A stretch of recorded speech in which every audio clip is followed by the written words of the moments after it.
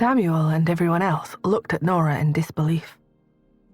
Nora heard one of them swallow hard before saying, You know where Q is?"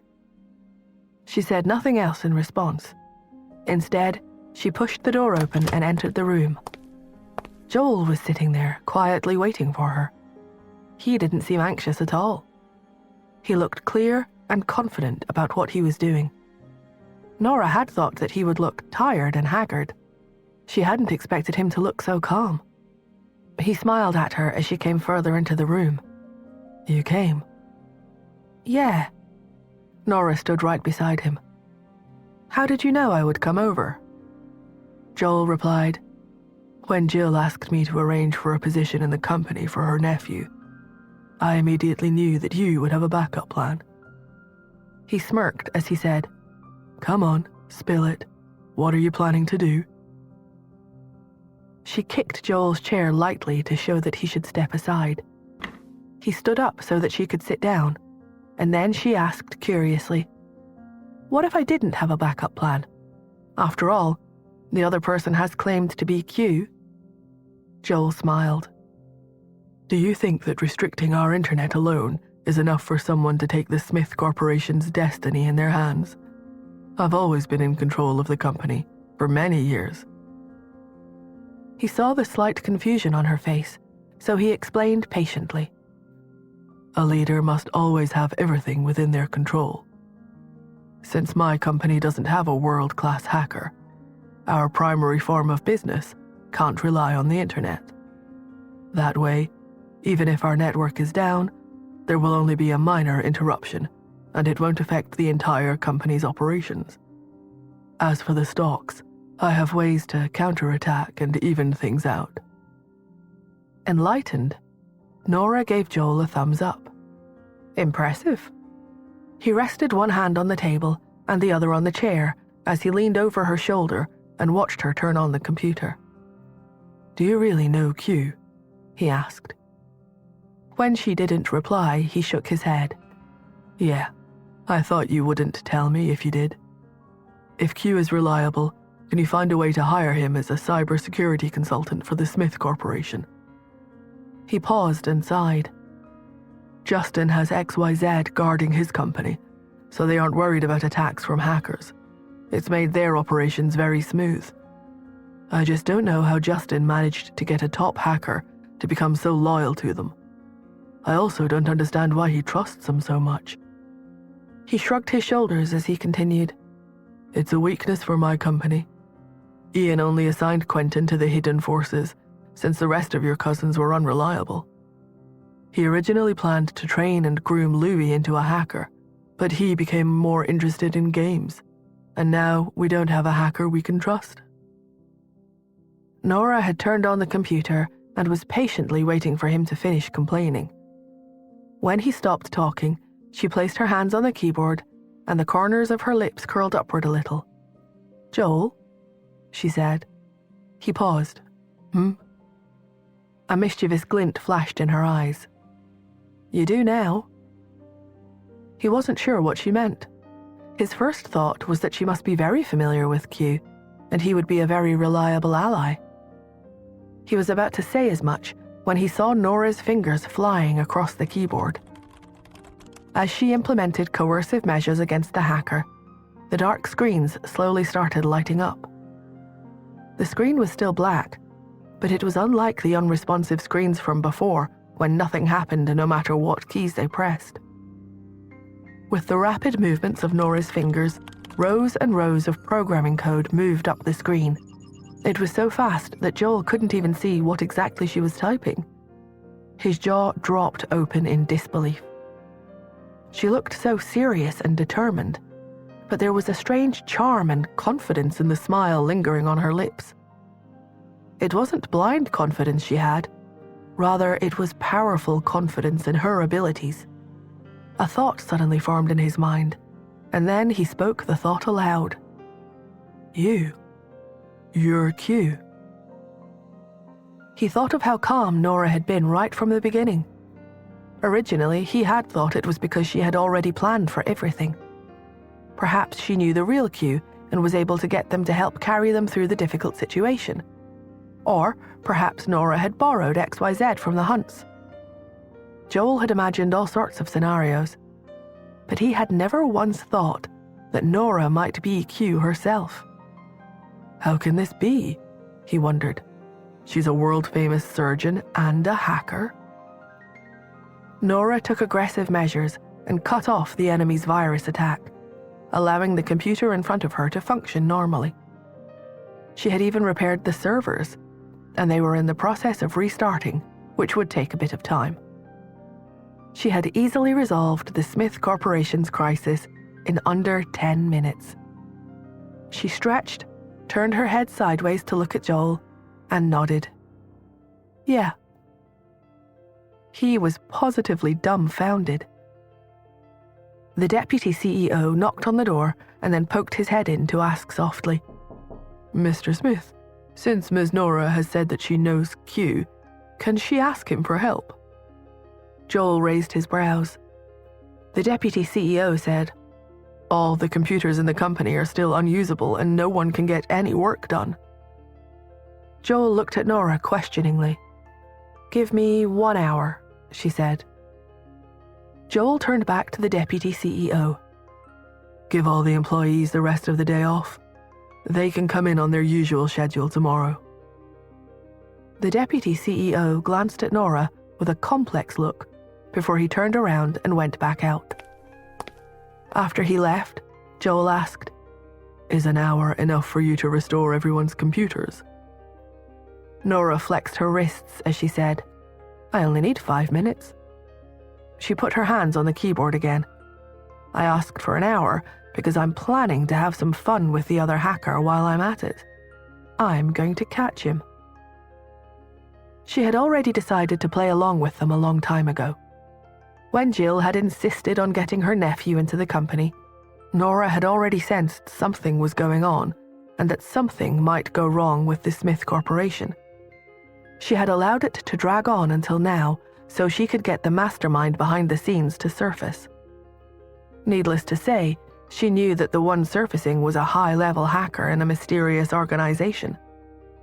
It was easiest to expose someone's identity in online battles. So the person whom she had been exchanging text messages with might not be with the hacker right then. Her phone vibrated, and she picked it up to check the notification. Sure enough, the little psycho had sent her another message. "Did you like my gift to the Smith Corporation?" Nora's lips quirked upward as she typed out a response. "Yeah, I liked it a lot." After all, it had exposed another member of his organization.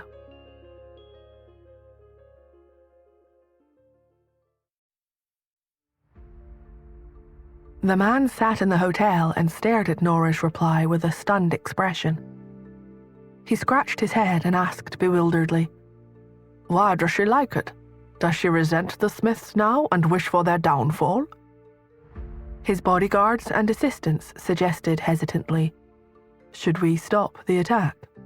"No." The man grinned. His voice was filled with excitement as he said, "She must be trying to deceive me. Does she think that I'll let her off easy if she says that? How naive. Get our new toy to give them some more goodies." "Yes, sir." After his men left, he sent another message to Nora. "Since you like it so much, I'll give you something that will make you even more excited." After reading the hacker's reply, Nora paid no more attention to him, tossed the phone aside, and looked at the computer screen. She had only restored Joel's computer so far. The servers needed time to restart, and the rest of the computers hadn't been restored yet.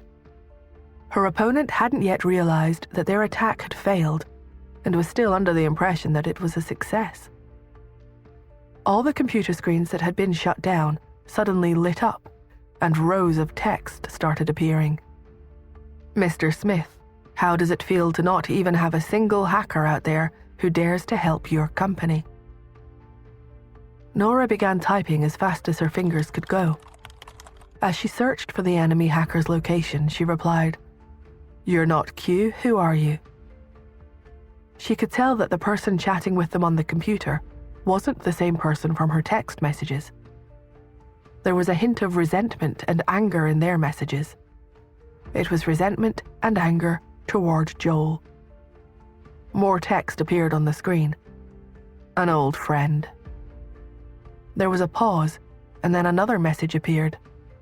An old friend whom you abandoned. I'm sure you never imagined that I would ever return, right? And this time, I can shake things up badly for all of you. An old friend? Nora suddenly thought of something. She looked up at Joel, and he nodded in understanding. She wrote back, You're Yvonne. With her identity now exposed, the woman didn't bother with pretenses anymore. She wrote, You're right, I am Yvonne, the person all of you looked down on. But I'm back now, and my hacking skills have improved to a whole new level. Do you now regret what you've done, Joel? Nora felt very strongly that the man from her text messages must be sick in the head. Everyone he had approached had included people with whom she didn't get along. Yvonne had managed to hack the entire Smith Corporation all by herself. It showed that her hacking skills had indeed improved by leaps and bounds. Nora frowned when her cell phone beeped again. She looked down and saw another message. You should know by now who the hacker is, right? In that case, you should now have a more intuitive understanding of our powerful genetic modification drug. Are you tempted? If you join us, I'll give you the drug. You can improve anything you want about yourself. Of course, she thought. The drug that the Special Cases Department had been studying all this time was a genetic modification drug. Nora sent a screenshot of the message to the group chat with Morris and Brenda. When her phone beeped again, it was another message from this strange person. Yvonne used to be a pretty good hacker, but taking the genetic modification drug improved her skills significantly in just 10 days. She's now on par with Q and XYZ. Don't you want to become an even better surgeon?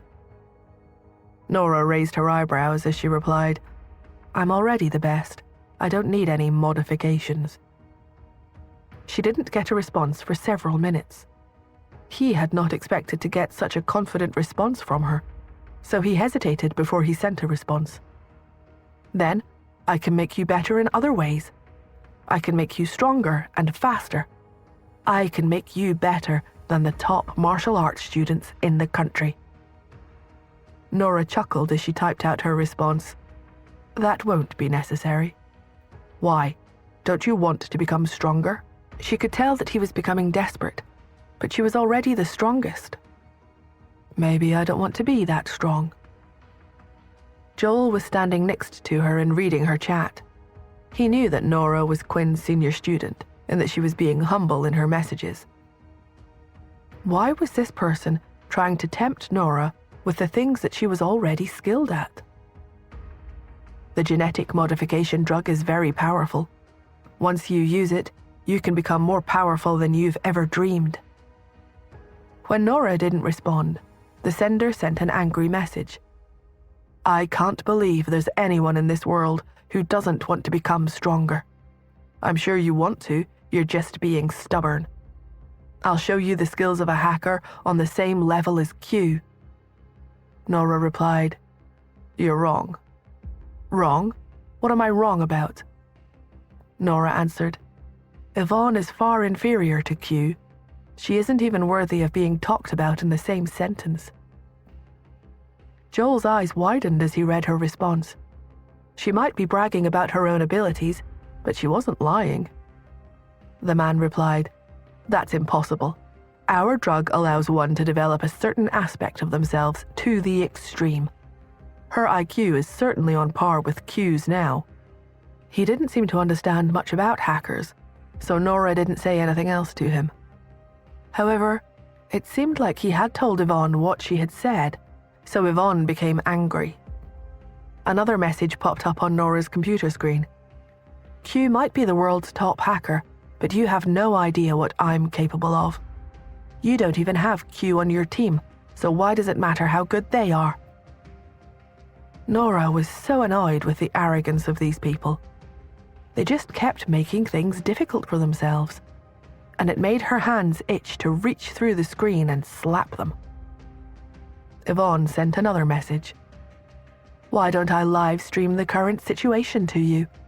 It's trending on social media that the Smith Corporation's stocks have already fallen by 10%. If you don't give in to me, they'll continue to drop."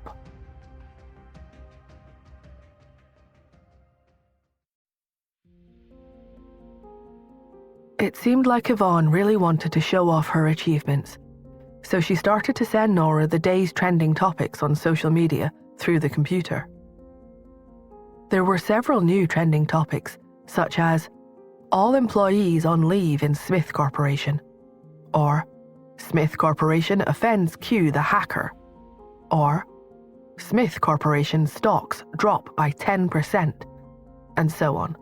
Some of the employees had revealed that all the top-level executives were now waiting for orders from the CEO's office on the top floor, and that, so far, everyone was at a loss as to how to counter the hacking attacks.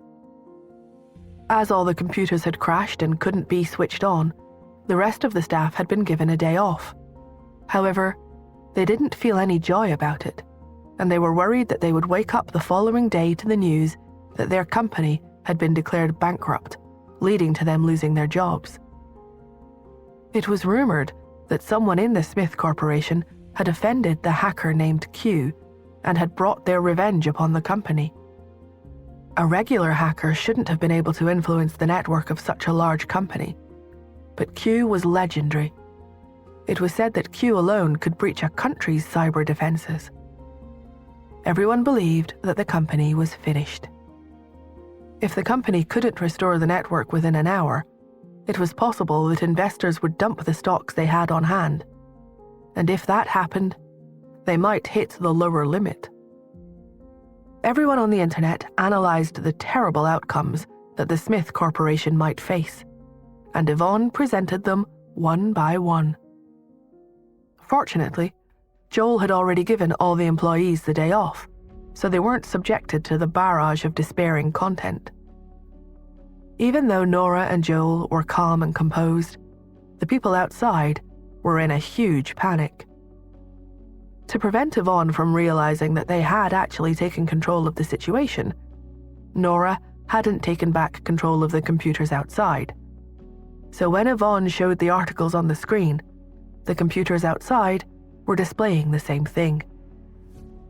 The deputy CEO and other top-level executives were horrified. The executive assistants and secretaries stared at one another with shocked expressions. None of them knew what to do. Samuel looked at the closed door to Joel's office, and he yelled furiously, "It's over. It's all over. Joel is going to ruin the entire company." Speedy, the hacker who had just left the Smith Corporation and returned home, heaved a huge sigh when he saw the news. He felt that he couldn't have made a better choice, but he was afraid that Q might retaliate and take revenge on him. He took out his cell phone and sent a message to the Hacker Alliance. "Q, I have withdrawn from the Smith Corporation. You don't have to worry about me going against you. Also, if you need me to provide you with some of the Smith Corporation's network vulnerabilities, I can do that." Although he knew that it wasn't right, he felt that he had no other choice. If he offended the Smith Corporation and they came after him, he could leave the country until things blew over. But if he offended Q, he could forget about staying in the hacker industry. After sending Q a private message, he posted a tweet. As soon as he posted it, it began to trend. The tweet read, "The Smith Corporation shouldn't have offended Q. I have absolute respect for Q, so I hereby announce my withdrawal from the Smith Corporation. No one has ever dared to contend with Q." Speedy had been worried after he posted the tweet that his actions might offend the Smith Corporation. But when he saw how his tweet had taken the third spot among all the trending topics, he gained peace of mind. It was obvious that the trending topics algorithm had been hacked. All the negative news about the Smith Corporation had been pushed to the top. Whoever was doing it was apparently very talented and capable. Speedy's decision to take sides at a critical moment played a decisive role. Q won't be able to hold a grudge against me anymore, right? He thought. While Speedy was anxiously mulling over his situation, Yvonne had displayed his tweet on the computers in the Smith Corporation offices. After Speedy's tweet began trending, someone had filled everyone in on who he was, and everyone lost even more hope that their network would be successfully restored. The comments section was flooded with messages. Oh my God, even Speedy has quit. Who else can save the company? Q isn't someone to offend. I mean, look at the letter in their name. They're the queen of the hacker world. I'm in awe of Q, but I'm worried about the Smith Corporation. How did they manage to offend someone like Q? Next to the numerous comments were Yvonne's comments. Ha! Even Speedy has betrayed you at such a crucial moment, Joel. She messaged again and again. It shows that no one can be trusted except your own family. If you apologize to me, let me return to the Smiths and publicly announce that you're abandoning that hillbilly Nora Smith. I'll make all of this go away. Of course, you also have to declare that I didn't do anything wrong back then. Dad didn't die anyway. He's currently resting healthy in the hospital, isn't he? Once you meet my demands, I will relinquish my control over the Smith Corporation and let all of you go back to normal. But if not... As Joel read her messages, he told Nora, "Reply to her. A fake will always be a fake." Based on Yvonne's desperate comments, they could tell that she missed being an accepted member of the Smith family. Nora hadn't expected Joel to say something as harsh as that. What Yvonne cared about the most was her identity as an adoptive daughter. Joel's words were entirely capable of sending her into a flying rage. I'm impressed by Joel, she thought. He has pretty good potential in honing a sharp tongue. With that in mind, Nora typed out his message and sent it. Sure enough, Yvonne flew into a rage and sent a quick succession of angry messages. Joel, you're my big brother. How can you treat me like this? You have never cared about me, have you? I'm going to destroy your company's network and all the files on everyone's computers. Just you wait. I'll make you pay for saying that. Even if you regret your actions and want to beg me for mercy, it will be too late. Moments after she sent the last message, all the computers in the company suddenly went back to normal. Then, all the internal hard drives were opened, and the cursor moved to the delete button. Once she clicked the button, all the data in the computers would be destroyed, and chaos would break out in the company. Yvonne sat in a dark room and stared at the screen in front of her. The light from the computer shone on her face, making her look exceptionally malicious.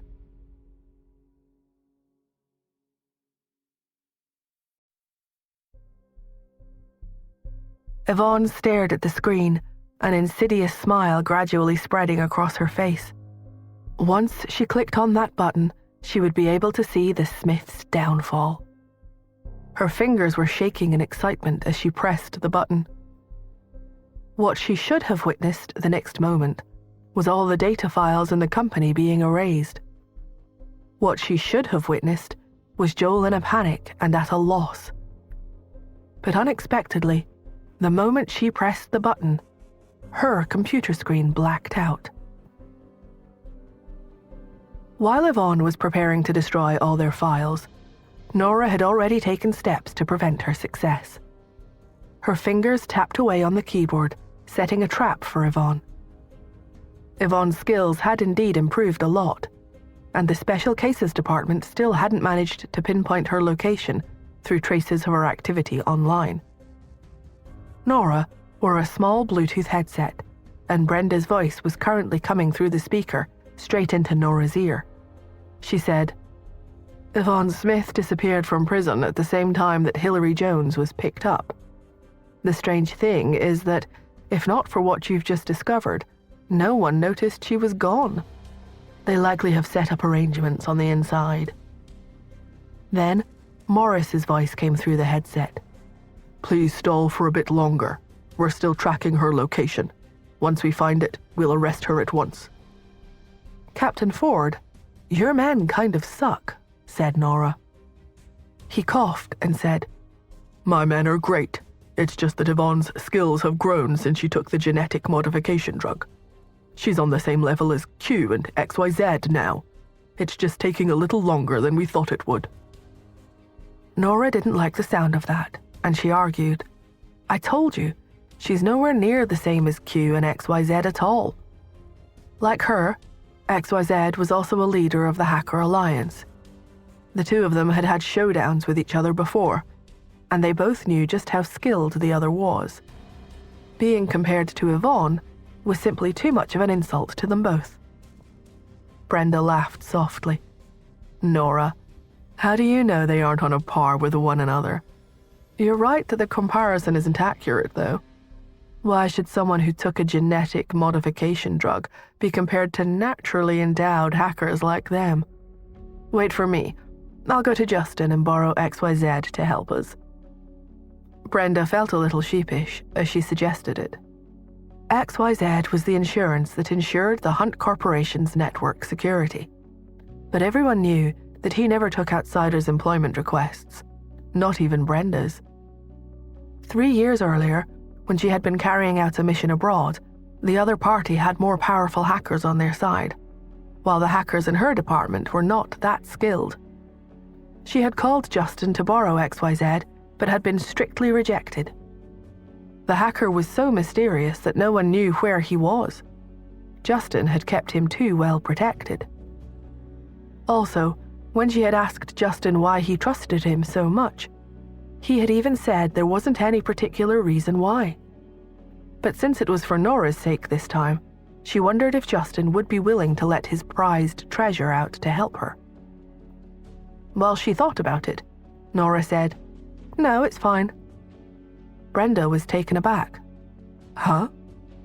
Nora's lips curled into a smile. Q alone is more than enough to deal with her. Brenda was a little dumbfounded at first, but then she realized something. She swallowed hard. Nora, you have Q helping you out. Where is he? No wonder Nora had not been in a panic with everything going on. Nora replied, Q has been here all along. Brenda was even more astonished. But we didn't notice a third person in the room. She paused for a moment, and then a light bulb clicked on inside her head. Oh, I see. Nora thought that Brenda finally understood what she meant, but then she heard Brenda say, Does Q only need to provide support online? He doesn't have to be present in the room. Nora was about to explain, but she decided she didn't have the energy. If Brenda couldn't put it together, that was her problem. When Nora didn't respond, Brenda assumed that her assumption was correct. She immediately started to tease her. Nora, have you seen Q in person before? Yes. She looked at herself in the mirror every morning as she brushed her teeth. Brenda became even more interested. Is he handsome? Nora blinked but didn't say anything. He must be very handsome, right?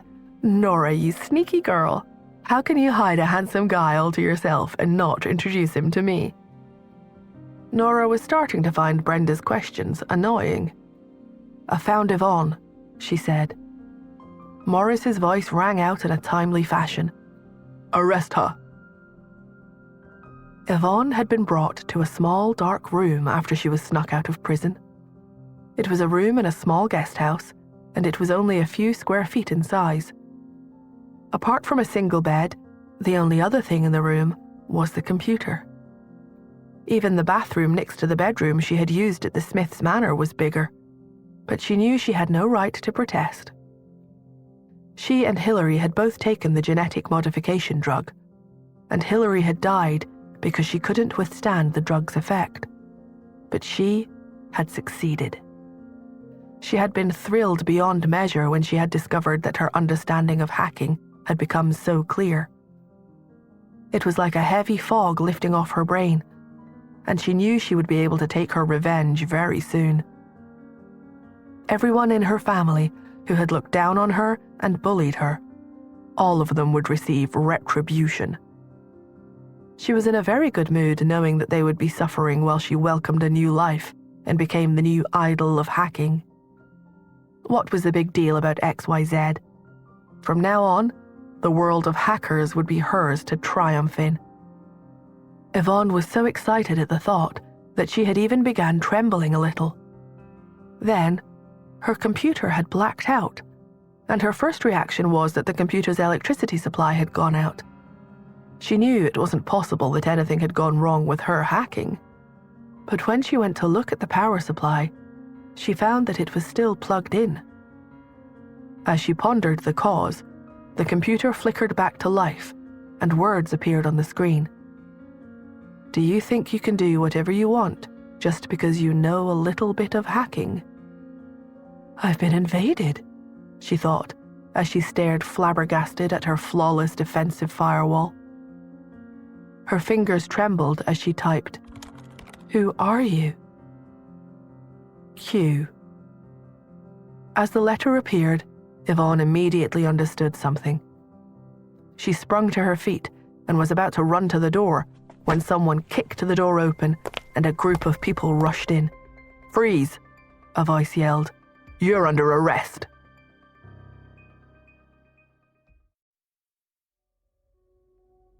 "We've caught her." When Morris's voice rang out through the headset, Nora had just received a text message on her cell phone. It was from the strange man again. "You're still not giving in? Looks like you really want the Smith family's company to be destroyed." Another message immediately followed the first. "The stocks have already fallen 20%. Are you still not going to beg for my mercy? Come on, make up your mind. Even if my new toy lets you guys off, the Smith Corporation will still suffer heavy losses. How can a company that can't even guarantee its network security be trusted?" Nora raised her eyebrows as she read the text messages. She ignored him and looked at the time. All the servers had successfully rebooted. Her long, slender fingers landed on the keyboard, and she typed quickly. 5 minutes later, all the computers and servers in the company had returned to normal. Outside the office, Samuel looked at the trending topics on social media that Yvonne was showing on the computer and became so infuriated that his blood pressure soared. He owned some of the Smith Corporation shares and received dividends every year. Although he and Ian didn't get along and he didn't like Joel, he would be implicated if the company went down. It was why he had kept on making an appearance in minor incidents over the years. Apart from ruining Ian and Joel's moods, he had never actually done anything major. Of course, he didn't have any authority to make any decisions, but he had never colluded with outsiders to cheat his own family's company. He was so mad that he stamped his foot like a spoiled child. He pointed at the messages and posts on the computer screen and yelled furiously at the people around him. Didn't she say that she knew Q and would ask for help? Is this what the so-called Q can do? He stood there as his eyes grew wild with rage. She's a jinx and has never done anything good ever since she returned to the Smith family. Now my shares have fallen by tens of millions of dollars. Samuel clutched his heart and shouted, "Remember this. If I collapse here today, it's all because of Nora Smith." No one said anything. They all just nervously stared at the screen. Someone swallowed loudly and then said, "I think we should get Mr. Smith to borrow XYZ from the Hunt Corporation." "Yeah, right," someone else said. "He's like a national treasure. Why would they loan him out so easily?" They almost couldn't bear to look at the screen anymore as they saw the cursor hover over the delete button for the hard drives. The executives looked at Joel's office with panicked expressions. Someone even rushed over and yelled, "Mr. Smith, if all the data in the computers are deleted, we'll suffer heavy losses." Joel's calm and collected voice floated out of the office. "We've got it." The people outside were close to going crazy from their anxiety, and then someone let out an exclamation. Everyone turned and followed his gaze to see that the computers had rebooted and appeared to be restarting normally. Everything was going to be okay. One of the executives asked, "Surely it's not because they've already deleted our data and then restarted our computers, right?" The executive assistant hurriedly rushed to his workstation, opened up his hard drive, and called out, "Nothing was deleted." When the rest of the group heard his declaration, they all ran to their workstations excitedly. A woman sighed emotionally and then said, "Oh my God, my computer is okay now. It's the same as before, like it was never hacked." These people, who had stayed in the office to try and work overtime, were the first to discover that the network had been restored. However, spreading the news would take a bit of time. In the hotel room, the man leaned against an armchair with one leg perched over the other. His black suit-clad legs were long and straight, and his leather shoes were smooth and shiny. He looked very smug as he said, "My little servant will be reporting back to me very soon." But as soon as he said it, the assistant next to him suddenly exclaimed, "Sir, you should look at the trending topics on social media." The man was taken aback for a moment, but he glanced over, and what he saw shocked him. Then, someone rushed over in a panic. "Sir, it's over. Yvonne has been arrested." "Damn it," the man cursed in a low voice. "Useless piece of rubbish. You're all useless." Nora had just repaired the network when someone knocked on the door. Joel's executive assistant said, "Mr. Smith, look at the #1 trending topic online." Joel raised his eyebrows in surprise. "Did you pay someone to make a topic trend?" he asked Nora. She looked puzzled. "I don't even know what that means." Joel was baffled. He had originally thought that the incident would trend on social media eventually, once Nora repaired the network. But for it to become the top trending topic so quickly, there was no doubt that someone was manipulating it behind the scenes. He had thought that Nora was the one behind it, but now he wasn't sure. Joel opened his social media on his phone, and when he saw the top trending topic, he glanced at Nora with a complex expression on his face. She craned her neck to try to look at the phone in his hand. A resigned Joel could only hand the phone to her. "Here, take a look." The top trending topic wasn't about the fact that the Smith Corporation's network problems had been resolved. Instead, it was a message from the Hunt Corporation. "Do you need XYZ to help? He'll be there whenever you call." She was surprised at what she saw. Joel took the phone back, logged into the Smith Corporation's official page, and replied, "We appreciate the gesture, but the Smith Corporation is going to be fine on its own." People on the internet who were originally unhappy about the Smith Corporation were astounded by the two posts, and they began to leave comments. "We all know that the Hunt Corporation has hired XYZ as their network consultant. They hired such a powerful person as a consultant to deter their enemies. But isn't the Smith Corporation acting a little strange? Q was the one who invaded their network, yet they're being stubborn and refusing to accept the Hunt Corporation's kindness."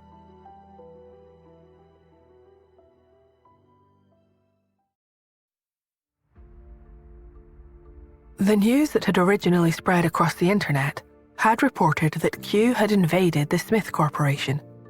So everyone following the story on social media was confused when word came out from the Smith Corporation that Q was, in fact, working with them.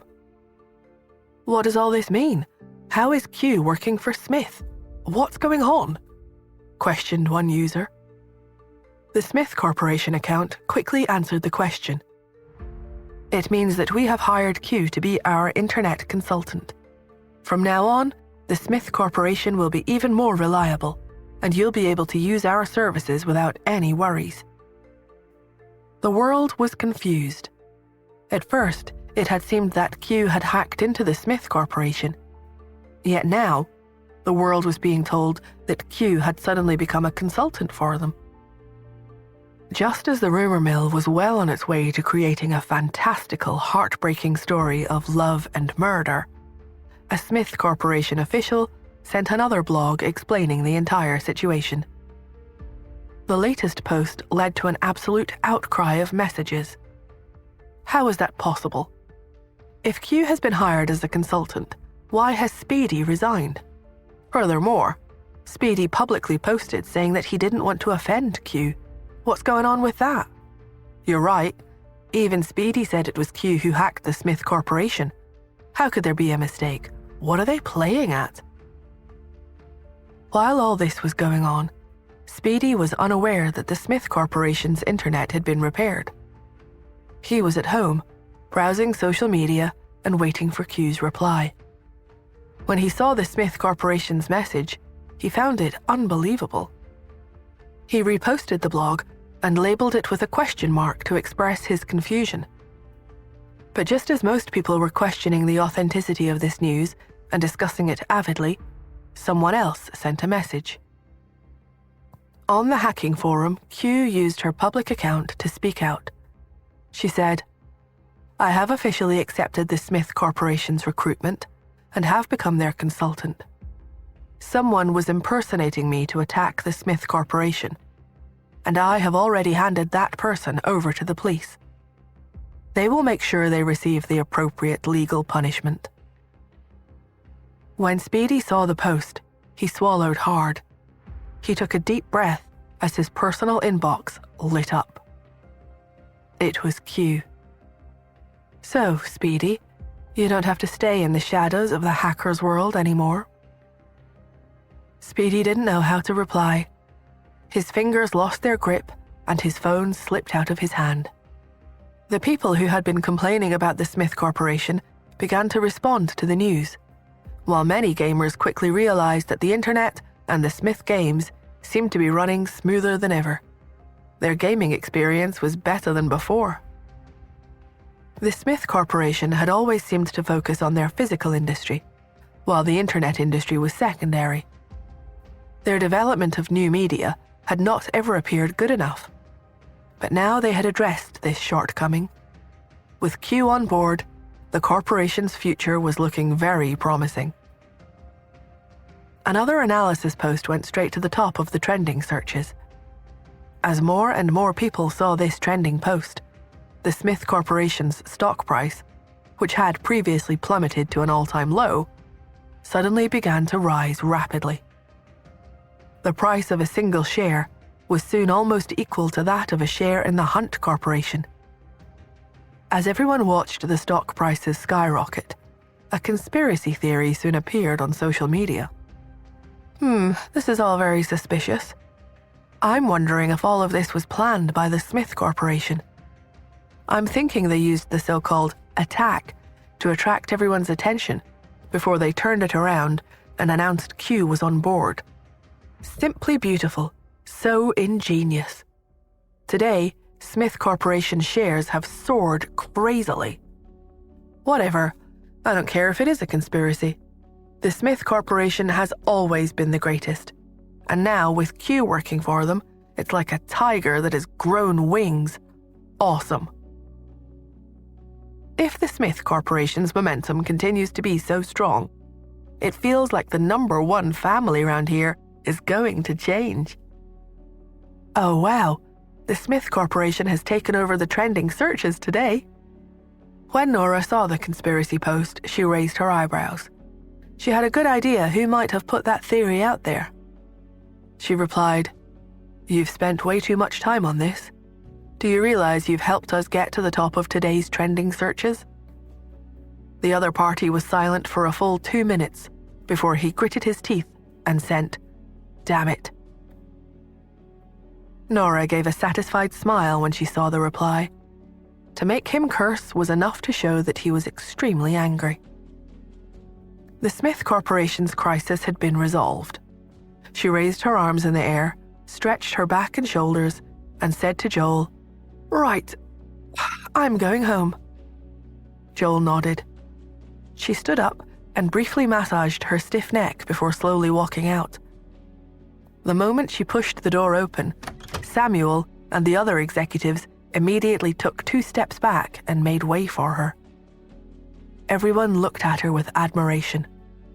Samuel even took a step forward and held out his hand to her. For the first time, he spoke to her in a tone that was not hostile. "Nora, thank you. Can you maintain a good relationship with Q? You must win him over, whatever it takes, okay?" Nora glanced at him and knew that Samuel was frightened. She understood that if the Smiths went bankrupt, he also stood to take a huge loss. However, when she thought of how he had caused trouble time and time again, Nora's eyes flashed with mischief. She remembered Joel telling her about Samuel's hobby, and she thought quickly before saying, "Samuel, I do know that Q loves antiques, especially blue and white pieces from the Qing dynasty. I came from California, and I can't afford to buy them anything so precious." She gave a sad sigh. "Q said that if I can't find any porcelain, they won't cooperate further with us." Samuel's heart sank. The blue and white Qing dynasty porcelain was his most precious collection. It was worth almost $100 million. He couldn't just give it away. However, when he thought of how quickly the Smith Corporation's shares had fallen after the internet collapsed that day, his stomach lurched as if he were on a roller coaster. He took a deep breath. "Well, we're in luck. I happen to own some Qing dynasty porcelain. We can arrange to have it sent to Q immediately." Nora narrowed her eyes and then nodded. "How fortunate. That would be ideal. Please have it sent over to the Smiths."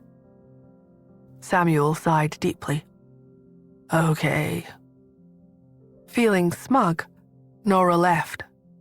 Joel, who was sitting in the office, had overheard their conversation. He shook his head, smiling to himself. His little cousin could be so devious. Nora parked her car and looked at the time. It was almost 11 o'clock. Looking up, she saw the children's rooms upstairs were in darkness. They should have been in bed asleep long ago. She entered the house and was about to head upstairs when she saw Justin sitting on the couch. There was no one else in the living room. Justin was looking at his phone. There was a rare, relaxed joy on his face, and the corners of his lips curled up in a slight smile. He had one ankle crossed over the opposite knee, and he looked utterly at ease. Nora walked behind him and looked at his phone over his shoulder. She wanted to know what Justin saw on the screen that made him smile so happily.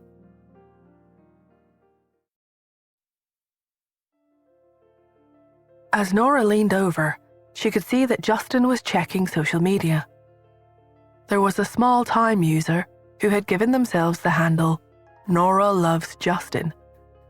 They had posted, "What's going to happen? Did anyone see what the Hunt Corporation said about the events at Smith? I'm totally torn. I'm a fan of a couple from 2 competing companies. The domineering Mr. Hunt is seeking attention. The cold beauty, Miss Smith, has rejected him.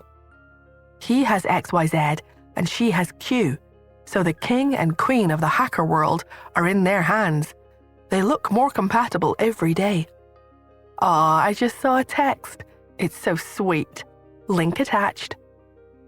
Justin tapped to open the link, and inside was a short piece of text. Actually, Hunt has always been deeply in love with Smith. Smith has long had her heart set on Hunt, but these 2 strong people have never learned how to express themselves. They work hard to never show weakness in front of each other. One time, I observed Smith trying hard to stay strong when someone tripped her. The moment she fell, Hunt seemed to realize it was wrong for Smith to have to chase after him. Hunt stopped in his tracks and reached out to her. "My hand is right here. Take it if you want." Smith looked at his hand, but instead of taking it, she stubbornly pressed her own hand against the ground and stood up. "I can take care of myself. she said shyly. To be continued. Justin looked at the words in the story and smiled, marking the post with a like. As he was currently logged into the Hunt Corporation's official account, this simple act of liking something made social media light up again.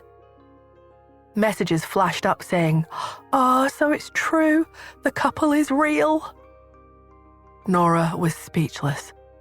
No matter what Justin did, he was always very vigilant. However, she had been standing behind him for ages now, and he still hadn't noticed her arrival. She tried not to smile. She watched in amazement as Justin liked more posts that praised them. When he had liked more than 10, Nora had seen enough. She turned around to go upstairs. Her sudden movement attracted Justin's attention. He looked up and smiled when he saw her. "You're back?" "Well, yes, evidently." She wanted to say something else, but as she opened her mouth to speak, she saw that Justin had already lowered his head and was looking at his phone again, liking more posts. Nora wanted to speak, but the words, "thank you," got stuck in her throat. As she understood it, Justin had deliberately created the alias of XYZ, who could be used at will in a high-profile manner. He had even made a lot of noise on the internet and influenced the top trending searches just to help her business. Nora shook her head slightly and turned away. She prepared to go upstairs. She had just taken the first step when she heard Justin's voice. "Nora?" She stopped in her tracks and looked back at him. He was looking right at her. His eyes were still smiling and his dark eyes were bright. "Are you Q?" Nora was quiet for a moment before asking, "Are you XYZ?" In the silence, they looked at each other. Suddenly, they both smiled. No words needed to be spoken. Nora went upstairs and prepared for bed. When she woke, the sky was bright. She picked up her phone and glanced at it. Many people had tried to contact her, but most of them seemed to know that she was resting, so they had only left messages. Nora scrolled past texts from Brenda, Morris, and several others. Her thumb stopped on Lily's message. Lily would not try and get hold of her for no reason. Nora hurriedly dialed. Lily picked up immediately and said, "Boss, thanks for calling me back. Old Maddie seemed to have regained some rationality. He keeps nagging me to go looking for you.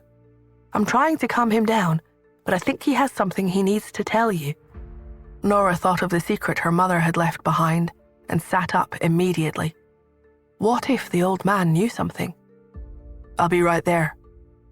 She got out of bed, quickly dressed, and rushed downstairs. When Nora arrived at the hospital, she quickly hurried to old Maddie's room. Before she entered, she could hear him shouting, "Where's Yvette's daughter? I want to see her. Where is she? Her mother has a secret that she wants me to tell her. Don't tell me to be quiet. I won't tell you. I'll only tell her. I can only tell her."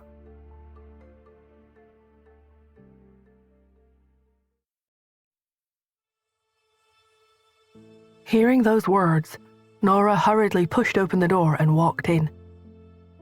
Lily was holding old Maddie's hand.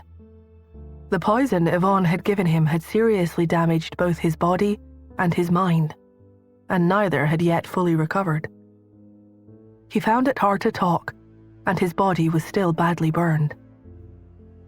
Lily did her best to comfort him. "She's coming, she'll be here soon. Try not to agitate yourself." Old Maddie kept shouting, "I want to see her, quickly. It'll be too late if she's not quick. I want to tell her a secret." Lily could barely control him. When she heard the door opening, Lily turned to look at her and heaved a sigh of relief. "You're here." She stood up and continued, "I don't know what's got into him. He's really gone crazy this time." Nora ignored her and walked straight to the bed. When he saw her face, the old man calmed down. His troubled eyes became clear, and he looked at Nora quietly for a while before smiling. "You're here." "Yes, I'm here." Nora held his dry hand.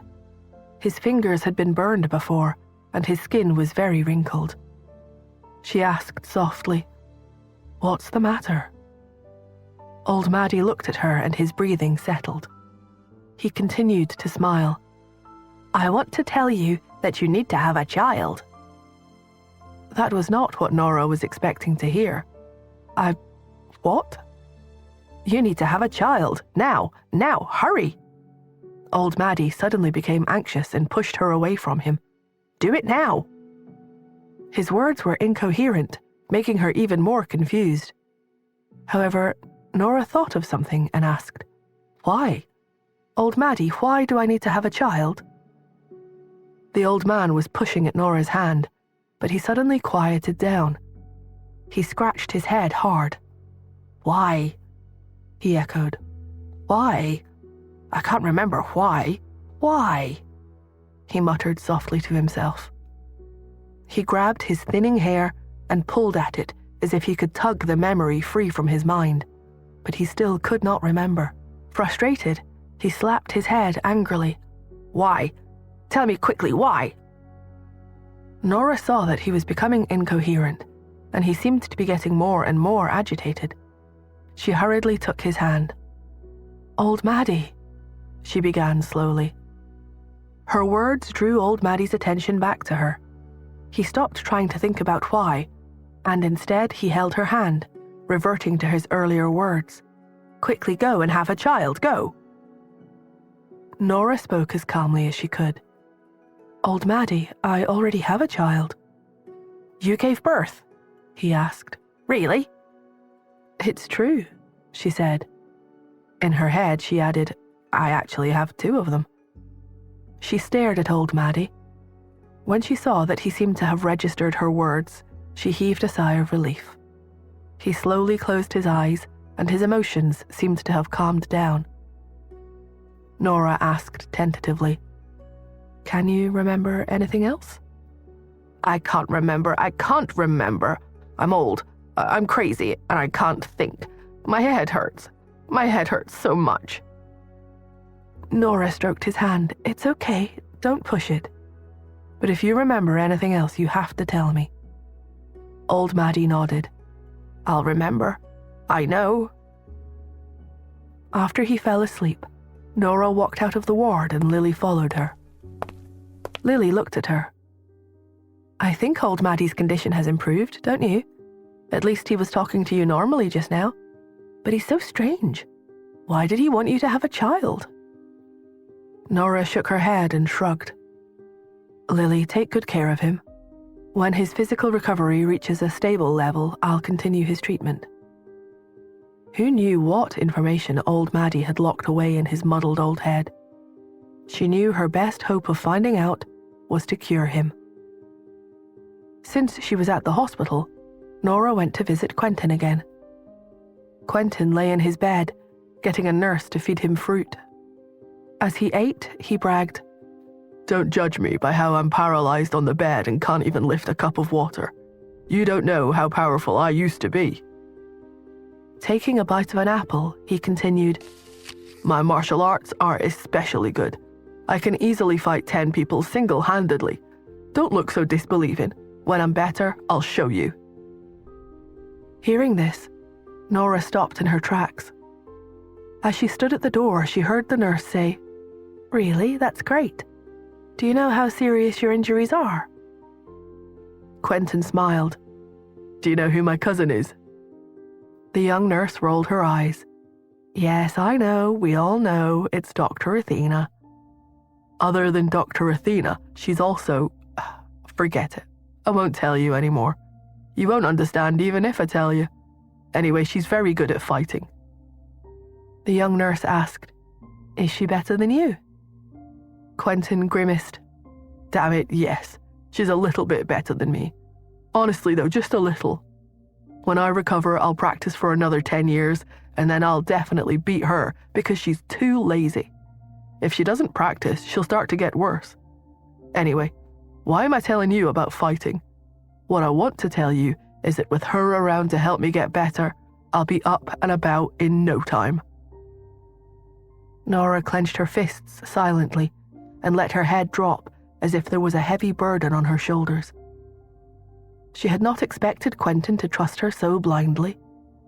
He was putting a huge amount of pressure on her.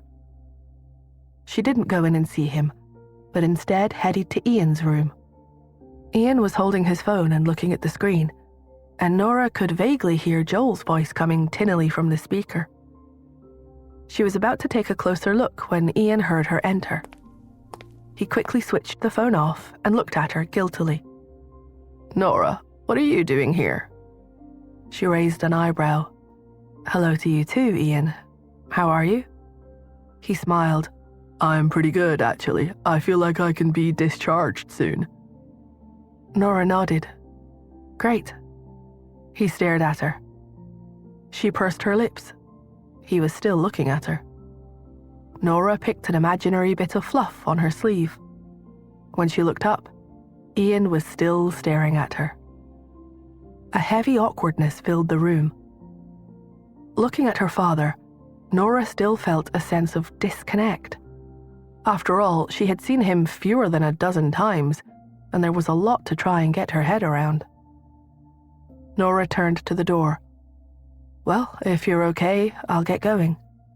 "You're leaving so soon?" His question took them both by surprise. Nora nodded.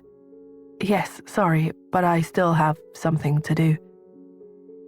She walked toward the door and had just opened it when Ian's voice came from the bed. "Nora, you just went to see Quentin, right?" She paused. She didn't turn around but stood still to listen. Ian continued, "It's okay. As long as you try your best, even if the outcome's not what we were hoping for, it's okay. I know Quentin. He won't blame you." Nora felt a huge wave of relief as a tension she hadn't realized she was carrying eased. She lowered her head, then turned around. "Thank you." After leaving the hospital, Nora got into her car and planned how she would interrogate Yvonne. However, she suddenly thought of something and picked up her phone. She sent the mystery man a message. "Can I ask you a question?" He replied quickly. "Beg me." Nora wrote, "Forget it." "No, you have to ask me now." He was extremely curious about Nora's question. Nora typed back, "No." "Ask. I can give you one free answer," he replied. Nora was waiting for this. "Why must I have a child?" Seeing his reply, Nora's eyes widened in shock.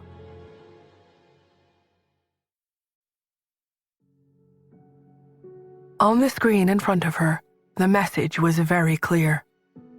"You'll die if you don't have children." Nora stared blankly at the words. What on earth did they mean? She frowned and sent another message. "Why?" The reply came back. "This is the second question. You'll have to beg me." Nora rolled her eyes, but she was desperate for answers. "Please, will you tell me?" "It depends on my mood." The answer was unhelpful. He clearly had no intention of telling her anything. Nora threw her phone onto the passenger seat in frustration. She didn't understand what little she had learned. Nothing seemed to make sense. Why would I die if I don't give birth? She wondered. In her opinion, the topic had come up way too frequently that night. She sat in the car quietly and thought for a long time before she was ready to drive off. Yvonne had been in prison before. She was confident that it would be easy to arrange a prison break, even from the high-security wing. So, even now, she sat calmly and didn't say anything. Morris and Brenda didn't torture her, but neither did they get any useful information. Since her arrest, Yvonne had been kept in the interrogation room. She didn't eat, drink, or sleep. But although she looked haggard, her gaze was firm. Nora entered the interrogation room and sat opposite her. She stared at Yvonne for a long moment, then asked, "Are you waiting for them to save you?" Yvonne's left eye gave an almost imperceptible twitch, but she replied calmly enough, I don't know what you're talking about. Nora spoke again. I have to say, Yvonne, your computer skills have improved tremendously. A complacent smile appeared on Yvonne's face. If you think you're clever mocking me, then don't bother. Do you really think that Q will give the Smiths whatever they want? If you want the best, wait for me. I'm going to be way more powerful than Q. Nora frowned. She didn't know where Yvonne's new confidence came from.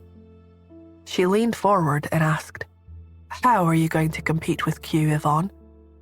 Yes, you hacked into the Smith Corporation this time, but you needed someone to bring in a hard drive for you. It's not very impressive, breaking the firewall from the inside. Hearing this, Yvonne grimaced. It was true that it had only been possible for her to attack the Smith Corporation because Jill's nephew had brought in a USB flash drive when he joined.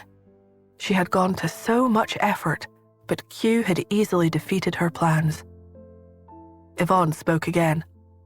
All right, you don't have to try and score points. Anyway, I won't die if I have to stay in prison for a while. You can wait for me for a few weeks. Then I'll be able to show you what it means to be a top hacker. Her words were very arrogant. She looked at Nora and reached out her hand. Do you know how it feels when your brain suddenly becomes stronger? My mind became clear. Some algorithms that were originally impossible for me to figure out were like kindergarten math. Everything was clear in my mind. As she spoke, Yvonne seemed to be in a daze. Nora frowned. Then she said thoughtfully, Hillary suddenly fell into a coma. When the prison guards couldn't find out the reason, she was sent away from the prison for treatment. You took the opportunity to hide in the car and escaped, right? Yvonne blinked. Nora continued, Are you certain that just because they saved you once, they can save you a second time? Did you expect to end up in high security this time? It had been easy to rescue her from the ordinary cells because the restrictions there were not very strict at all. However, maximum security was the most tightly guarded unit in New York. What, or who, gave Yvonne the confidence to think that she could escape from there? Yvonne was not frightened by Nora's words. They won't give up on me. Why? Nora asked. Yvonne smiled. Because I'm about to become the best hacker in the world. They need a genius like me. Nora listened to her and frowned. It seemed as if Yvonne had been promised something big enough to keep her from betraying them. Nora couldn't imagine what would be enough to keep a selfish person like Yvonne on their side. But how could anyone break Yvonne out of the high security wing? Nora shook her head. Maybe so, but to be any use to them, you have to have access to your phone or computer. There's no way you'll be allowed to do that in there. Yvonne smiled. You don't scare me. If you want to use torture, then use it. I'm not afraid of you in the slightest. What do you want me to say? I have nothing I'm going to tell you. With that, she indicated she did not want to talk anymore. Nora had no choice but to leave the interrogation room. Morris walked forward and said, We've taken some samples of her blood and sent it for testing.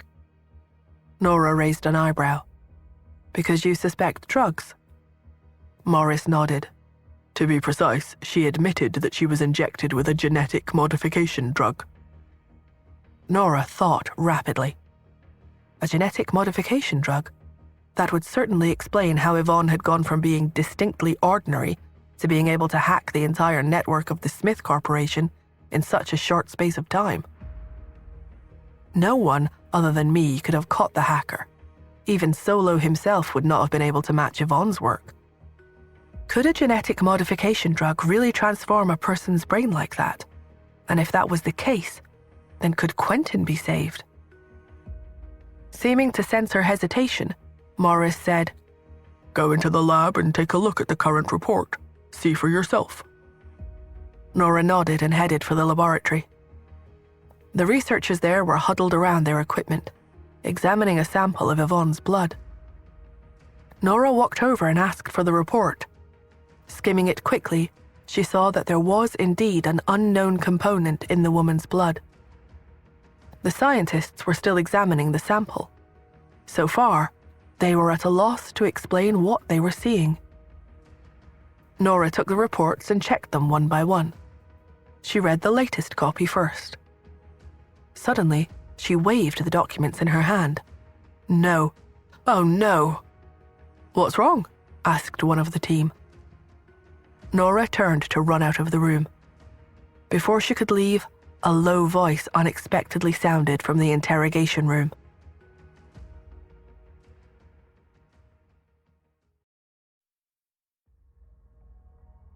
Hearing the low voice, Nora rushed into the interrogation room. Yvonne had fallen to the ground with her eyes closed. She had lost consciousness, and the guards were frantically shaking her as they shouted, "Wake up! Wake up!" Nora hurriedly pushed them aside. "Move!" When the staff saw that it was her, they immediately got out of her way. Nora knelt at Yvonne's side.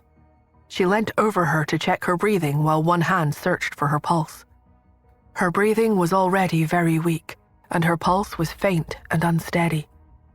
Nora swallowed. The guard behind her asked, "Should we begin CPR?" "No."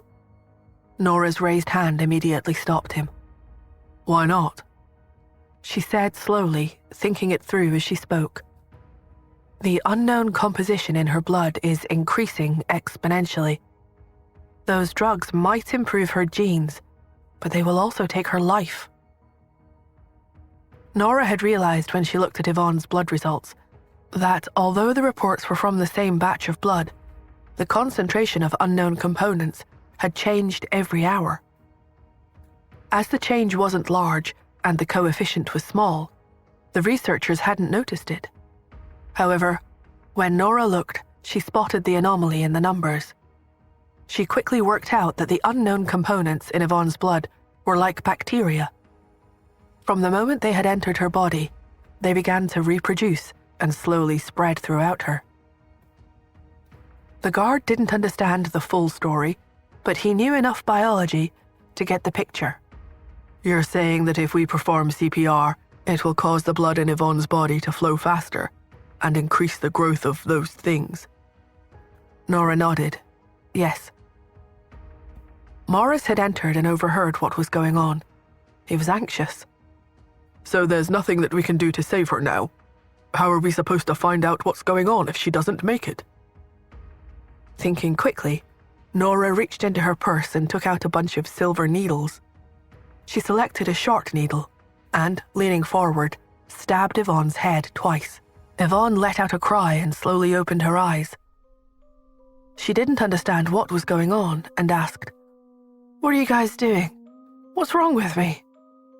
Nora said slowly, "The drug they injected you with seems to be multiplying endlessly in your body."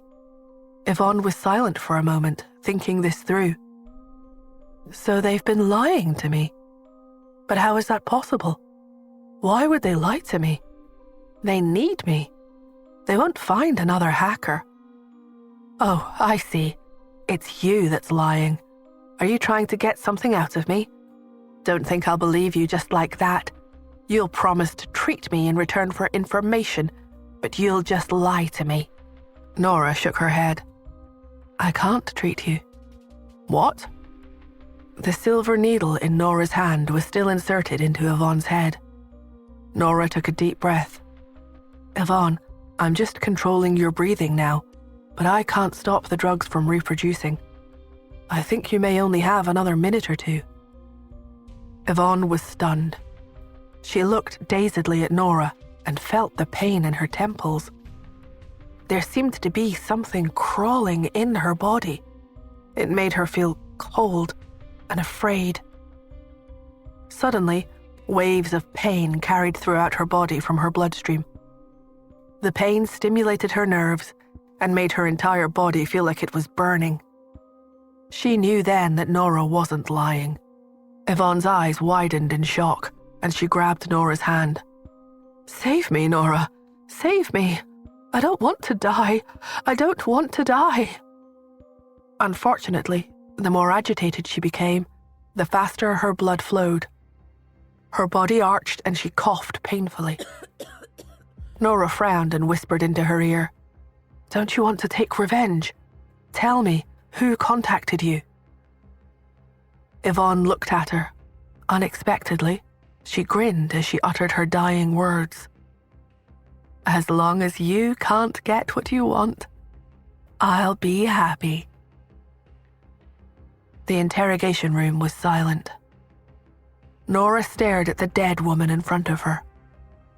Yvonne was lying on the floor with her eyes staring into empty space. Her face, which had been distorted due to the pain, slowly relaxed. Morris and Brenda rushed over. "What happened? What did she say before she died?" The guard shook his head. "I heard nothing." Nora was thinking furiously. She understood that the moment Yvonne was arrested, she had been abandoned by her mystery controller. Yvonne had understood this. That unknown man was her murderer, but she was still unwilling to tell Nora who it was, even as she died. Why was that? Nora was bothered by Yvonne's last words. Was the woman's jealousy really that strong? She winced and, standing up, shook her head to clear it. Yvonne's problem was definitely her own, she thought. It had nothing to do with me. She turned to Morris and Brenda and said, "I realized that the genetic modification drug isn't safe to use at all." Morris and Brenda stared at her. Nora slowly said, "That drug is, at the very least, imperfect." After being injected, although her mental capacity had indeed improved in a short period of time, the drug started to replicate in her body. It stimulated her body beyond its limits. Yvonne died because her brain had reached its limits and could not keep up with the drug's stimulation. In the end, what altered her killed her. Morris and Brenda were grave. Brenda said, "So, they gave Yvonne a semi-finished product. They experimented on her." Morris nodded. "This at least proves one thing. They know they haven't perfected the drug yet." Yvonne's death was such a waste. However, to Nora, it acted like a wake-up call, reminding her there were no easy shortcuts that could be manufactured by drugs. She was the only one who could treat Quentin's illness. If she had tried to use it as a shortcut, that genetic modification drug would have killed Quentin too. She thought about this as she left the building, and she decided to visit her alternative medicine doctor to ask if there was any way to regenerate a person's bones. In the car, she received another message from the mystery attacker. "It's about time you said thank you to me." Nora sent back a question mark. His reply was stark. "I've killed the two women you hate the most. You're welcome." What? Nora hoped he would let something slip if she gave him the chance to brag. "Oh, come on. You should have realized by now. The genetic modification drug that Hillary and Yvonne were given isn't finished. The reason I gave Yvonne to you was to show you the effect of that drug. Even the semi-finished product can let people break through their limits. Don't you want to know what kind of changes the finished product will create? Aren't you tempted?" Nora replied, "We caught Yvonne. You didn't give her to us." He paused again before replying, "Nora, you don't know what's good for you. Don't blame me for being 2 steps ahead of you. And don't blame me for what happens next if you can't catch up." Nora frowned. This was deeply frustrating. Why was he pestering her? But if he left her alone, she wouldn't have a chance to solve the case. She closed her eyes tiredly. She didn't know who he was going to target next time. While she was deep in thought, her phone rang. She glanced at it and saw that it was Simon, her uncle. She picked up the call and heard Simon's voice. "Nora, something has happened." "What?" Nora's heart sank. Simon spoke clearly. "Elaine Miller has been suspended. She's blaming you and trashing your name to anyone who'll listen. She's saying that you worship modern medicine and look down on alternative medicine, which is why you chased her out. Do you still remember Mr. Myers? When he heard about this, he immediately contacted Elaine and blew the whole thing out of proportion. Now the entire alternative medicine world believes that Dr. Athena looks down on alternative medicine."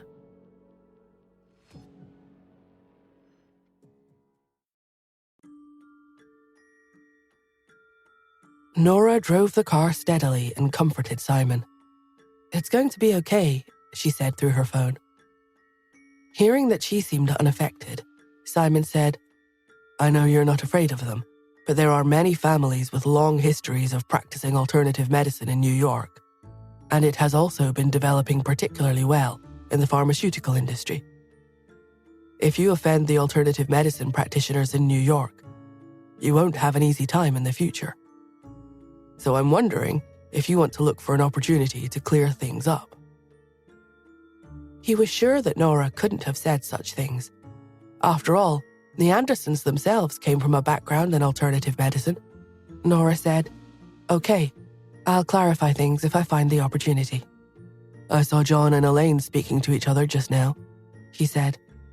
"They're likely targeting you." "Where are you?" she asked. "Oh, at a conference. I need to go now. Take care." After he hung up, Melissa, who was standing next to him, said, "I don't think there's a need for you to warn her about that." He shook his head. "Although no one will dare to do anything to her because of her connections with the Smiths and the Hunts, it's still not a good idea to offend people in the field of alternative medicine. I just wonder why there are so many people who insist on targeting her." Melissa said, "It's because she's a star, and all the insignificant little moths love circling around bright lights." Simon laughed. "You're being a bit harsh, aren't you?" She straightened her back, and the classy dress she was wearing wrapped itself tightly around her graceful figure. She then smiled and said, "Not really. It's true, after all." Elaine walked over and said respectfully, "Mr. Anderson, Mrs. Anderson, I'm sorry to disturb you both, but I have something I think I should say." Simon glanced at her inquisitively.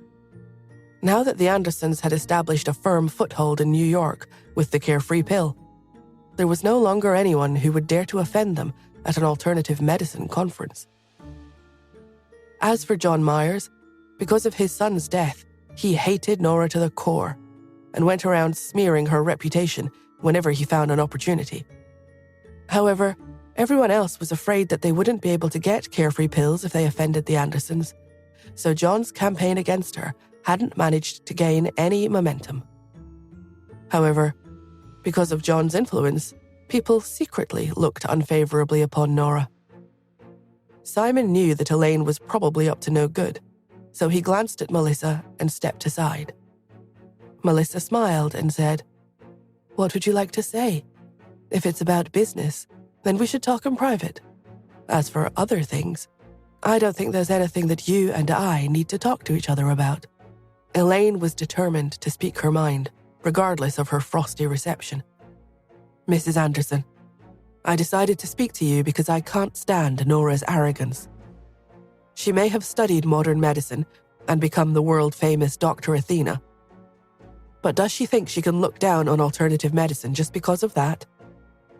Alternative medicine has been passed down from ancient times and is widely used now. How can one of our own disparage it so casually?" Melissa seemed annoyed and said, "Dr. Miller, you don't need to hide behind your pretense. I'm almost 50 this year, while you're about the same age as my daughter. There's no way you can hide your true feelings from me. If you really had kind intentions, then you wouldn't have chosen to embarrass me like this in public. You don't need to create an image for yourself of a just and morally upright person who can't bring herself to continue watching this. We all know very well what's going on here. I know about the conflicts between you and Nora, so there's no need for you to raise them to a higher plane of moral principles. Besides, not only has Nora never once looked down on alternative medicine, but she also has a deep understanding of it. After all, her mother was its leading figure.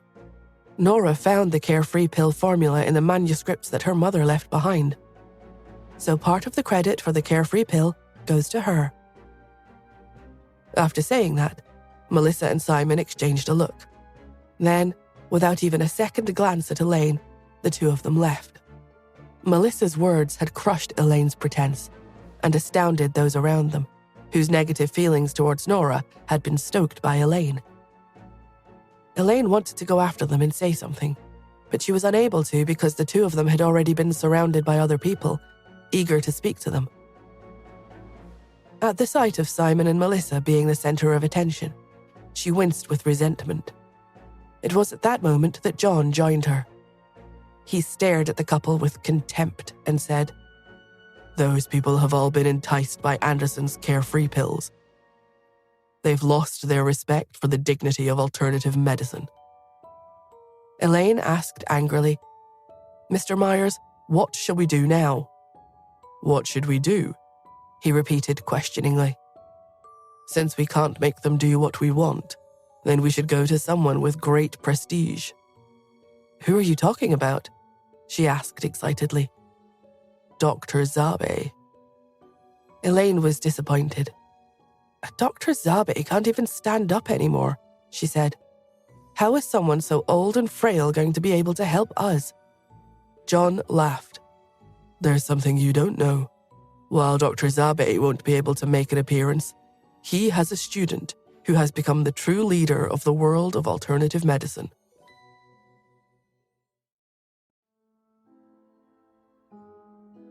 Elaine was doubtful about the idea. "I've heard about Dr. Zabe's student, but I've also heard that that person doesn't get involved in matters such as this. Also, no one knows where the person is, so how could they possibly help us?" John smiled enigmatically and asked, "Did you know that Yvonne Smith gave the elderly Mrs. Hunt something back during her birthday party?"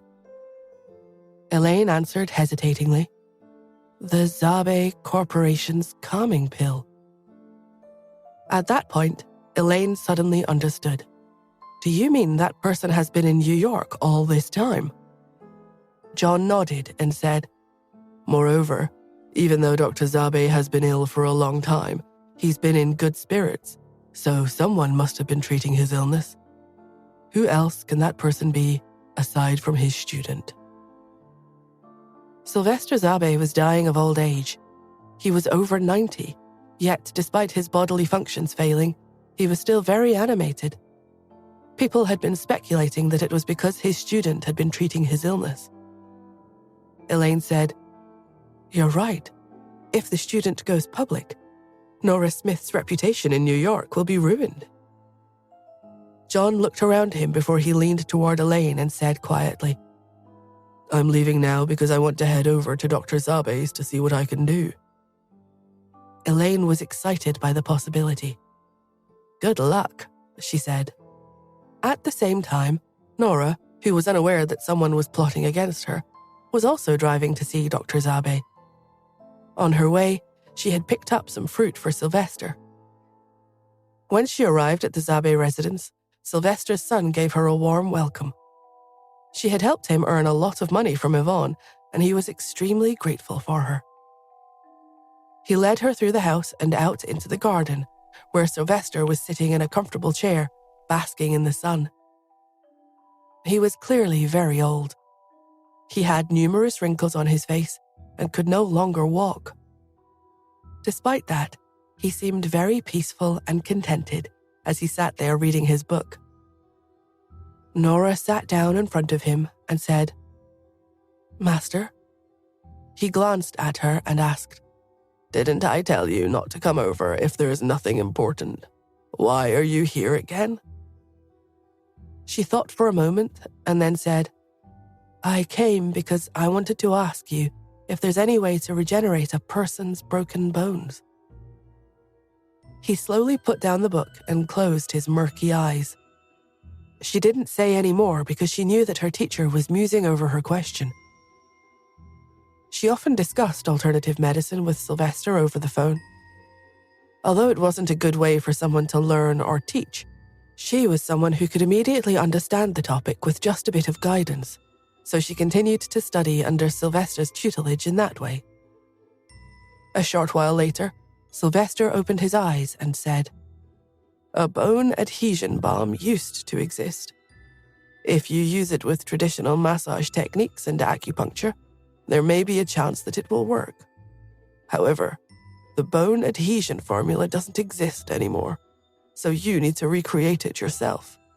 In fact, the balm exists only in legends, and I've never seen it before."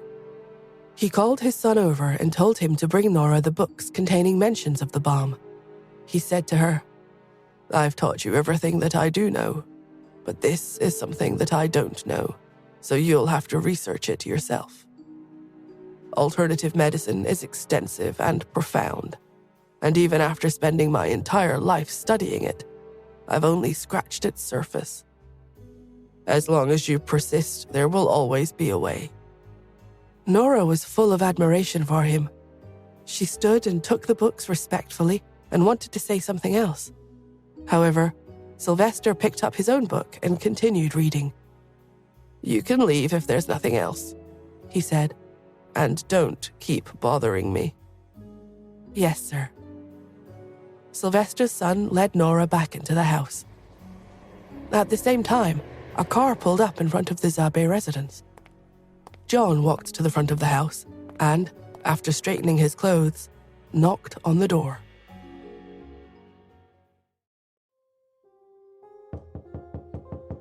When a servant opened the door, John said, "I'm here to see Dr. Zabe."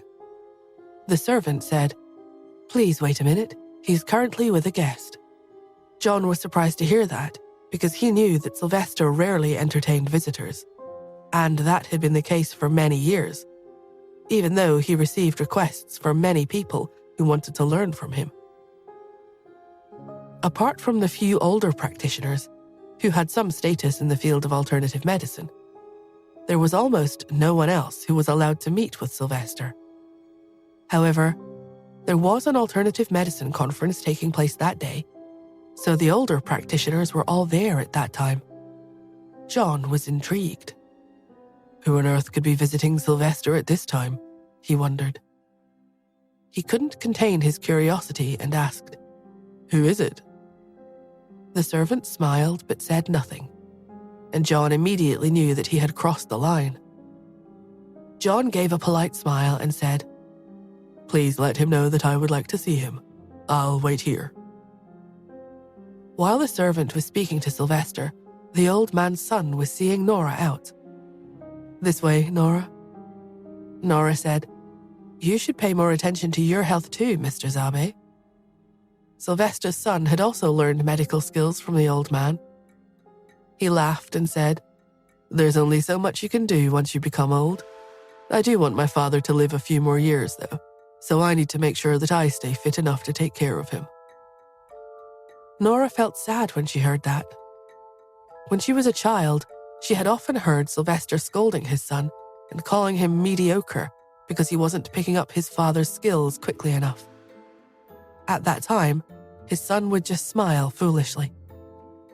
But now, Sylvester was over 90 years old, yet his son, who was in his 60s, was still by his side. She thought that there was something comforting in that. Some people had talented children who would move away from home. Few stayed by their parents' side. She thought of Pete and Cherry. Given how smart the two of them were, she expected that they wouldn't be clingy in the future, and didn't expect to see much of them once they were grown up. One benefit of that is that I won't get annoyed at seeing them all the time, she thought. The only person I'll see all the time will probably be No, wait. What am I thinking? We're not even married yet, so why am I saving a place for him in my retirement plan? She came out of her reverie and spotted John at the door. The moment the two of them made eye contact, John was dumbfounded. He glanced between her and Sylvester's son as he tried to make sense of the situation. Nora ignored him and said to the son, "I'll just leave now. You don't have to accompany me any further." Sylvester's son smiled and said, "All right. Take care, Nora." She walked straight past John and left. Even after the door had closed behind Nora, John still hadn't recovered. What's Nora doing at the Zabes? He wondered. "Are you here to see my father?" Sylvester's son asked politely. John nodded. He was unable to suppress his curiosity, so he asked, "That was Nora Smith, right? I heard that she's Dr. Athena, the surgeon." The son nodded and said, "Seems like it. What of it?" "Nothing. I was just surprised to see her." "Follow me," said the son. John followed him, and the two headed to the garden to see Sylvester. As they were walking through the house, John asked, "What was she doing here?" The son paused for a moment and thought of how Nora didn't want anyone to reveal her identity. If she were exposed, she would be pestered by lots of people. So he answered, "Oh, she came to borrow a few books." I expect there was much more to the visit than that, John thought. She's probably been apologizing for trash-talking alternative medicine. He believed that she had panicked after publicly making a statement that alternative medicine was inferior to modern medicine. He thought that she was concerned about Sylvester's reaction and worried that he would leak the formula of the carefree pill. If that happened, it would be devastating for the Andersons' business. She's been smart and come here to neutralize Sylvester's reaction, he thought. John reached the garden and saw Sylvester sitting there. He approached him and said, "Dr. Zabe, how are you doing these days?" When Sylvester saw out the corner of his eye that it was John, he continued to hold the book but glanced up at him. With a murky voice, he asked, "What are you doing here?" Everyone in the industry knew that Sylvester had always disliked John. Unfortunately, John's medical skills were close to Sylvester's. Therefore, after Sylvester had stopped bothering himself with the alternative medicine field's affairs, John had taken over as the de facto leader of alternative medicine. When Nora had first arrived in New York, John's position in the world of alternative medicine had been impregnable. He sat opposite Sylvester and said, "Dr. Zabe, I'm really at my wit's end now. That's why I've come to you for help." The old man looked at him disdainfully and said, "You flatter me, Mr. Myers. What can I help you with?" Knowing that Sylvester didn't like him making polite small talk, John went straight to the point. "I'm here today because there's a young modern medicine practitioner who's showing blatant disregard for alternative medicine just because she can use her scalpels well. She has publicly declared that alternative medicine is inferior to modern medicine." Sylvester threw his book onto the table and snapped, "Are there still people with such misguided beliefs in New York?" John was delighted at his reaction and said, "Yes, there are." Sylvester sneered and asked, "Aren't you going to teach that person a lesson?" John said respectfully, "I want to, but unfortunately, her family is big and powerful, so Lincoln and the others don't dare to confront her. I said a few words at the conference just now, but was immediately rebutted and told not to hold it against the perpetrator." The old man asked coldly, "Which family is it? Are they really that powerful?" John said, "It's all because the Harmonia Pharmacy's carefree pills are selling so well. All everyone can see is money, so no one dares to stand up for the principles of alternative medicine anymore. Even so, someone who has disparaged our field should be disciplined." Sylvester was taken aback by his mention of Harmonia Pharmacy. "Who are you talking about?" he asked. "It's the person who visited you just now. Nora Smith.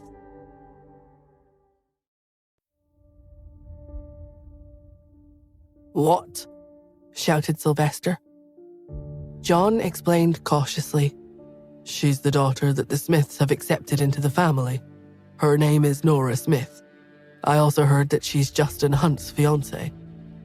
As well as that, she also goes by the name of Dr. Athena and is an internationally known surgeon.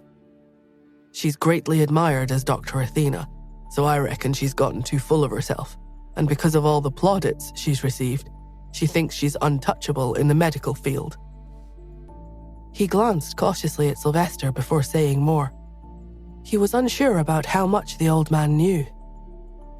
He realized that because Yvonne had been able to buy the Zabe Corporation's calming pill from Sylvester, it showed that he was in contact with the Smiths. Also, when Nora turned up at his house to borrow books, she had been allowed to do that, which showed that Sylvester was unwilling to offend the Smiths and the Hunts. With that in mind, he said, "Dr. Zabe, given her status, it's not a good idea to offend her, especially when she has the Smiths and the Hunts backing her up. However, considering the positions we hold in the circle, there are certain things that we must do. We can't chicken out and disregard our beliefs just because of her status. So, I was wondering if you would lead us in teaching her a lesson." Sylvester frowned and asked, "Did you just say that Nora Smith said that alternative medicine is inferior to modern medicine?" John nodded repeatedly and said, "Yes, she said so in front of all the nurses in the hospital. Elaine Miller heard it, and she was the one who told me about it. She said that she couldn't stand it anymore, and that all the nurses have been bribed by the Hunts and the Smiths, so none of them dare make any mention of it." As for whether or not the nurses had actually been bribed, John didn't care at all. He just wanted to ruin Nora. Unexpectedly, Sylvester scoffed at the idea. "That's impossible," he said. John was taken aback. "Why isn't it possible? Everyone's talking about it right now. Despite insulting alternative medicine, she still blatantly came here to visit you. She wasn't here to give you a warning, was she?" He had deliberately chosen the word warning because, given Sylvester's status, doing something like that would be totally unacceptable. However, Sylvester wasn't moved at all. Instead, he stared straight at John and said, "I'm already over 90 years old, and I find these tricks of yours very childish." John was dumbstruck. The old man shook his head and continued, "I had been planning to recommend you take over my position as chairman of the Alternative Medicine Association because that lazy student of mine doesn't bother with such things. Although I don't like you, you're scheming enough to protect the organization, and you also have the means to do that. In addition, your attitude toward alternative medicine is still good. But I'm disappointed that you've lost the ability to understand things properly. So, you can forget about taking over as chairman. I'll choose someone else for that position." He then pointed toward the house and said, "Goodbye." His decisive tone made John freeze. He couldn't understand what was going on. In a panic, he said, "Dr. Zabe, what I said is true. How can you not believe me? It's a fact that she's hostile toward alternative medicine." "Whatever you say, I know that there's no way she would do that." He sounded very sure, which made John even more bewildered. "Why are you so partial toward her? Have the Smiths or the Hunts given you some kind of benefit? What are you afraid of when you're so old? Why have you sold out to them?" Sylvester was left speechless when he heard John's impertinence. He gave his son a look, and his son immediately summoned the servant over to show John the way out. When the door slammed behind him, John stood in front of the house, unable to move. Why is Dr. Zabe so sure that Nora would never say those things? He wondered. As an internationally renowned surgeon, isn't it logical and reasonable that she would look down on alternative medicine? She must have given him a pile of money just now, It's disgusting that she's bribed the old man. This is bad news for alternative medicine practitioners in the States. Unaware of the events at the Zabe residence, Nora returned home with the stack of books in her arms. After sitting down in the study, she immersed herself in research, looking for a way to cure Quentin. It wasn't until a hand pulled away the book in front of her that she finally stopped. She frowned with displeasure and turned around to rebuke Cherry because she was usually the one who would annoy her while she was reading. Unexpectedly, she saw Cherry and Pete seated on the couch beside her and looking at her worriedly. The person who had taken her book away was Justin. Nora felt even more frustrated and looked sternly at him. Cherry whispered to Pete, "I think Daddy's in big trouble now." "Why's that?" asked Pete. "Because she hates being interrupted when she's studying," replied Cherry. "She's about to explode." To Cherry's surprise, her mother just rubbed her temples and asked, "What time is it?" Justin replied, "It's 7 o'clock. You need to eat something before you go to bed." "It's too early," she said. "You usually go to bed at this time," Justin said. "You can go back to your book when you wake up tomorrow." She tried to grab the book from him as she said, "I don't have any appetite, so let me read for a couple more hours." However, as soon as she stretched out her hand, he took a step back, and the book remained out of her reach. He said seriously, "Go and eat." Cherry was worried that an argument was about to break out between her parents. However, Nora walked past him and headed downstairs. It seemed that she was going to do as her dad had asked and get something to eat. Has Mummy changed? She wondered. When she got downstairs, Nora found that the dinner that evening was pasta. After she sat down, she took out her cell phone. When she turned it on, she found that several people had sent her messages. One was a text message from the little psycho. "My little servant, are you ready for my challenge? I'm going to hire Q at a high cost. Do you think I'll succeed?" A gleam of light flashed in Nora's eyes as she took a bite of the pasta and replied to the question, "No." The man immediately sent a response. "Let's have a competition then." Nora decided to play with him. "Why should I compete with you?" The little psycho fell for it. "Then let's make a bet. If I can get Q on my side, then you must become my servant. If not, then I'll answer one of your questions." "Thank you.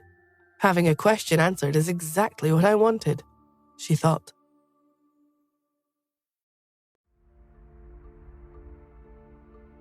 Nora had lots of questions she wanted to ask the little psycho, including how he knew about how she became pregnant, why she would die if she didn't give birth, and even questions about her mother.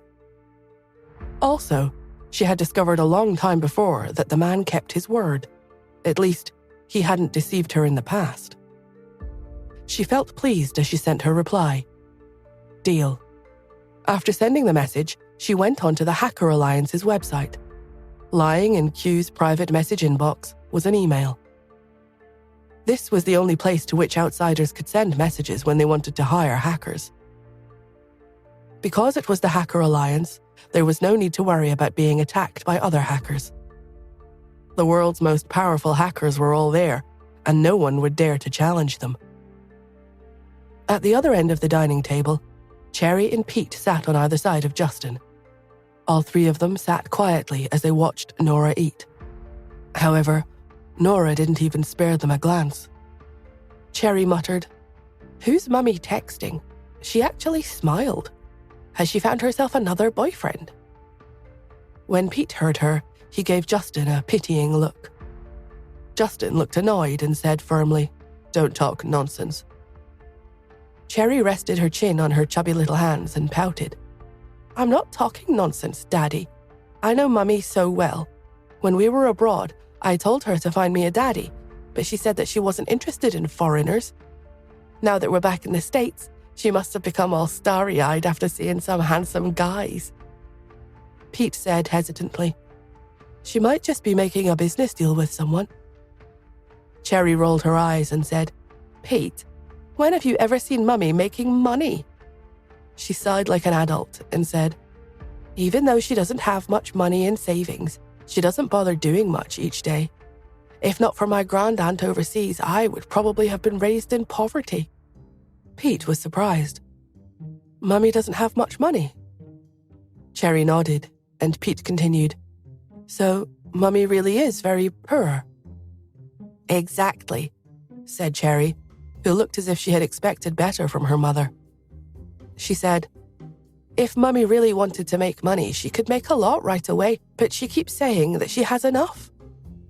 Pete said, I'll make lots of money and support her in the future. At that point, a quiet voice came from the doorway. Say, do the two of you mind supporting an uncle too? The children turned to see Louis standing there looking at them eagerly. They looked away from him and started talking to each other again. Cherry said, if Mummy doesn't want Daddy anymore, then we will have to be separated in the future. Who are you going to follow? Without any hesitation whatsoever, Pete gave Justin a disdainful look and replied, Mummy, what about you? Justin had been about to reprimand the two of them for talking nonsense, but when Pete asked the question, he turned and studied his daughter.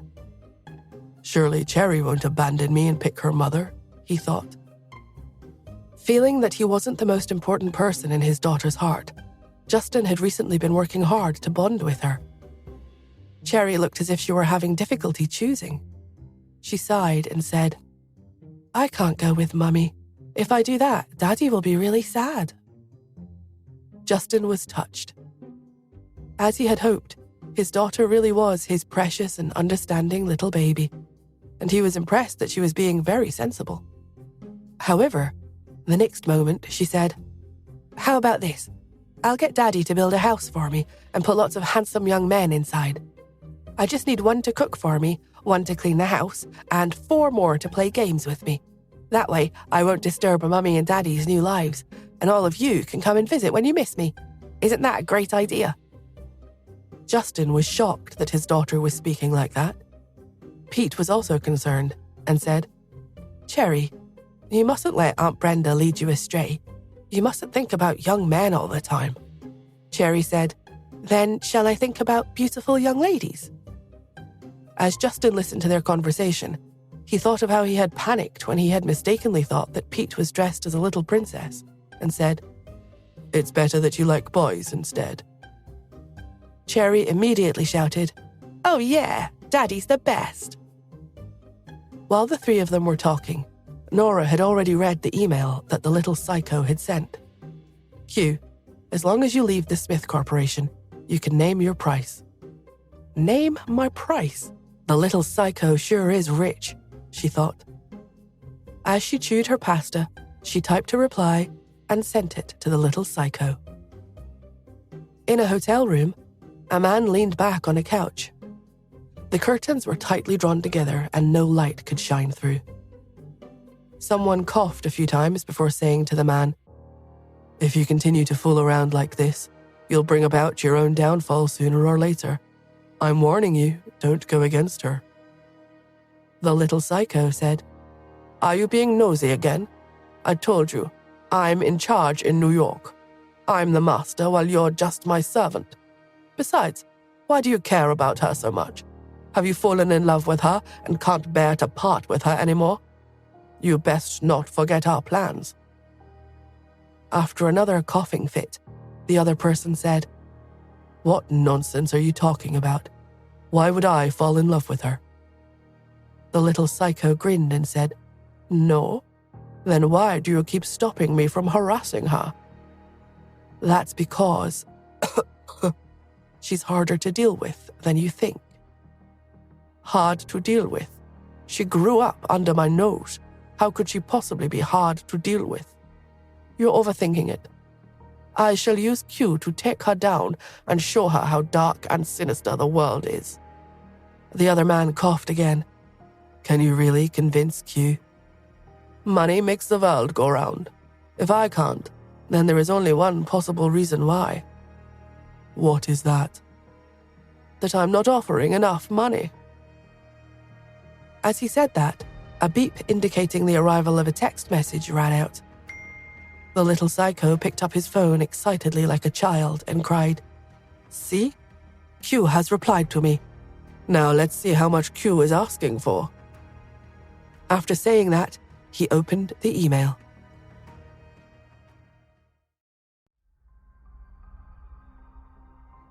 The man was stunned when he saw the row of text within the email. "My last name is Smith." The evil smile immediately disappeared from the man's face as he cursed softly. Shit. He had not expected to discover that Q was a part of the Smith family. If Quentin hadn't been injured, hospitalized, or caused such a huge ruckus, no outsiders would have known of his existence at all. Even so, it was crazy to think that the Smiths were cultivating a talented hacker as well as a shadow agent. No wonder Joel hadn't panicked in the least when Yvonne had attacked the Smiths. He had to find out exactly who Q was. He looked over at his bodyguards and ordered, "Go track down Q's identity." "Yes, sir." A low chuckle rang out in the room after one guard left to follow the man's instructions, and a voice came from the shadows. "I told you not to provoke her." There was frustration in the man's shrill voice as he replied, "Did you already know? Tell me what else you know. What are you hiding from me?" There was a cough, and then a mellow voice sighed, "All I know is you shouldn't mess with her. I will find a way to get you what you want." The man yelled back, "What can you get from her? The Greys have taken care of her since her childhood and have continued to protect her for years. Yet you still haven't gotten your hands on what we want." He kicked the chair furiously. Pushed to the side, the chair made contact with the curtains, letting a ray of light that illuminated the owner of the other voice in the room. With a handkerchief in his hand, the man seemed to suppress a cough. He was wearing a pair of gold-framed glasses, and his handsome face looked pale and sickly. Caleb Gray frowned and retorted, "Yvette Anderson already made it clear that we won't be able to get our hands on it through coercive measures.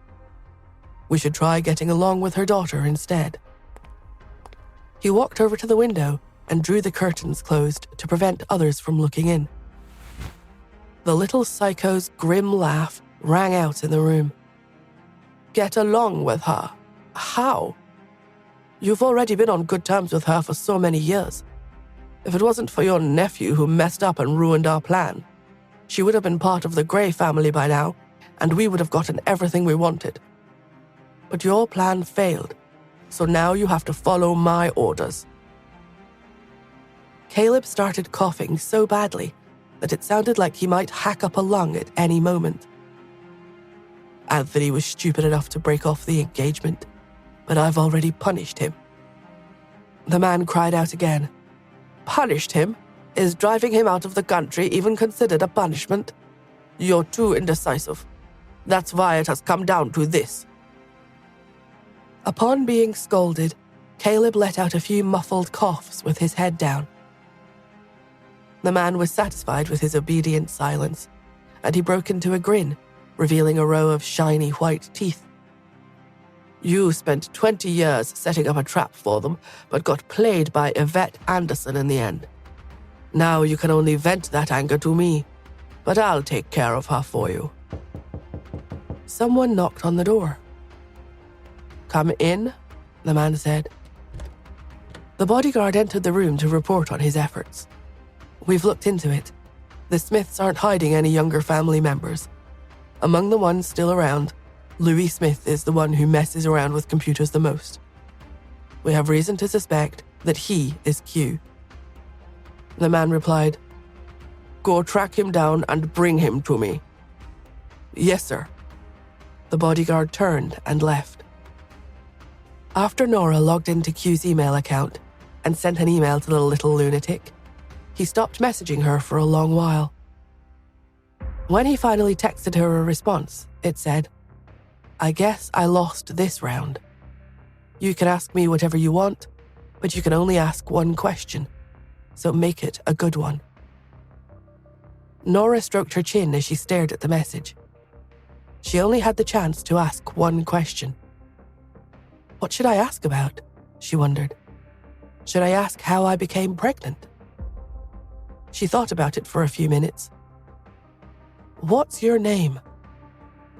If she couldn't decide which of her questions took more priority, then she might as well ask for information about him. That way, she would have a better chance of catching him. Sure enough, the man replied, "You're so obsessed with me. If I didn't know better, I might think you were in love with me. Answer the question." She read the reply that came up on her phone. Truman, Yale. Why did the name sound so strange? Would anyone really call themselves something as literal as True Man? She decided not to overthink it. Instead, she quickly sent the name to Morris and told him to check if there was a Truman on the list of guests staying at the hotel. Morris replied almost immediately that there wasn't, which Nora had expected. She sent the man another message. "Is that your true name?" Truman replied, "It's even truer than my name itself." She rolled her eyes and sent another message to Morris. Louis, who had been completely ignored, watched them for a bit, waiting to be acknowledged. Finally, he said loudly, "Never mind, I'll go play games with Chester instead." His presence wasn't appreciated by anyone in the house. He felt this especially strongly whenever he came back and saw Justin seated in the living room. It made him feel as if he had returned to the Hunts Manor instead of the Smiths every time he came home. He left in his fancy little car and went to feed the stray cats and dogs in the community, humming under his breath as he did so. On the way to the Hunts Manor was a residential complex filled with villas. As few people lived there, the roads were quite empty. Louis was driving when a car suddenly rushed toward him from behind and rammed straight into his car. Frightened, he slammed on the brakes, climbed out, and walked straight to the back of the car. He rolled up his sleeves as he yelled, "Do you not know how to drive, or are you blind?" What terrible luck, he thought. The repairs are going to cost a lot of money. He saw two large, muscular men in black suits get out of the car that had rammed into him. He realized that the accident might have been deliberate. He swallowed hard and started to retreat in fear, but one of the two men was already standing right in front of him. "Come with us, Q. Our master wants to see you." Louis waved his hands wildly in the air and was about to explain that he wasn't Q, but before he could argue, the man stepped forward abruptly, grabbed his arm, and yanked him straight into the car. One of the men got into Louis's car and followed after the other car. After the vehicles disappeared, an SUV slowly drove out of the bushes in the distance and trailed safely behind them. Behind the steering wheel of the SUV, Nora's lips curled into a smile. This time, she would see for herself exactly who Truman was.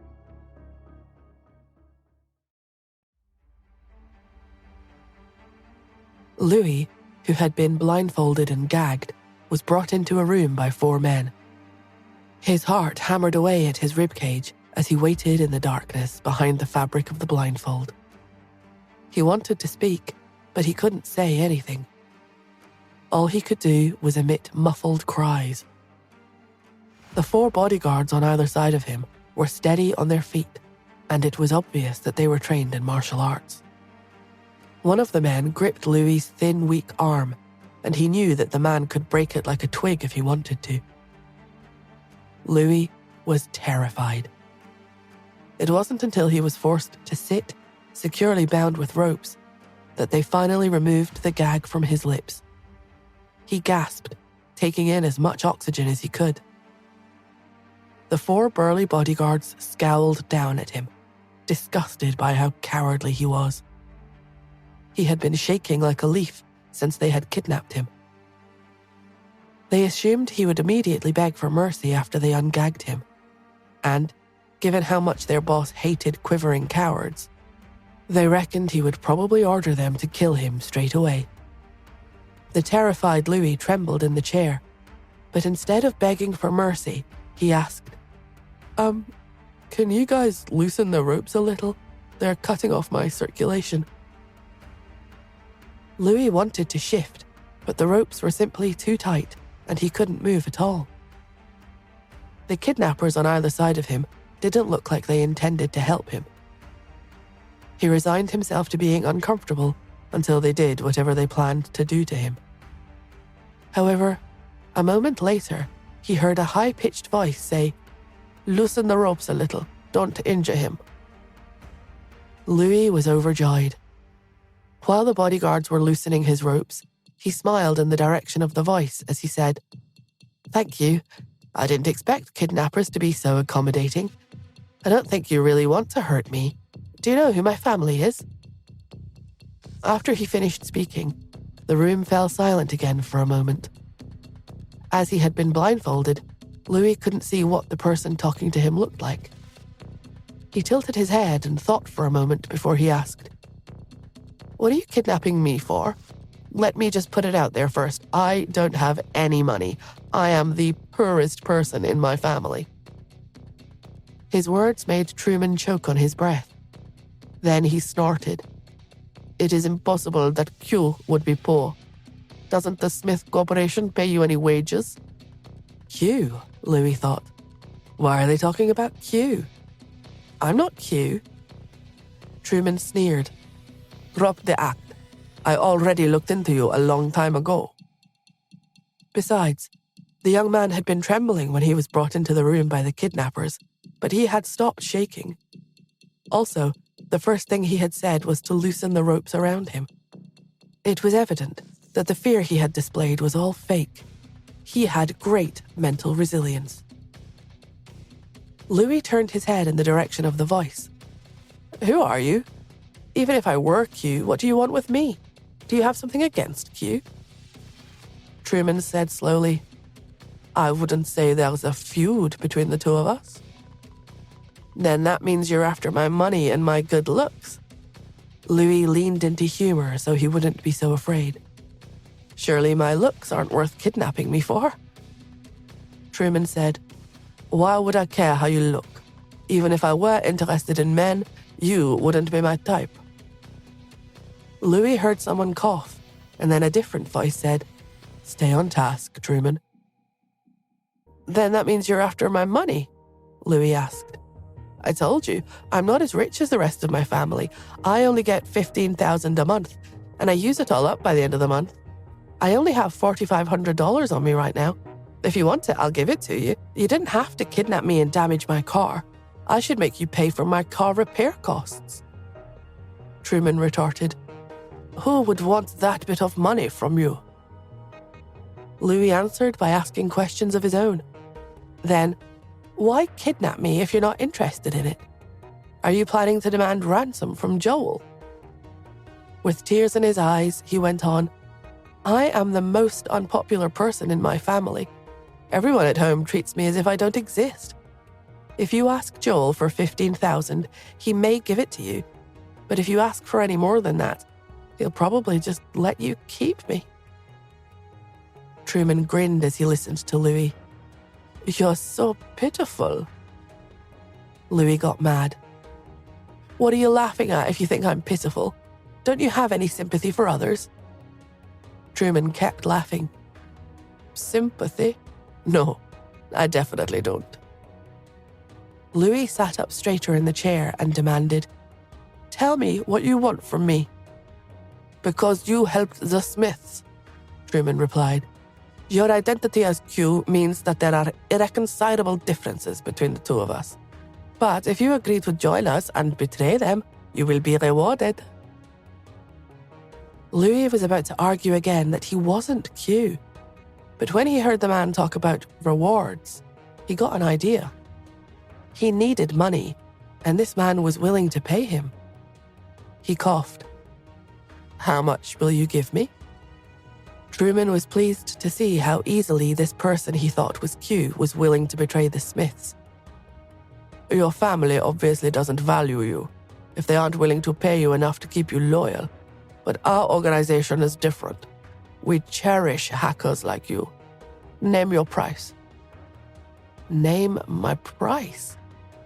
Louis's eyes widened at the thought. He said cautiously, 75? Before he could finish demanding his amount, Truman interrupted him. $75 million to stop you from ever working for the Smiths again? No problem. Louis was dumbfounded. Really? Absolutely, it will be worth it. Louis swallowed. I don't believe you'll actually give me that much money. Truman immediately said, I'll start you off with a deposit. There was a pause before he said, transfer $15 million to his bank account. Yes, sir, another voice replied.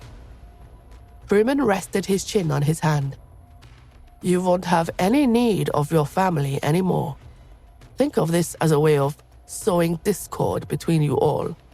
They suddenly heard faint footsteps outside the door, and then it opened with a loud bang.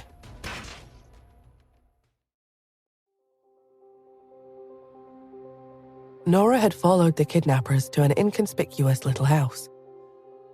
Surrounded by weeds, the place looked like it was due to be demolished to make way for new construction. Small houses of varying heights were scattered about the neighborhood, making it very suitable for people looking to hide. Nora didn't rush in as soon as she pulled up, because she was worried there would be an ambush inside. She was also afraid that she wouldn't be able to handle all of them at once, and Truman might escape. So, she waited for a couple of minutes until Morris and Brenda arrived with the men from the Special Cases Department. Only then did they rush in together. Morris was dressed in a black jacket as usual, and he looked smart and dashing. What surprised Nora was that Brenda was also wearing a black jacket, and it sharply contrasted against her fair skin. She looked mysterious and beautiful. Having sensed Nora's gaze, Brenda raised her eyebrows and blew her a kiss in a dashing manner. She said teasingly, Don't be scared, Nora. Just stay behind me and I'll protect you. Oh, okay, Nora said with a chuckle. Morris gestured behind him, and a couple of men moved forward. One of them broke a window and threw a smoke bomb into the room. Then, Morris kicked the door open with a loud bam and stormed into the house. Brenda wanted to protect her sister-in-law, but when she turned her head, she was shocked to see Nora following closely after Morris as he rushed into the room. When she hurriedly followed them in, she found that Morris had already subdued one of the bodyguards, and another one was attacking Nora. Nora had not had a good workout since her big fight against Abigail. She was about to punch the man when something flashed across her vision. Brenda appeared in front of her and swiftly took down the hulking man in front of her. Then, she quickly kicked another man. They didn't even need anyone else to do anything. She and Morris took out the 4 bodyguards by themselves. The smoke from the smoke bomb gradually dispersed, and the others from the Special Cases Department surrounded the place to prevent anyone from escaping. Nora quickly walked over to Louis. After making sure he was okay, she breathed a sigh of relief. Louis, however, was disorientated. Who are you? It's me. Nora took off the blindfold covering his eyes as she spoke. Upon regaining his sight, Louis's eyes immediately reddened and tears streamed down his cheeks. Thinking that he was badly frightened, Nora pressed her lips together at the sight. She knew she was the reason he was in such a troubling situation. After she had sent the mail to Truman as cue, she thought that he would text her and demand an explanation. However, he had gone silent instead. After Louis had gone out, she realized that Truman might have misunderstood something. She had then immediately contacted Morris and went after Louis. But before she could catch up to him, he had been kidnapped. She hadn't had time to explain any of it to him. She was about to comfort him when Louis asked, "Why couldn't you have come a little later?" He had been about to receive $15 million when they stormed in to rescue him. Louis turned to where Truman had been speaking, and Nora followed his gaze. She spotted a monitor and a surveillance camera. They had likely been in the middle of a video call before she arrived. The other party's screen had blacked out, so Nora couldn't see anyone, but the audio was still connected. Nora hesitated for a moment before she asked, "Truman?" Truman's voice was sharp and loud. "Ha! Did you really think I would put myself in such a dangerous situation?" Nora sneered. "Of course not. I didn't think that I would catch you so easily, but getting rid of a few of your lackeys sounded pretty good. What do you think?" Her words angered him. "Damn it." It was only when she heard his response that she became certain that he was Truman. Then he laughed. "You only managed to capture 4 of my bodyguards, and I already reached an agreement with Q before you got there." A little surprised, she asked, "What agreement?" Truman chuckled. "I'm buying him out with $75 million to provide me his services. I already sent him a $15 million deposit to prove that I'm serious. When I'm ready, I'll have him hack the Smith Corporation for me." She was stunned. "Are you serious?" Truman became even smugger. "Yes, that's the deal we made. I've already transferred the money to his bank account. Q, once you succeed, I will transfer the remaining $60 million. You better not let me down." Nora stared at Louis with wide eyes. He had been freed from his bindings by then, and when he heard what Truman had said, he took out his cell phone to check his account. He saw the notification from the bank informing him that he had received a fund transfer of $15 million.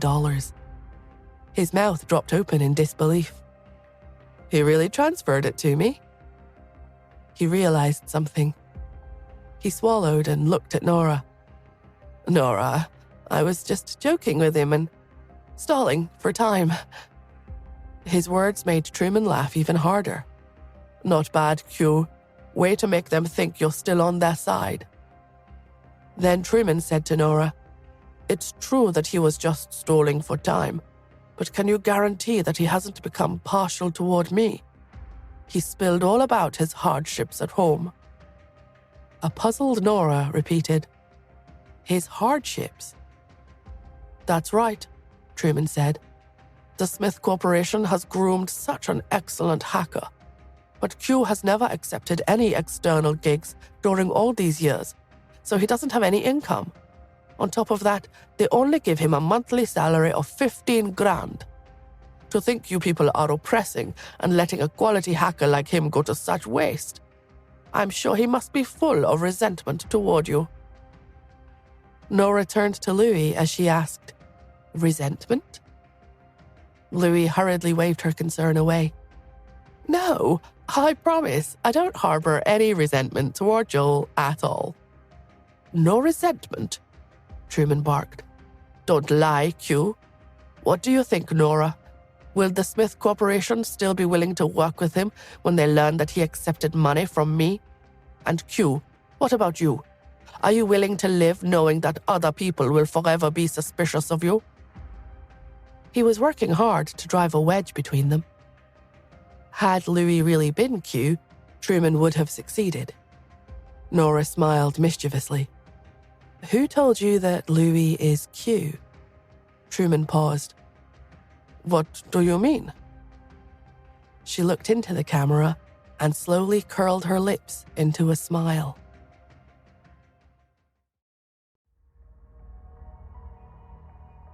"Thank you for the money. We'll just keep it as compensation to pay for the damages to Louis's car," Nora said smoothly. As soon as Nora said that, Truman realized something. He immediately exclaimed, "Is Louis really not Q?" Nora didn't answer him, but he understood anyway. He immediately cursed in a low voice. "Damn it, You. Before he could finish, the call was cut off. Nora frowned as she considered what had just happened. If Truman was the one in charge, who would have disconnected the call while he was speaking? Amid her hesitation, Louis stood and looked at Nora cautiously. Then he asked, Nora, are you really going to let me keep that money? It was the most money that Louis, whose monthly living expenses had been withheld from him by Joel ever since he was a child, had ever seen in his life. He had seen $1 million at Chester's house before, but this was the first time he was seeing funds that amounted to more than $10 million.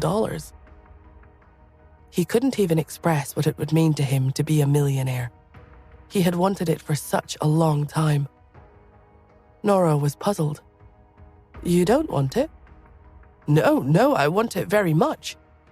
He pulled his wallet out and clutched it to his chest. The look on his face said that he would fight to the death anyone who dared to take it from him. The corners of Nora's lips spasmed in amusement. He was so pitiful sometimes. Brenda whispered to Nora, "Are the Smiths about to go bankrupt?" She thought that was the only reason Louis would be so desperate for money. It was only $15 million, yet he was clutching it like it was a priceless heirloom. Nora couldn't help but feel a little embarrassed by Louis's actions. She looked over at Morris. Although the money had been put into Louis's account, if Morris requested that he submit it to the agency, Louis would have to do so. In the end, Morris behaved as if he hadn't heard them at all. He turned to the bodyguards. "Tell me, where is your boss?" When Nora realized that he wasn't going to ask for the money, she didn't pursue the matter any further. Instead, she walked out of the house, pulling Louis behind her. Even after his 4 bodyguards were arrested, Truman hadn't seemed worried. He must have been certain that they wouldn't betray him under torture. There was probably not much reason to interrogate them. On the way out, she asked Louis, "What did Truman say to you?"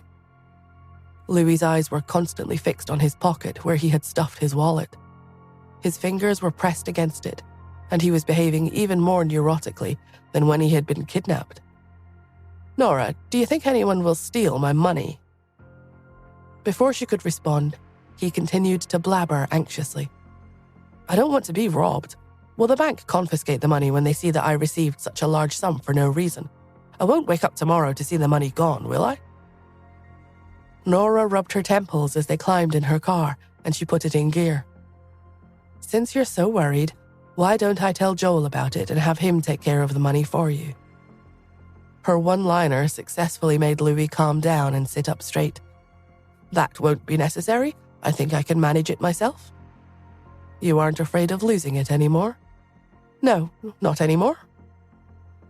Nora repeated her question from earlier. "What did Truman say to you?" Louis closed his eyes and tried to remember. He repeated their conversation to Nora from beginning to end, and she listened intently. When she heard Louis mention that someone had coughed in the middle of the conversation, and that he had reminded the other man to get back on track, she narrowed her eyes. She asked, "Someone was coughing?" In the hotel room, Truman was smashing things in an exasperated rage. He shouted angrily, "Who is Q? Surely it can't be Nora Smith, right?"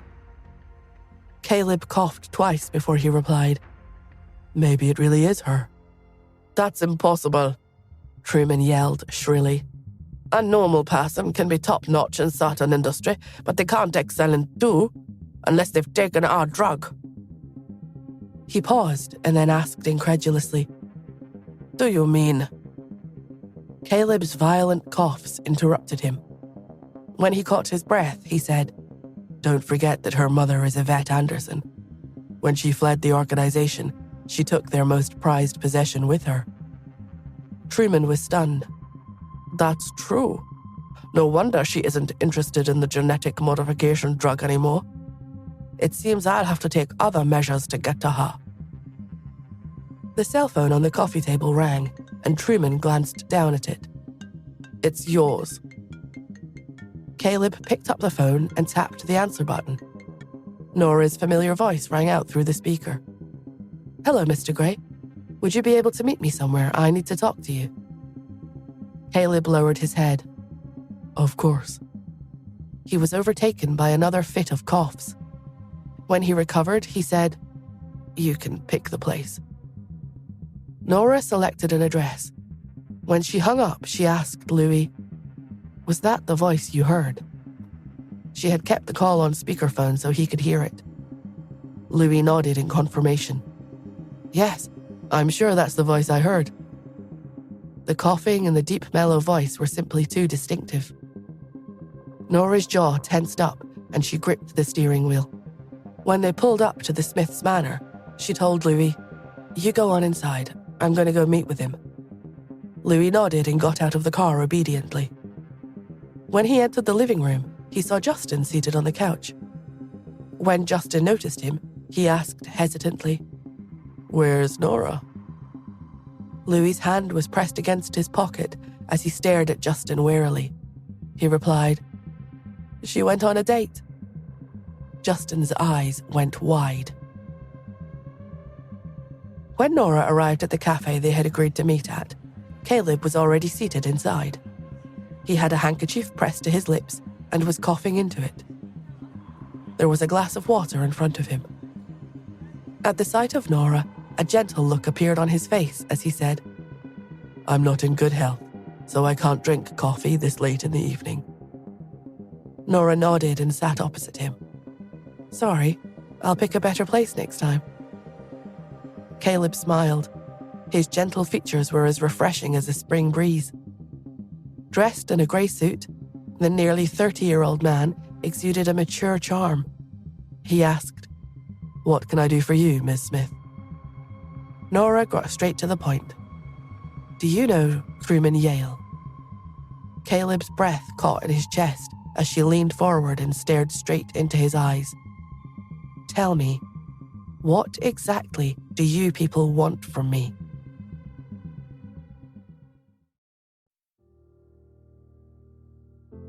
Caleb hadn't expected that Nora's senses would be so keen that she would outright ask him such a blatant question. He looked around suspiciously. "Don't worry," Nora said. "I didn't inform Captain Ford and the others." He was even more surprised when he heard that. Then, he finally regained his senses and let out a wry laugh. "How much of it have you guessed?" She leaned against the chair. "I don't know why my mother chose to go to California after she left New York, but I found out that the Grays had already started making a living in California by then. Am I correct in assuming she went to California to propose a partnership, or rather, to seek asylum with the Grays?" "Your mother was a brilliant person," Caleb replied. "No, the part about her seeking asylum is not true. The two families cooperated with each other." Nora hadn't expected him to respect her mother so much that he would explain things. She nodded. "After my mother passed away, it was because I had a marriage agreement with the Grays that Henry didn't starve me to death." She had already been aware of a lot of things when she was a child. When she was 3, there had been one time when she was desperately hungry. When she had gone downstairs to look for food, she heard Henry say, "She has a marriage agreement with the Grays. They have approached me several times to tell me to take care of her. We don't have to treat her perfectly, but we can't let her die." Her marriage agreement with the Gray family was what had protected her during her childhood. However, Quinn had already started to look for her by then, so even if Henry had been determined to starve her to death, Quinn would have protected her. "Yes, there was an agreement with your mother. We were to ensure that she survived until you came of age." Caleb didn't want to hide anymore. He held the handkerchief over his mouth and started coughing violently. The coughing fit this time seemed a little hard to quell. It wasn't until he took a sip of water that he finally managed to suppress it. Nora was silent as she watched him struggle. In the past, she hadn't had much of an impression of her mother. After all, she had passed away when Nora was still so young. The only thing she had was the audio message that her mother had left her. It had warned her not to be too conspicuous and to try to seem mediocre, so she would be safe. And then there was the audio recording that Caleb had let her listen to. It was a conversation between her mother and Henry when they were making the deal. Her mother had said that everything would be fine as long as she didn't starve to death. She obviously hadn't cared that much about Nora if the only stipulation was to keep her alive. But, as all the pieces clicked together, Nora realized that Quinn, the Greys, and perhaps some other people that she wasn't yet aware of, had all been arranged by her mother to protect her. When she thought of it that way, Yvette's image in her heart became fleshed out. Nora calmed herself down, and then she asked, "Was that why your family refused to break off the engagement, even when I got pregnant by accident? Was that why they still insisted that Anthony marry me?" Caleb nodded. "Yes. We had already promised your mother, so we couldn't breach the agreement just because of that." Nora frowned and then asked, "How did I get pregnant?" When Caleb heard her question, he sighed. "I don't know about that. Your pregnancy was something that I didn't expect. Anthony would never dare to go against my orders and abandon the marriage agreement, resulting in the current awkward situation." Nora was a little taken aback. "So, the agreement between my mother and your family was that I would marry into the Greys, and then she would give you something after that?" Caleb nodded, and Nora finally understood. No wonder Anthony only asked for the company that my mother had left behind when he broke off our engagement. "But I've already checked the company, there's nothing in there. I've also asked some of the employees there. None of them know anything about what my mother may have left behind. So, what exactly are you guys after?" Caleb's brows knit together in concern. "She didn't leave anything behind." "At least, not that I've been able to find," Nora replied. It was a fair conversation. Caleb had told her about the past, so Nora felt that she should also be truthful with him. Caleb frowned and sighed deeply. "I'm afraid he's not going to believe it." "Truman?" "Yeah." She then asked aggressively, "What on earth does he want?" After hesitating for a while, Caleb shook his head. "I don't know what he wants. All I know is that it's very important." She studied Caleb hesitantly and then thought of something else. "Mum said that if I shine too brightly, I'll attract lethal danger to myself." She must have been talking about the mysterious organization, right?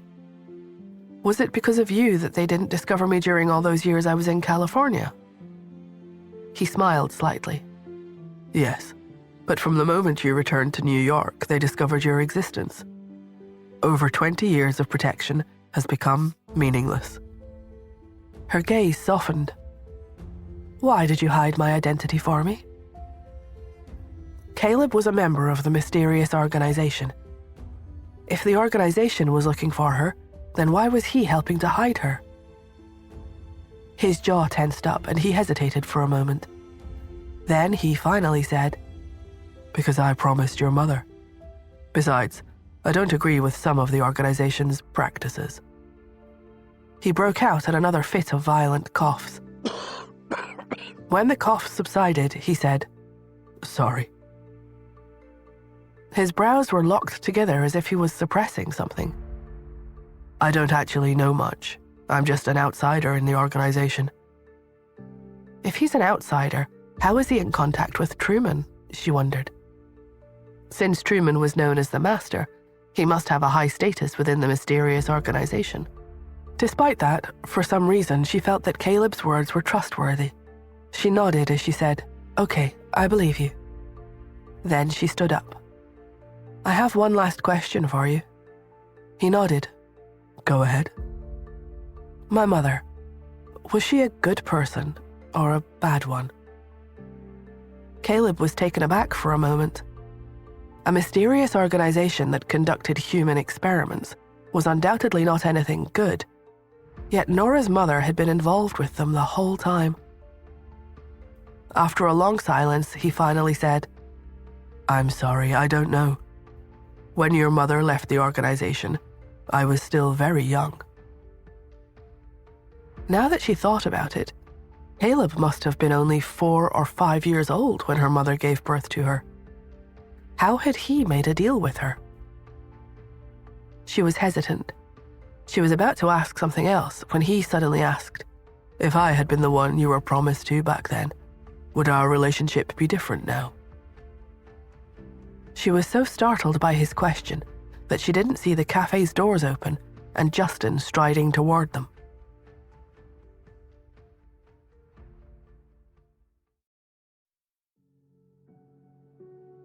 Nora had no idea how to respond to Caleb's question. A deep voice interrupted them before she could. "It's a pity that there's no way to see what might have been, isn't it, Mr. Gray?" Nora spun around to see Justin standing behind her. He lifted a hand and placed it possessively on her shoulder. "And I don't need anyone to help me raise my children or take care of my woman," he added. He turned and looked down at Nora. "Are you two finished talking?" "Yes," she replied. She felt guilty for some reason, and she had trouble meeting Justin's eyes. He smiled at her and ran a hand down her hair. "Then, come home with me, please. Pete and Cherry won't sleep without you."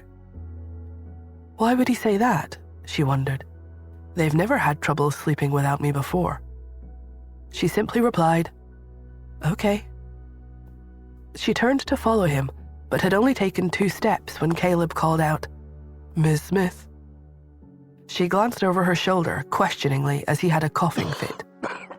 When he finished coughing, he asked, "Can I just ask you one last question?" "Go ahead," she said. I must be polite to him, she thought. He was a friend of my mother's, and because of my previous betrothal, I still think of him as an uncle. "Since you recognized me," Caleb asked, "why did you come alone?" That wasn't the question she had been expecting, and she paused to consider it. "I believe in my mother," she said finally. She could tell Caleb was surprised at her answer, so she explained, "She entrusted me to you, so I didn't believe you would harm me. And by the same logic, since I don't know the whole truth, I don't want you arrested." She saw the relief in his eyes. He covered his mouth and coughed again, and then he nodded. "I understand. Thank you." Nora felt she needed to add one more thing. "If there's anything you need my help with, please feel free to ask." He's protected me for so many years, she thought. If he needs my help to treat his illness, it's the least I can do. He simply nodded. "I will." She turned back to Justin and followed him out. Caleb watched them leave. Since no one was looking at him, he didn't bother to hide the lonely expression in his eyes. He sighed and then returned to the hotel. As soon as Caleb entered the room, Truman asked him sharply, "What were you guys talking about?" He coughed. "It's nothing you need to be concerned about." Truman sneered. "Caleb, have you forgotten who you are?" Caleb said nothing, but Truman seemed to see into his thoughts. He grinned wickedly. "I know what it is. You like her." "Nonsense," Caleb said sharply. "Aha," Truman crowed. "This is the first time I've ever seen you angry. You're normally so calm. I must have really touched a nerve. I bet you regret that you weren't the one engaged to her years ago. It should have been you." "Shut up," Caleb croaked before submitting to a coughing fit. "It's so fun to see you so exasperated. Ha! You thought you could hide what you were thinking, as if I wouldn't know. Caleb, you'd better face reality. You can't betray the organization." Nora drove on the way back to the Smiths, while Justin sat silently next to her in the passenger seat. She glanced sideways at him. "Why do I detect a hint of jealousy?" she asked. Justin sighed, but before he could answer, Nora's phone rang. She picked it up. "Nora, where did you and Mr. Hunt go?" Maureen asked, sounding slightly frantic. "Mrs. Hunt is here now." Justin's phone rang at the same moment. He answered it and heard Brenda ask him, "Justin, where are you? Grandma just went to the Smiths." Nora and Justin glanced at one another, shock mirrored in each other's eyes. At the Smiths' house, Joel greeted Mrs. Hunt politely. "Mrs. Hunt, it's so late," he said. "You didn't need to come all the way over here. You could have called me if there was anything you needed." Mrs. Hunt walked slowly, supported by the butler on one side and a cane on the other. She peered up the stairs toward the bedrooms. "Where's Justin?" she asked. "He went out," Joel replied. "Went out? But I phoned his office and he's done with work for the day. And where is Miss Smith?" "She's out as well." Mrs. Hunt sniffed disapprovingly. "So, the two of them abandoned their children and went out together?" "Not really," Joel said awkwardly. "What do you mean? Did they take the children with them?" "Mr. Hunt went to pick Nora up from work," Joel explained. Mrs. Hunt shook her head. "They may have a nanny, but it really is inappropriate for those two to leave their children alone at home." "You're right," Joel said, eager to end the conversation. "And when they return, I'll make sure to tell them that." Mrs. Hunt smiled. "Mr. Smith, please tell me which room my Pete is in. I'll go upstairs and see him." She started shuffling toward the elevator, supported by the butler. Joel hurried to intercept her. "Mrs. Hunt, this isn't appropriate." She stopped and glared at him. "Why not? I'm his great-grandmother, and I'm going to see my great-grandson. I don't see what the problem is." Joel opened his mouth to speak, but Mrs. Hunt continued, "Of course I can't visit Miss Smith's daughter without her permission, but you needn't be concerned about me visiting my great-grandson. Now tell me which room he's in." "Justin has already stayed at their home for over 2 weeks now," she thought angrily. "If this continues, the Hunts will become the laughingstock of New York. I must do something." Joel heard the anger in her voice and saw the disdain on her face, and his own expression darkened. "It's the second door on the left at the top of the stairs," he said reluctantly. He accompanied Mrs. Hunt. When they stopped in front of the door to the room, Mrs. Hunt frowned. "But this should be Miss Smith's room. Is Pete sleeping here?" "Yes," Joel said. "Pete insists on sleeping in this room." "Then I'm just going to take a look." Mrs. Hunt pushed open the door and peeked inside to see 2 blanket-covered lumps on the bed. "I see Cherry as well," she said. "Mr. Smith, your family is too careless. Although Cherry and Pete are only 5 years old, they're not biological siblings. It's not appropriate for them to sleep together like this."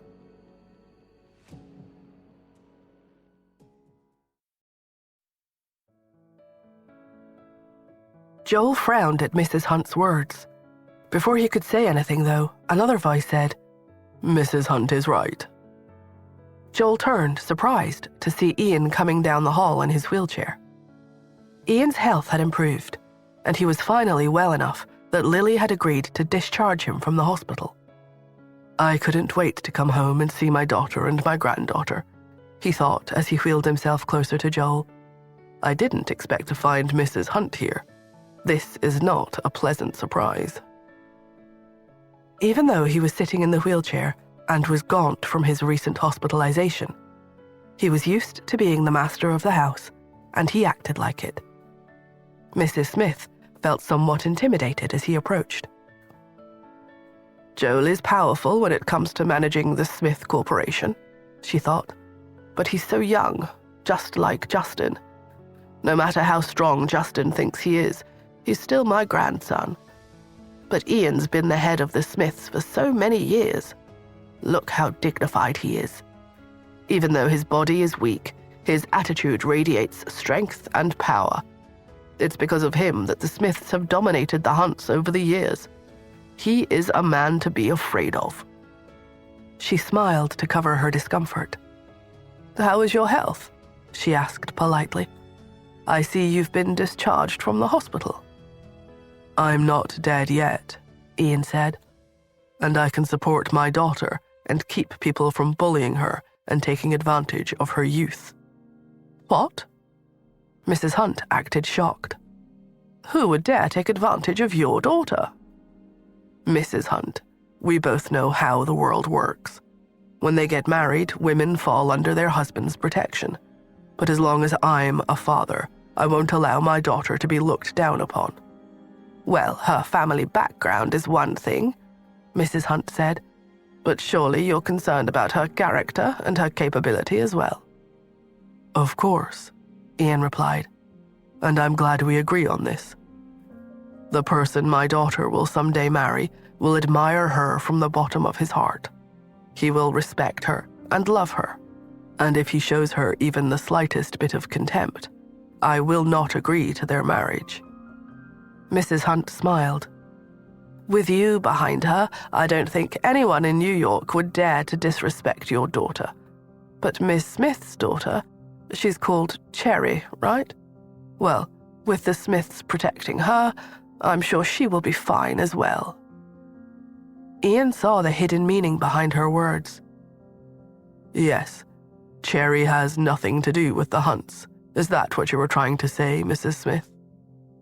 "Oh, I didn't say that," Mrs. Hunt protested. "Miss Smith and Justin are together now. Of course Justin will treat Cherry as his daughter. It's not that the Hunts can't afford to raise a girl. It's just that her status makes this all a little awkward." "I understand what you mean," Ian said shortly. "And you don't need to worry. I like Cherry very much, and she won't need to look to the Hunts to take care of her."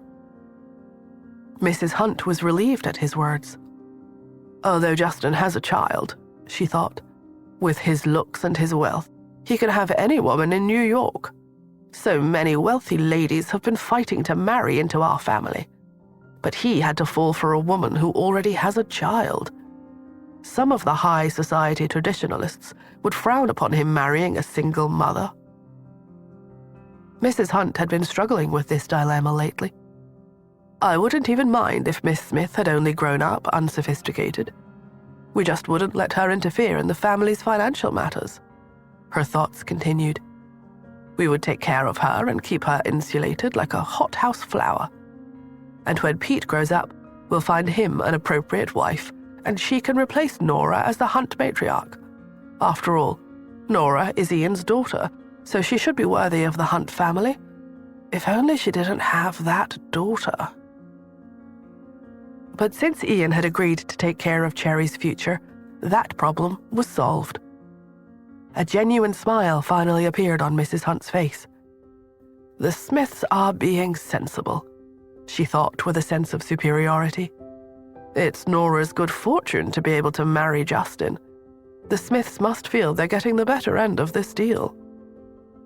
She felt she should express her appreciation to Ian. "Don't worry, Ian," she said. "I'll treat Miss Smith well in the future." Ian seemed surprised, but then seemed to realize what she meant. "Yes, the Smiths and the Hunts can be considered family friends. If you see my daughter on occasion, it's only right that you treat her nicely." On occasion? Mrs. Hunt thought. There's something wrong here. "What do you mean if I see her on occasion?" she asked directly. "Where do you think the two of them will live after their marriage?" Ian was startled. "What marriage?" "After Miss Smith and Justin get married," she clarified, confused. "How could the two of them get married?" "But they're together." "Puppy love," Ian said dismissively. "Who hasn't fallen in love with someone else before they meet the person they're going to get married to? I haven't agreed to their marriage." Mrs. Hunt was even more confused. "But they're engaged." "Engaged?" Ian was starting to get angry. "Why didn't I know about this? When did this happen? Where? Have they made a formal announcement?" Mrs. Hunt frowned. "Don't you agree with them being together?" Of course not. Mr. Hunt is not a good match for my daughter. The Hunt family situation is too complicated. Our family doesn't have any internal conflicts. Nora grew up in the countryside. She's too innocent to take on the role of Hunt matriarch. Mrs. Hunt was secretly delighted. I'm still not happy about Justin marrying a single mother and raising another man's child, she thought. And now I don't have to worry about being the bad guy and separating Nora and Justin. Ian will do it for me. Ian pointed at the bedroom door before she could say anything further. Weren't you going to see Pete? He asked pointedly. Don't let me keep you. She didn't notice the expectant expression on Ian's face. She nodded politely, pushed the door open further, and stepped into the room. The lights in the room were on a dimmer switch, and she raised the light level enough to see the two children sleeping on the bed. The one facing her seemed so sweet and innocent asleep. She reached forward and touched Pete's soft cheek. At that moment, the other child rolled over to face her.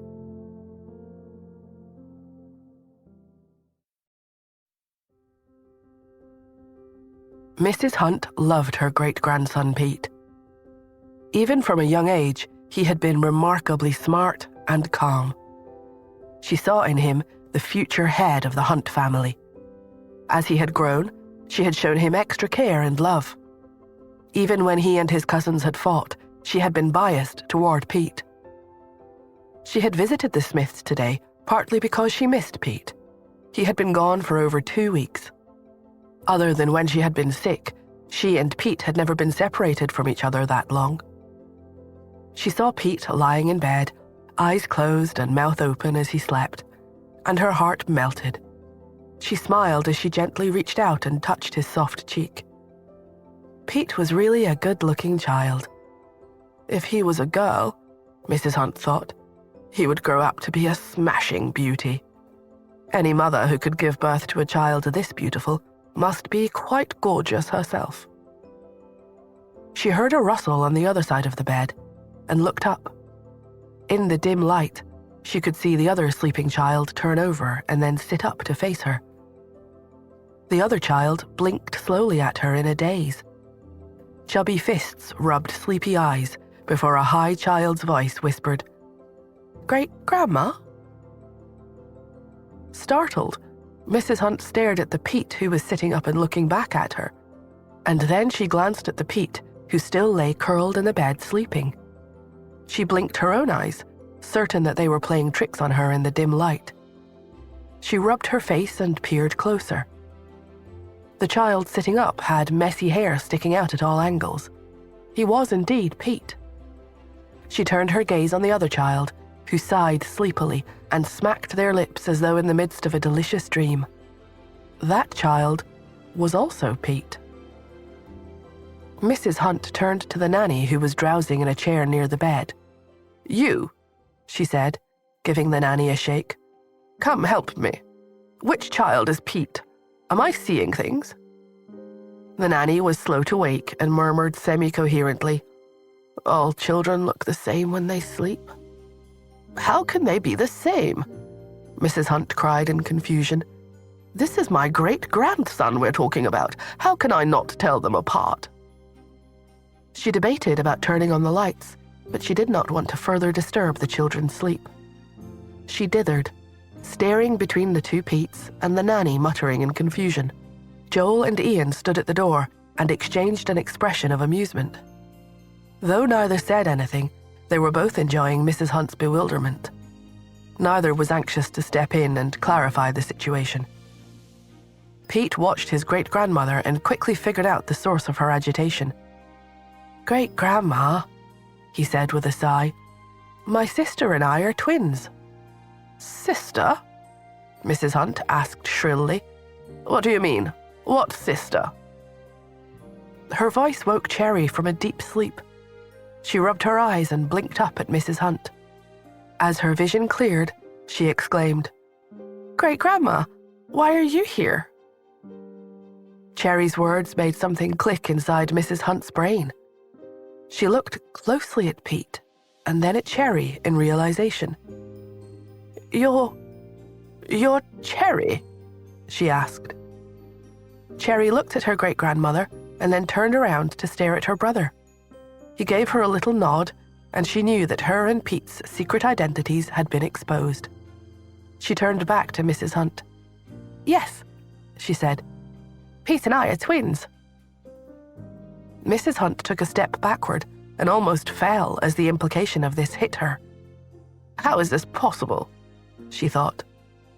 In other words, she asked Pete carefully, your mummy is Nora. Pete nodded. Nora is Pete's biological mother?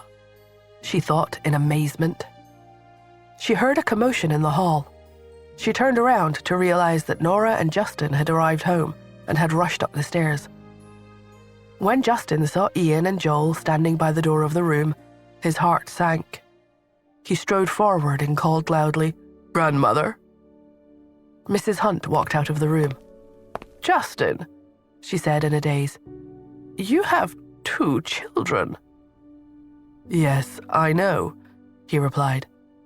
Why didn't you tell me? She demanded, regaining her composure. Why didn't you tell me that Miss Smith is Pete's biological mother? Justin glanced at Nora and sighed. Nora had been the one who had wanted to keep it all a secret. Ian said suddenly, Mrs. Hunt, it's gotten very late. Now that you've seen Pete, shouldn't you and Justin be getting home? Mrs. Hunt remembered the conversation they had just had. Ian, this was all a misunderstanding, she said hastily. What we were talking about just now, it doesn't mean anything, right? I made a horrible mistake, she thought. I should have realized something was amiss when Justin refused to talk about Pete's biological mother. How can I take this back? Ian just said calmly, Why wouldn't it? But we can't break up this loving couple. Ian smiled coldly. Didn't you also disagree with this marriage? Why should that have changed? But I agree now. For the sake of the children, I agree. Don't throw my words back at me. Mrs. Hunt, you're mistaken, Ian said seriously. Although she already has a child, my daughter does not need to worry about being able to find a good husband. But she's Pete's biological mother, Mrs. Hunt protested. Other than a Hunt, who would want to marry her? Grandmother, Justin shouted angrily. She instantly realized the inappropriateness of her comment in this company. Ian's expression turned thunderous. What are you saying? He asked. Are the Hunts going to force this? If I don't let my daughter marry into your family, you won't allow anyone else to marry her? Is that what you mean?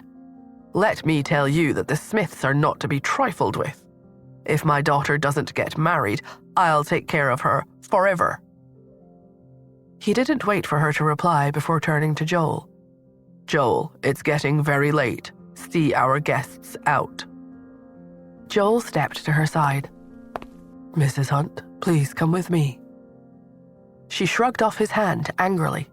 There is no need for you to chase us away. We're on our way out. Justin, Pete, Cherry, pack your things quickly. Let's go home. She turned to leave, but no one followed her.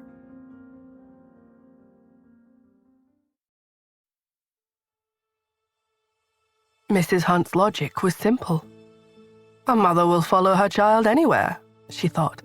If we bring the 2 children to our house, Nora will come also. She did not expect any resistance to her command. She turned around and saw Pete and Cherry in the doorway. Justin was frowning. Justin, what are you waiting for?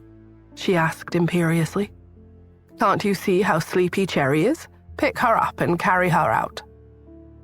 Mrs. Hunt, Ian said. Didn't we just speak about Cherry? She has nothing to do with the Hunts. You can only take Pete to your home. Pete spoke up quickly. I'm not leaving, he said in a firm voice. I want to stay with Mummy. Mrs. Hunt was stunned at this turn of events. These 2 children are from the Hunt family, she said. Of course they're coming with me. I think not, Ian said firmly. This is my granddaughter. She has just as much Smith blood as she does Hunt blood in her. Mrs. Hunt lifted her chin. Ian, I know that society is changing, but wealthy families like ours still care where their daughters go. Your daughter will get married sooner or later, and who knows where she will live then. I can't take the chance my grandchildren will go to another family that may not treat them well. Who said my daughter will go anywhere? Ian replied. I'm going to find a supportive husband for her, and since I don't have a son, Nora will take on the family responsibilities. He turned to fix Joel with a direct stare. Joel, do you mind? He asked, in a voice that suggested the question was not really a question. Of course not, Joel said, standing up straight. You could let Nora take over the Smith Corporation and I would have no objections. There. Ian raised his eyebrows as he stared at Mrs. Hunt. You see? Mrs. Hunt knew that she couldn't win an argument with Ian, so she tried another tactic. Justin, aren't you going to say anything? She leaned over and said in a low voice meant only for him. Justin, if you want to marry Ms. Smith and make her part of the Hunt family, you have to take the 2 children away. I guarantee she will come then. Justin narrowed his eyes, and his gaze turned cold. Grandmother's right, he thought. If we take the children, Nora will come with us. But my grandmother doesn't even like Nora. She came here to see Pete, yes, but also to bring Nora down a notch or two.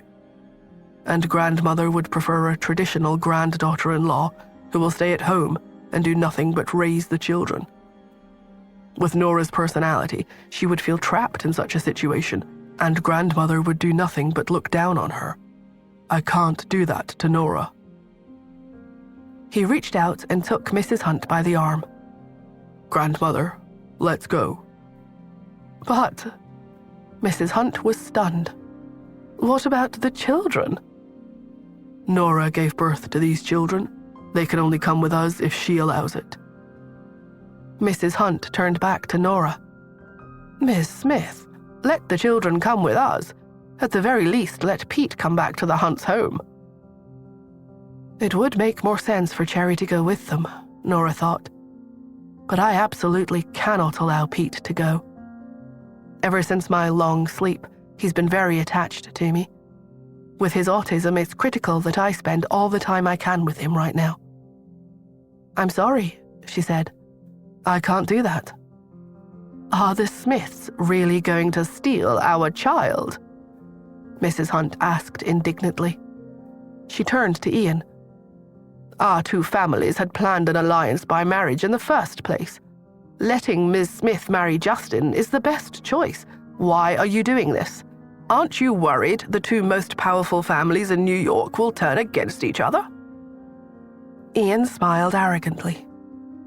My health isn't good and I don't know how long I'll be around, he said.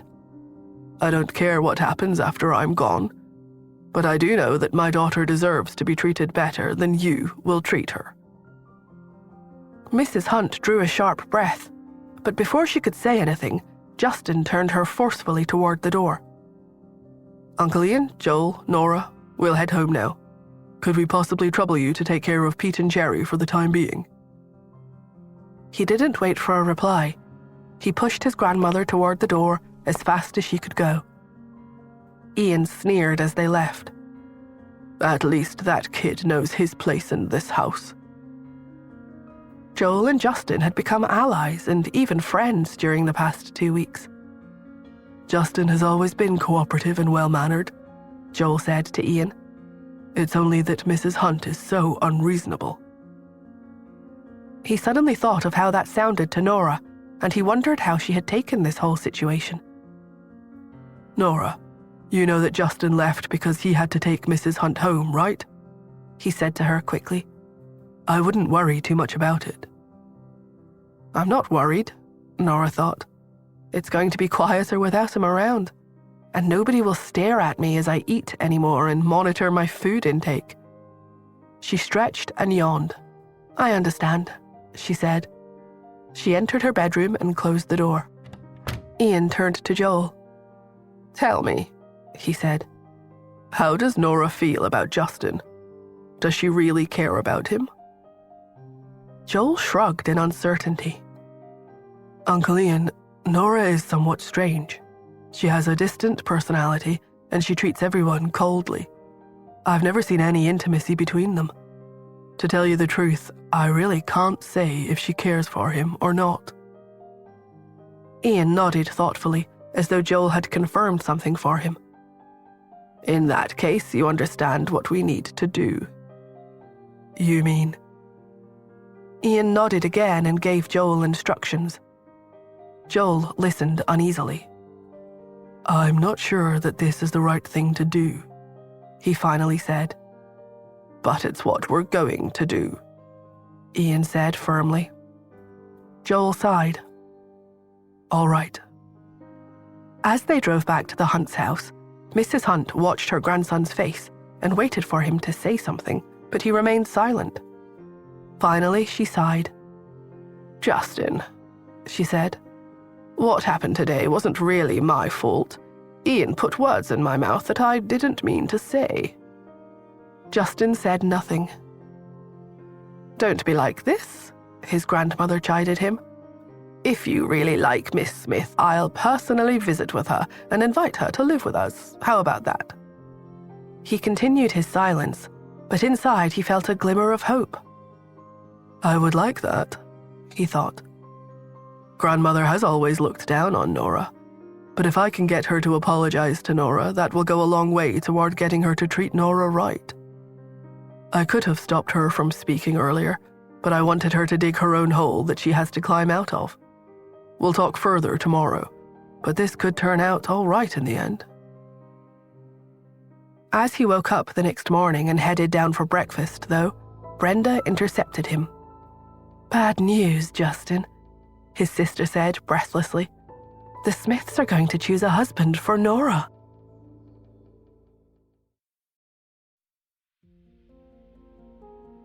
Justin stared at Brenda in surprise when he heard her announcement. Mrs. Hunt quickly joined them. She laughed. "There's nothing to be worried about," she said. "The more the Smiths publicize this, the more desperate it makes them seem. They're worried they won't be able to find Ms. Smith a husband. Besides, if they can choose a husband, maybe we can finally find Justin a wife." "Grandmother," Justin said, and though his voice was soft, there was no mistaking the warning in it. Mrs. Hunt was still upset by Justin's cold treatment of her the night before. "Justin, you can't let yourself get bewitched by that woman," she said. "I did some thinking last night, and Pete must come back to us. He's your son, after all, and he's the best heir of our next generation. Prior to last night, I was worried that whoever Pete's biological mother was, she would have tainted the Hunt bloodline. But the Smith family bloodline is a good addition to ours." Justin glared at her. "If I ever get married, it will only be to Nora." He turned on his heel and left. Mrs. Hunt watched him leave, and then she sniffed. "Listen to him," she said to Brenda. "He doesn't know what he's saying. How can a man like him be captured by any woman?" "Grandmother," Brenda replied, "Justin never says anything he doesn't mean." "Well, of course I know my grandson," Mrs. Hunt thought, "and I'm not as dissatisfied with Nora as I once was. It's true she grew up poor and isn't very smart, but she has already borne Justin 2 children." She frowned. "I think the Smith family is bluffing. Just wait and see," she said. "No one will be willing to marry Miss Smith. After all, she wasn't raised as a Smith. Not to mention, the Smith family will be under Joel's control, and whoever marries her will have to contend with that. And there's the matter of the children. No, I wouldn't expect many people will dare come forward to be her husband." Brenda stood up suddenly, as though she had just realized something. "Grandmother, I think you're right," she said. "That's why I'm going to Nora's house to help her look. I mean, to help Justin keep an eye on her. Let's see who dares come knocking at her door. She strutted out of the house, leaving her grandmother stupefied. Cherry, he's too short, Brenda whispered. But he's good-looking, Cherry whispered back. What's the use of a man being attractive if he's too short? No, I'm rejecting that one. The two of them were huddled in a corner of the Smiths' living room, sorting through photos. Brenda picked up the next one. This one's not bad. Look at those muscles. But Mummy likes puppies, not wolfhounds, Cherry protested. Brenda frowned. My brother's not a puppy. I know, Cherry nodded. That's why Mummy finds him so boring. Brenda's brow furrowed. Does that mean my brother doesn't have a chance with your mum? Cherry nodded again. I've always thought that Daddy had no chance with Mummy. From where he sat watching them, Pete frowned in disagreement but said nothing. He thought otherwise about his parents' relationship. He had always felt that Nora treated Justin differently than other men. Even with the good sound insulation in the house, the commotion in the living room woke Nora. She lay in bed for a moment and listened, uncertain what could be causing such a racket. She got up, showered, dressed, and prepared to go downstairs to eat. When she got downstairs, she saw 6 men in the living room, waiting for her. Startled, she studied them. The majority were in their 20s, but otherwise they had little in common. Some were fair, some were dark, some seemed quiet, and some were more extroverted.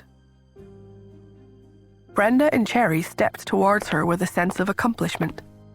Nora, come and take a look at these men, Brenda said.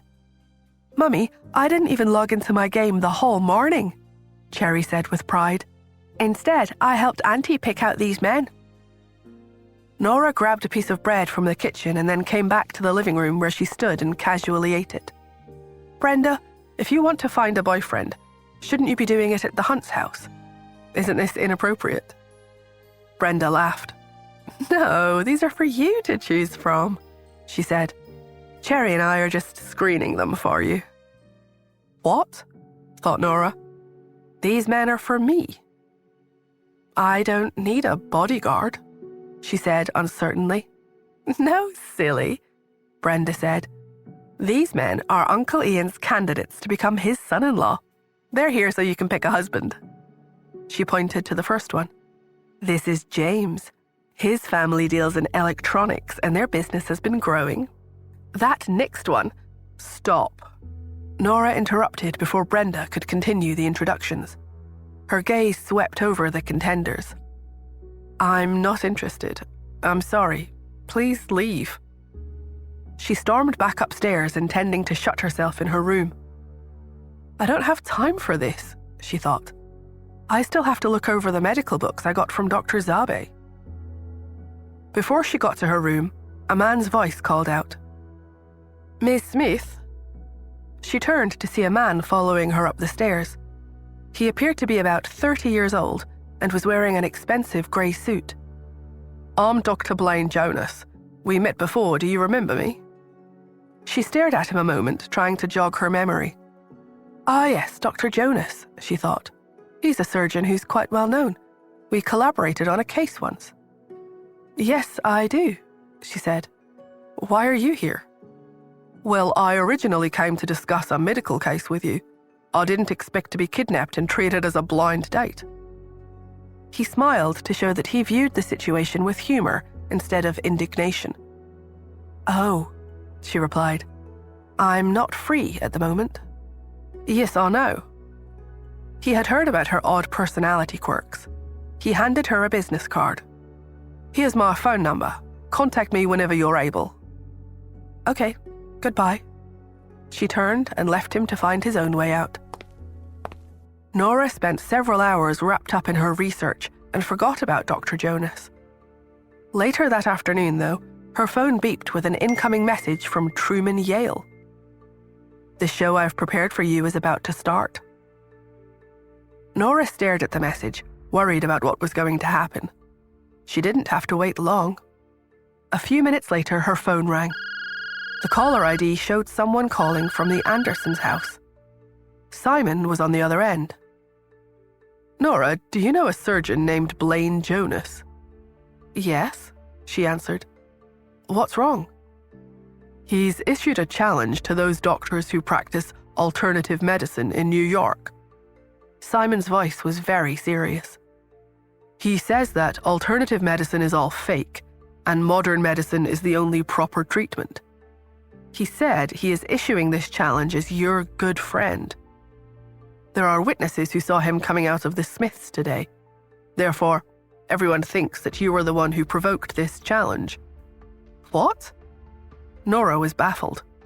"He didn't say anything about this earlier." "But everyone believes it now. I doubt you could get him to retract anything at this point." "But how did he make the challenge? What does it entail?" "He has a few patients on his side and a few patients who want to be treated with alternative medicine. He has agreed to see if alternative medicine can treat those people or if modern medicine does a better job. He says that from there, we can determine which method is superior." This makes no sense, Nora thought. Modern medicine treats the symptoms but not the root of the disease. Alternative medicine treats the root but works slowly. How can we directly compare them? "There's more," Simon said. "Dr. Jonas directly challenged Dr. Zabe. Dr. Zabe said he is too elderly to accept the challenge. He insists that his top student accept it in his stead."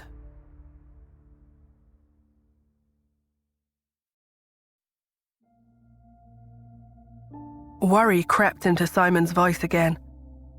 "Nora, now that Dr. Blaine Jonas has gotten involved, you're going to be in a pickle." Similar to what had happened previously, if the matter had only been about something she had supposedly said, Simon could still control the situation and explain to everyone that she hadn't said anything like that.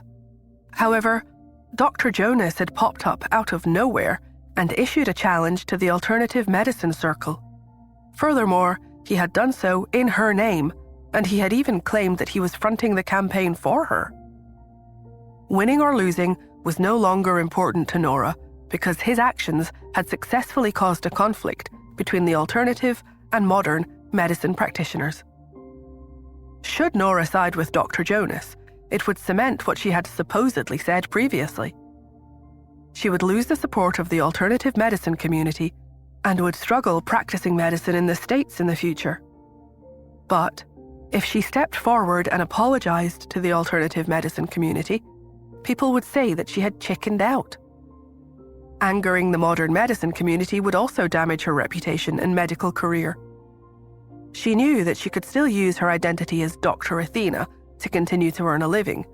However, she would no longer be respected by people in the medical profession, both domestically and internationally.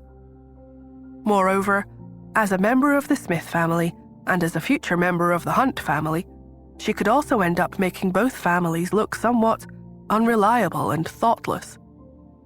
In short, the disadvantages to joining up with Blaine were simply too extensive. Nora figured all this out in an instant. She curled her lips into a smile. When Simon was about to nag her some more, she said, "Don't worry, Uncle Simon. I know what I'm doing." Simon closed his mouth and bit back the words he had been about to say.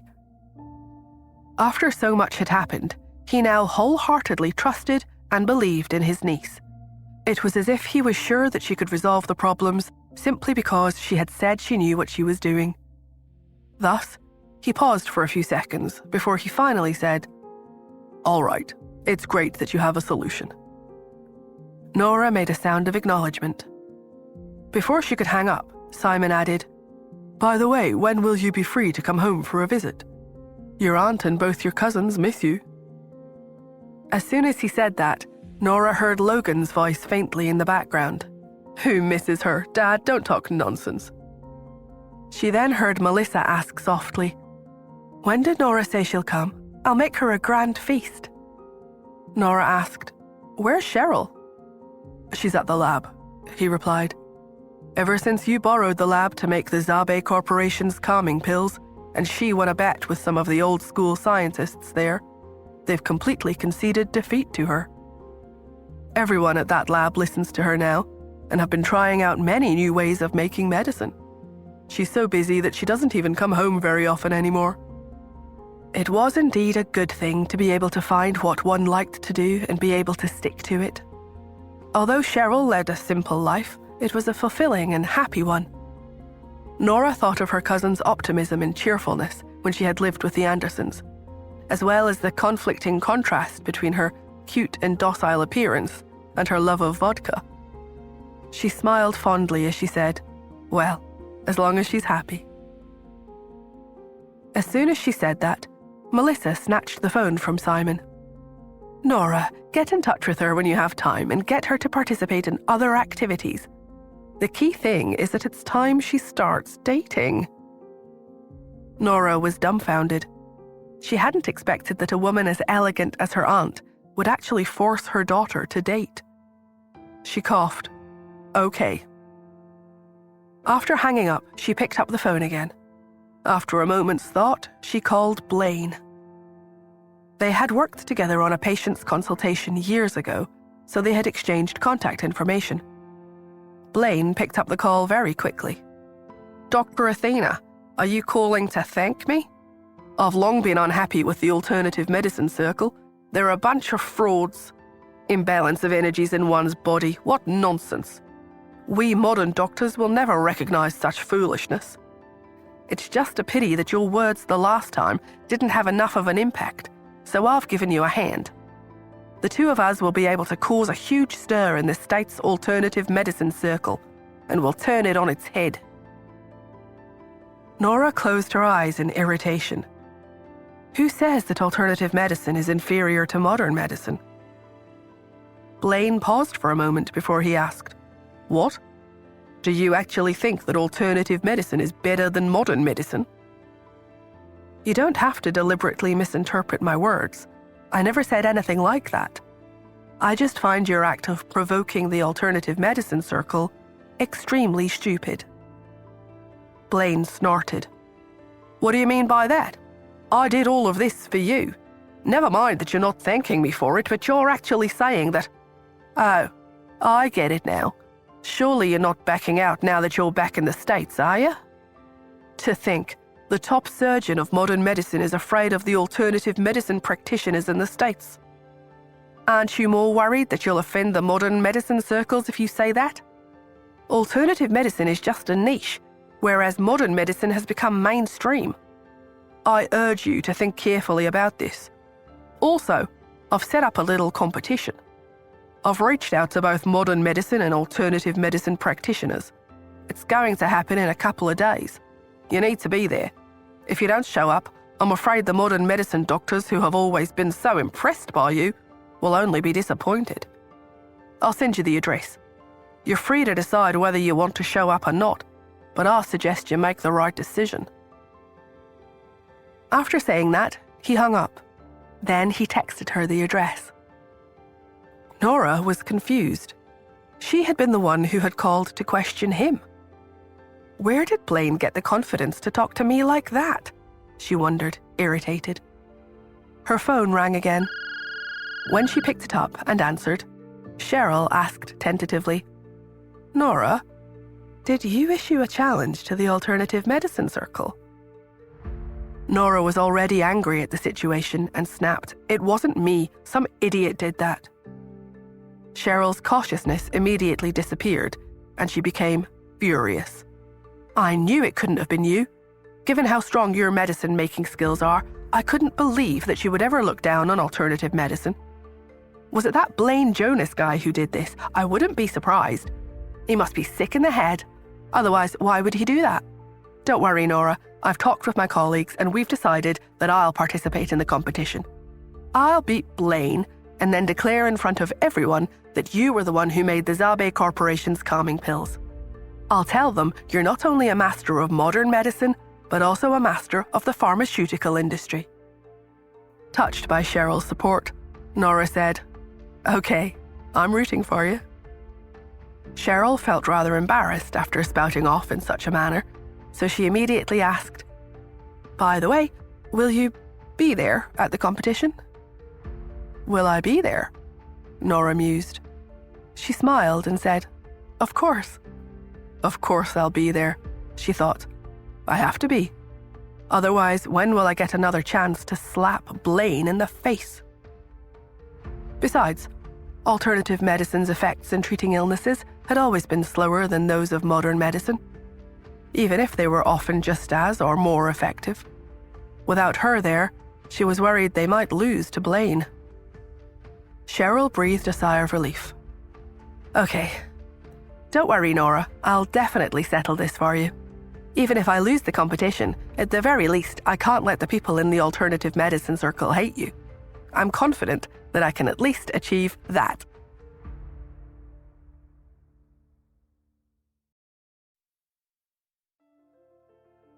After they hung up the call, Cheryl sent Nora a link to an article on a domestic alternative medicine community website that promoted the communication and exchange of ideas with one another. The article provided an objective evaluation of the upcoming showdown between alternative and modern medicine. Blaine's medical skills had been improving by leaps and bounds. He had recently performed a very risky operation, where the operation itself had been digitally recorded. His hands had been so steady that they were comparable to Dr. Athena's. In fact, some people overseas were already starting to compare him with Dr. Athena and discussing who the top surgeon really was. Needless to say, Dr. Athena was still publicly recognized as the #1 surgeon, but Blaine was starting to catch up. This was enough to make the alternative medicine practitioners in the States wary. Blaine was a threat to their circle, and they suspected that he had some tricks up his sleeve. The article also introduced and talked about some of the diseases he had treated. After Nora closed the page, she saw she had a message from Cheryl. Do you think the alternative medicine circle can beat him? Nora knew that a competition of medical skills where physicians of both circles treated patients on site was, in itself, already disadvantageous for alternative medicine practitioners. Modern medicine practitioners could make use of all kinds of equipment, but alternative medicine practitioners could only rely on their own judgment. To make matters worse, the effects of their medical treatment were slower to appear, so people wouldn't be able to immediately see the effects. Nora replied, It's hard to say. You don't have to be so honest. Nora smiled at the message. She put down her phone as the housekeeper arrived to tell her that she had a family visitor from California. Curious, she followed the housekeeper out of the room. As soon as she did, she could hear Louie's voice from downstairs. Ms. Black, long time no see. Lisa's timid voice rang out. I didn't know that you were home. Louie replied, I was about to go out and play games with Chester, but then I saw you. Come on, I'll play host. No, it's fine, said Lisa. I have something to talk about with my cousin. You can go on your way. That won't work, Louie said righteously. As the host, I must keep you company. Nora couldn't bring herself to listen any further. She went downstairs to rescue her cousin. Hi, Lisa, what are you doing here? Lisa walked up to her anxiously. Nora, I heard that you were going to challenge the alternative medicine circle. Nora grimaced. Do you already know all about it? Lisa nodded. News has spread throughout the school. We have alternative medicine majors in the university, and they're very angry. Some conflicts are starting to happen between them and the modern medicine students. Nora frowned in concern. She hadn't expected news of the incident to spread so quickly, or for the influence to be so great. Lisa went on. Also, there are reporters camping out at the school gates and asking if you're an externally hired professor at the school. In fact, when he heard that I was coming to pay you a visit, the Dean of Neurosurgery told me to tell you not to come to the school for now. Nora nodded reluctantly. Got it. How are you intending to settle this? Nora patted her shoulder. Don't worry about it. Lisa breathed a sigh of relief. Next to them, Louie became puzzled. What are you guys talking about? Nora, why are you provoking the alternative medicine circle? Nora glanced at him in surprise. She asked, which do you think is more impressive, modern medicine or alternative medicine? That would depend on the money, he said easily. Lisa was surprised at his response. But medical fees will differ according to the respective illnesses. Louis lifted his chin. No, what I mean is, it depends on how much the alternative and modern medicine circles would pay me. Whichever gives me more money is the one I find more impressive. Nora simply shook her head as Lisa glanced at her in confusion.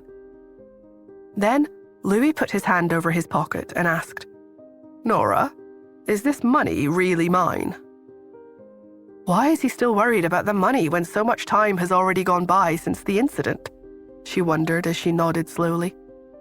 Louis jumped up. Nora's little cousin, when are you leaving? After I see you off, I'll go to the bank to apply for a few cards. Why are you applying for cards? Nora asked curiously. Louis grinned and said, You don't get it, do you? You can't put all your eggs in one basket. I'm going to apply for a few dozen cards and deposit a bit of money into each. That way, if Joel confiscates one of my cards, I will still have money stashed elsewhere. Also, I haven't gotten quite used to being a rich man yet. I've made up my mind. To celebrate, I'm going to give the cats and dogs a feast tonight.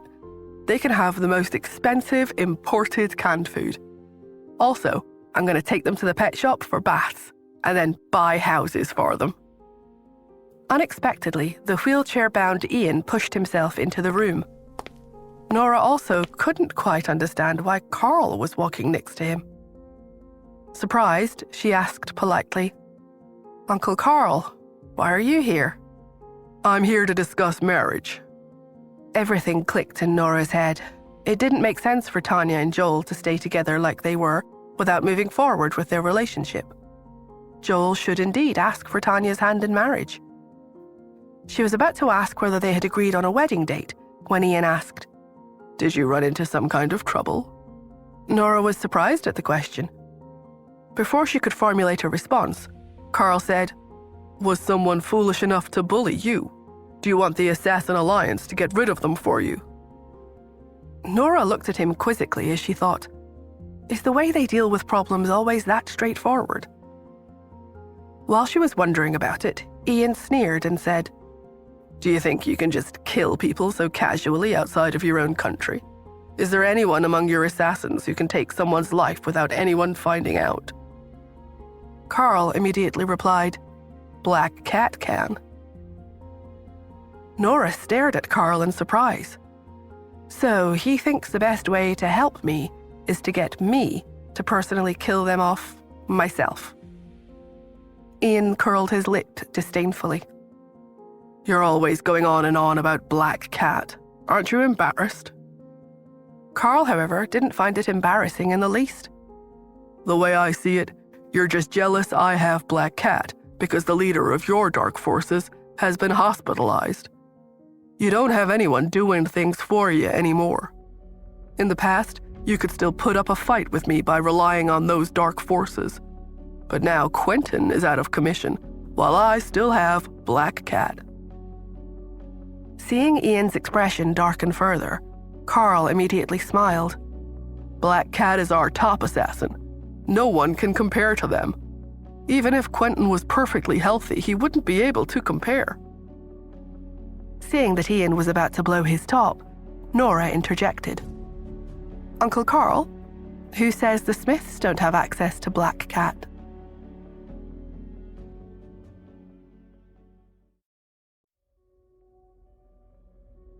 Nora's words took Carl by surprise. What do you mean by that? Nora raised her eyebrows. She was about to speak when Ian said, It means that the Smiths have someone who is even more impressive than Black Cat. Don't think you can keep going on and on about Black Cat just because you have them in your organization. We're talking about Joel and Tanya's marriage now, yet you keep talking about your assassin. Can you get any more annoying?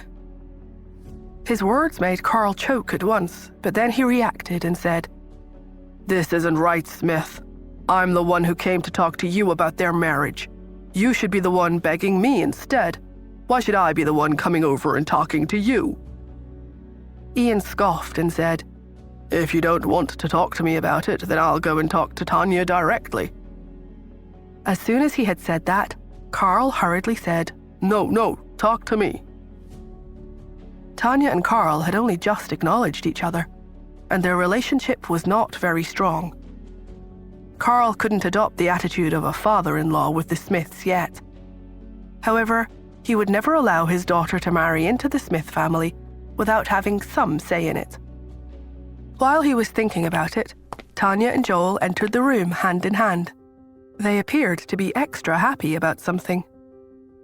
Nora asked, "Did something good happen to make the two of you smile like this?" Tanya glanced at Joel and blushed a little, though she didn't say anything. Joel walked up to Ian and Carl. He smiled and said, "Uncle Ian, Mr. Murr, Nora, all of you are here. Good. It just so happens that we have good news for you."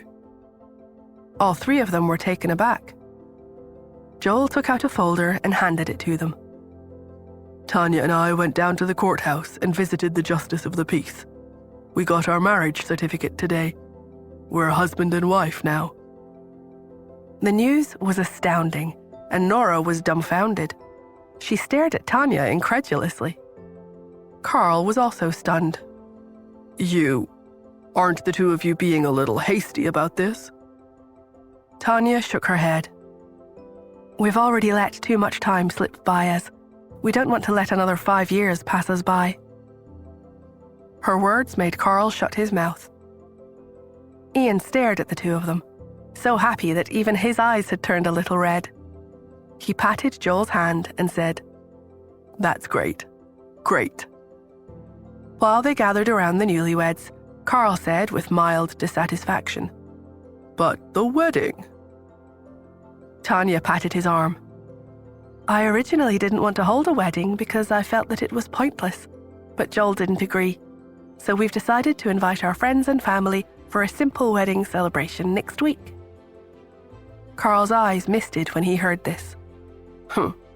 At least you know what you want and go for it, kid." Joel smiled. Dad, and Uncle Ian, I have some details of the wedding celebration that I want to discuss with the two of you." While speaking, he, Ian, and Carl entered the study. Tanya stayed where she was. She turned to Nora with a smile. "I also have something to ask of you for the wedding." Nora raised her eyebrows. "What is it?" Later that night, when Justin left the Hunt's manor to visit Nora, Mrs. Hunt watched him go.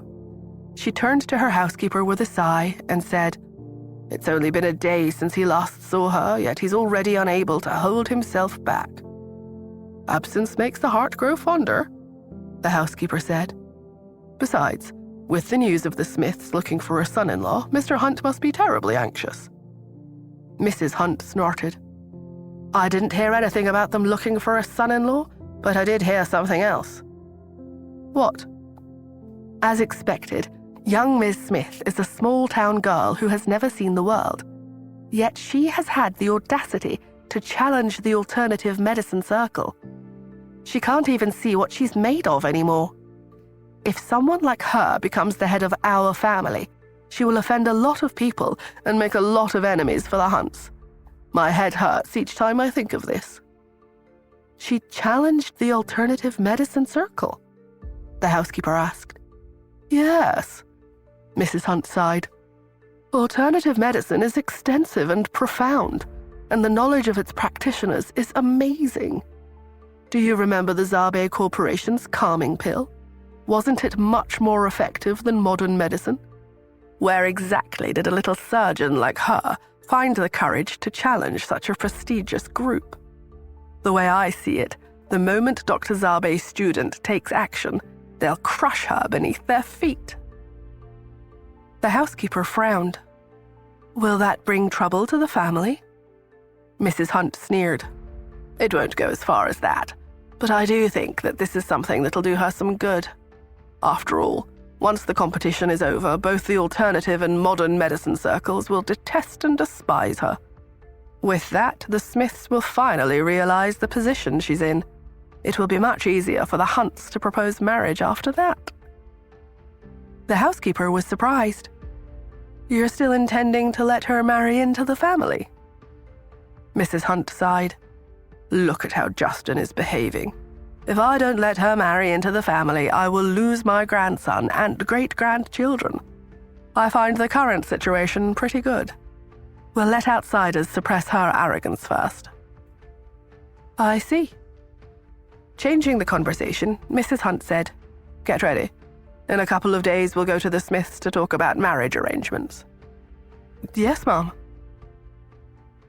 When Justin was on his way to the Smith residence, he got a call from Cherry, who quickly told him the happy news about Tanya and Joel. "They've got their marriage certificate."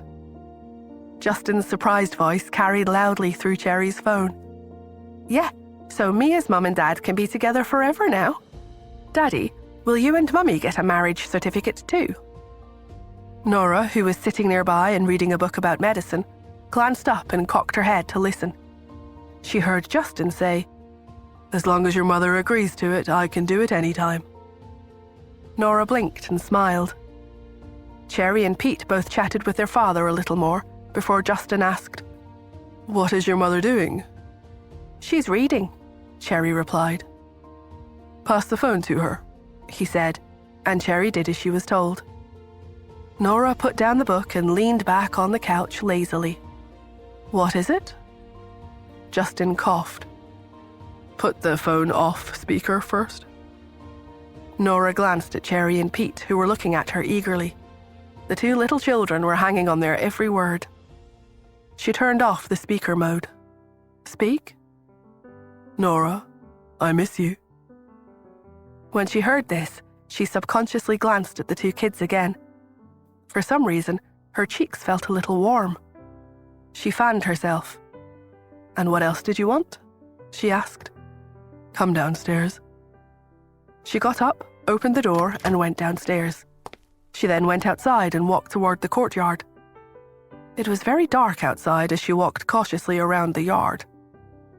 She had just walked under a big tree when someone suddenly grabbed her wrist. She was pulled around, and then a familiar figure pounced on her. Nora wanted to say something, but the next moment, his lips pressed to hers.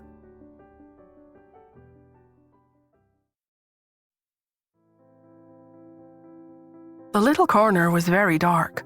If anyone happened to look carefully, what little light there was would reveal a man and woman pressed against the wall, lost in each other's embrace. The man cupped the woman's cheek in one hand, while his other wrapped around her waist. It looked as if he had trapped her there against the wall, but in truth, she was still a short distance away. Justin had done this so that the wall behind Nora wouldn't make her cold. Justin's arms were warm as he held her close. Nora instinctively wanted to push him away, but she was reluctant to part from his kiss. His lips were warm and firm. When they had made contact with hers, she had melted into the moment. He pulled back slightly to catch his breath, and she studied him. His eyes were dark and bottomless, filled with burning passion and desire. In the dim light, the beauty mark at the corner of his eye seemed a little more alluring than usual. His chiseled looks, from the sharp and defined nose to his strong jaw, made Nora want to stare at him forever. He was a handsome man, and in his strong arms, she found that she had no desire to put up any resistance whatsoever. The New York night was quiet for once, so quiet that she could hear her heartbeat, even as she felt the pounding in both their chests, which were pressed up tight against each other. At first, Nora thought the heartbeat was hers, but she realized that it was actually Justin's. The heartbeat seemed to possess some kind of captivating charm, and she felt like she could stand there and listen to it all night. His breathing was heavier than usual, and so was hers. She swallowed hard. Then she felt his cool forehead press against hers. His voice was a little hoarse as he murmured, "Nora, I missed you." She blinked. He had just told her that on the phone, but when the words rang in her ears as they stood closely together, she felt as though there were a small, thin, electric current slowly passing through her ears all the way to her heart. She swallowed again. Seemingly having sensed her reaction, Justin let out a low chuckle. Nora's cheeks turned red. She was about to ask him what he was laughing at when he pressed his lips to hers again. But this kiss wasn't like the one before. Instead, it was more insistent. He pressed his lips against hers with renewed passion. His breath was cool and smelt of vanilla, and it invaded her nose and mouth as if it wanted to take the air out of her lungs. His kiss was forceful and demanding, and she found herself complying as she kissed him just as forcefully. When they finally came up for air, Nora gasped for breath. For the first time, she realized that kissing actually took a lot of energy. Neither of them noticed that there were currently 2 sets of eyes staring at them from an upstairs window. One of the sets belonged to a face covered in an expression of indignation, while the other belonged to a face wearing a big smile. 2 minutes earlier, Ian and Carl had been still arguing about Tanya and Joel. An indignant Carl had said, "I can't believe my daughter married your nephew just like that." Ian sat in the wheelchair calmly. "Why are you so surprised?" Carl paced back and forth. "There was no proposal, no asking for her hand in marriage from her parents, no nothing. Just like that. They got married all on their own." He clutched his chest. "Can you put yourself in my shoes and think about it from another angle? Would you be willing to allow a man to just steal away your daughter like that?" "No," answered Ian.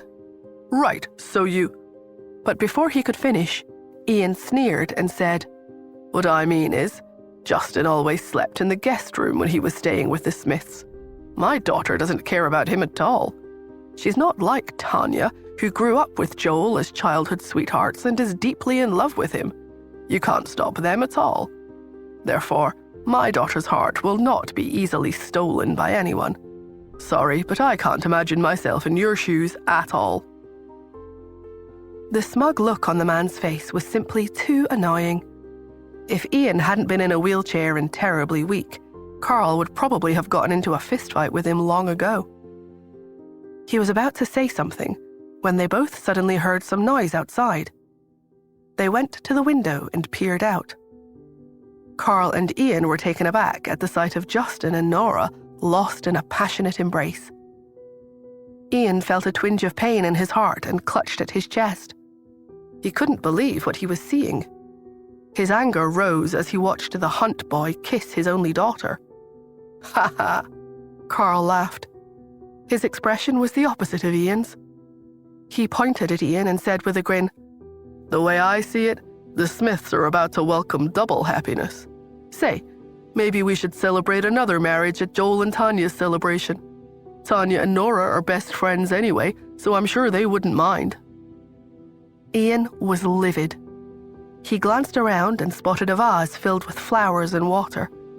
He immediately took it, dumped out the flowers, and reached out the window to pour the water on the kissing couple. However, his hand stopped mid-air. What if the water got onto Nora? As soon as the thought formed, he grumbled and pulled his arm back inside. He opened his mouth to yell and separate the two of them, when Carl whispered, "I'd advise you not to say anything right now." Ian turned to him, his eyes red. "Why?" Carl grinned. "You're feeling exactly like I did a little while ago when Tanya married Joel. How I wished I could kill that bastard." "What? You still think you can kill anyone from the Smiths when you're in the States?" "I have Black Cat. Forget it. We're digressing. What I want to say is, you can't do that. Tanya and I have only just acknowledged each other, but isn't that also the case for you and Nora? Think about it. Has Nora ever called you Dad?" Ian fell silent. Carl went on. Nora is much colder than Tanya in terms of personality. It's much harder for someone like her to warm up to someone. It must be very awkward between the two of you, right? Think about how she'd react if she knew you'd seen them just now. Wouldn't things become even more awkward between you two in the future? Ian seemed thoughtful. Carl then said, Therefore, the only thing you can do right now is to pretend you didn't see anything. When Ian thought about it carefully, what Carl said actually made a lot of sense. He reluctantly and indignantly suppressed his anger, finally realizing that Carl was right. He turned to peek out the window one final time. When he did, he found that the two lovebirds were kissing again.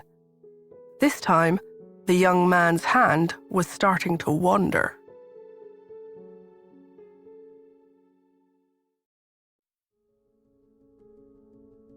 Ian's blood pressure instantly soared. How could I possibly let that go unchecked? He rolled up his sleeves and almost jumped straight through the window to stop them. However, the flash of headlights entering the driveway swept across the area. The light finally separated Justin and Nora. Nora's heart was pounding wildly. As expected, falling in love was hard work. It was pretty much an aerobic exercise at this point. She touched her chest and felt the pounding heartbeat. Then her eyes deliberately roamed about as she avoided making eye contact with Justin. There was a scorching look in his eyes. Sensing Nora's nervousness, he didn't go any further. Instead, he reached out and touched his lips. Then he chuckled and said, "I want more." When Nora was about to speak, he interrupted her with a sigh. "What a shame, though." Seeing that he wasn't planning to go any further, Nora breathed a sigh of relief. She asked, "What is?" "It's a shame that we're at the Smiths right now. Also, your father seems a little hostile toward me, so I have to take it a little easy here. If he sees us, it will become even more difficult for me to marry you." As Nora listened to his aggrieved voice, she retorted, "What else were you intending to do if we hadn't been at the Smiths?" Although she spoke stiffly and a little coquettishly, one could still hear the shyness in her voice. Justin smiled and took a step closer. "Kiss you some more?" He leaned close and whispered, "I'll never get enough of your kisses. If we were in a room where no one could disturb us and I wouldn't have to worry about your father seeing us, I think I could kiss you for a whole day." Nora's cheeks turned even redder and she glared at him. "You're shameless." Justin sighed. "I used to think that I was a serious man. Brenda even used to call me a stick in the mud all the time. I could never listen to all her talk about falling in love and such. But now, I understand." "Understand what?" He let out a low chuckle. "With you, I want to act shamelessly all the time." Nora was close to becoming unable to listen to him any further. At that moment, Louis walked toward the house, humming a little tune. In order to go from the driveway to the house, he would have to walk past them. She pushed Justin and said, "You should go." He stared at her reluctantly. "Then, I can come again tomorrow?" Nora ignored him. Instead, she turned and entered the house. Justin hurriedly hid behind a big tree. He waited until Louis had walked by before he stepped back out. As he touched his lips, he let out a regretful sigh. Upstairs, Ian hadn't stopped watching the pair. His fists were clenched tight as he watched them break apart and go their separate ways. He took a deep breath. Coming to a decision, he turned and summoned the butler. When the butler entered, Ian instructed, "Install lights in the area outside my window. No, wait. Install lights in every part of the villa tomorrow. I want it to glow like daylight when you're done." Nora walked into the living room. Before she could go upstairs, Louis stepped through the front door and bounced into the room. When he saw her, he waved and called out happily, "Nora!" She waved back. He studied her for a moment. "You look flushed. In fact, you even look a bit disheveled." Nora's cheeks instantly turned red. However, she had always been a calm person, so she coughed, put her awkward hands in her pocket, and replied coolly, "Oh, I ate something spicy just now." "No wonder, I thought you were sick." She turned in annoyance and started heading to the second floor.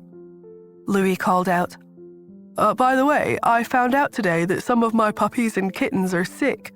Can you take a look at them for me? No hurry, you can just come with me tomorrow." Had it been any other time, Nora would definitely have agreed. However, because of her embarrassment just now, she was annoyed and snapped, "I'm not a vet." She went quickly up the stairs after saying that. Louis watched her go, scratching his head in bewilderment. His cousin seemed angry, but at the same time, she didn't. Never mind, he thought. He would just take the cats and dogs to the vet the next day instead. With that in mind, he was ready to head upstairs to his room to wash up and then play some games. But when he turned around, he saw Ian in his wheelchair looking at him quietly. There was a trace of something on the older man's face. Perhaps it was a satisfied and relieved smile? Louis shuddered. He stood ramrod straight in fright and called out respectfully, "Hi, Uncle Ian." Ian smiled and said, "Do you have enough money for your expenses, Louis?" Louis subconsciously held his hand over the few dozen cards in his pocket. His eyes widened and he asked warily, "What do you mean?" "Is Uncle Ian intending to confiscate my money?" he wondered. After all, Joel had always controlled his pocket money because Uncle Ian had started it. However, the next moment, Ian beckoned him over kindly and said, "Here's $10,000. You can spend it however you want." Louis gaped at his uncle as he reached out and took the money in trepidation. Why is he doing this? He thought. What's made his personality change so drastically? However, being the person he was, Louis didn't look a gift horse in the mouth. He had only one new thought on his mind. This money will pay for all the animals' expenses at the vet tomorrow. The next morning, Lisa woke up early in her dorm at the university. As the one and only postgraduate student under Dr. Athena's tutelage, the dean had given her a single dorm room, so her living conditions were nice and private. She got up, got ready for the day, and went to the school cafeteria for breakfast. As soon as she entered, she sensed people looking at her and gesturing. She kept her head down as she got in line to get something to eat. With her breakfast in hand, she went to an empty seat. Just as she was about to pull out the chair, the person next to her said, "Sorry, this seat's taken." Lisa didn't think much about it. She nodded and went to another table next to it, and again reached to pull out the chair. As she sat down, she heard a voice from the table she had just left murmur, "But the seat isn't taken, is it?" The schoolmate who had driven her away didn't bother lowering his voice at all, as if he wanted her to hear it. He replied, "Yeah, it isn't, but I don't want to sit and eat at the same table as a piece of trash." Lisa was taken aback. The other student asked, "What do you mean? Why is she a piece of trash?" "She's Dr. Athena's one and only student, and it seems like Dr. Athena has forgotten her roots just because she picked up a few modern medicine skills abroad. How can her students be any good?" "Oh, I see. Dr. Athena was originally my idol, but she's gone too far this time," the other student agreed. "Modern and alternative medicine have already locked horns all these years. How can she so openly look down on alternative medicine all of a sudden?" Lisa bit her lip. Had they been insulting her, she might have endured it. However, she couldn't tolerate them insulting Nora, so she snapped, "The truth is not at all like what you people are claiming it to be."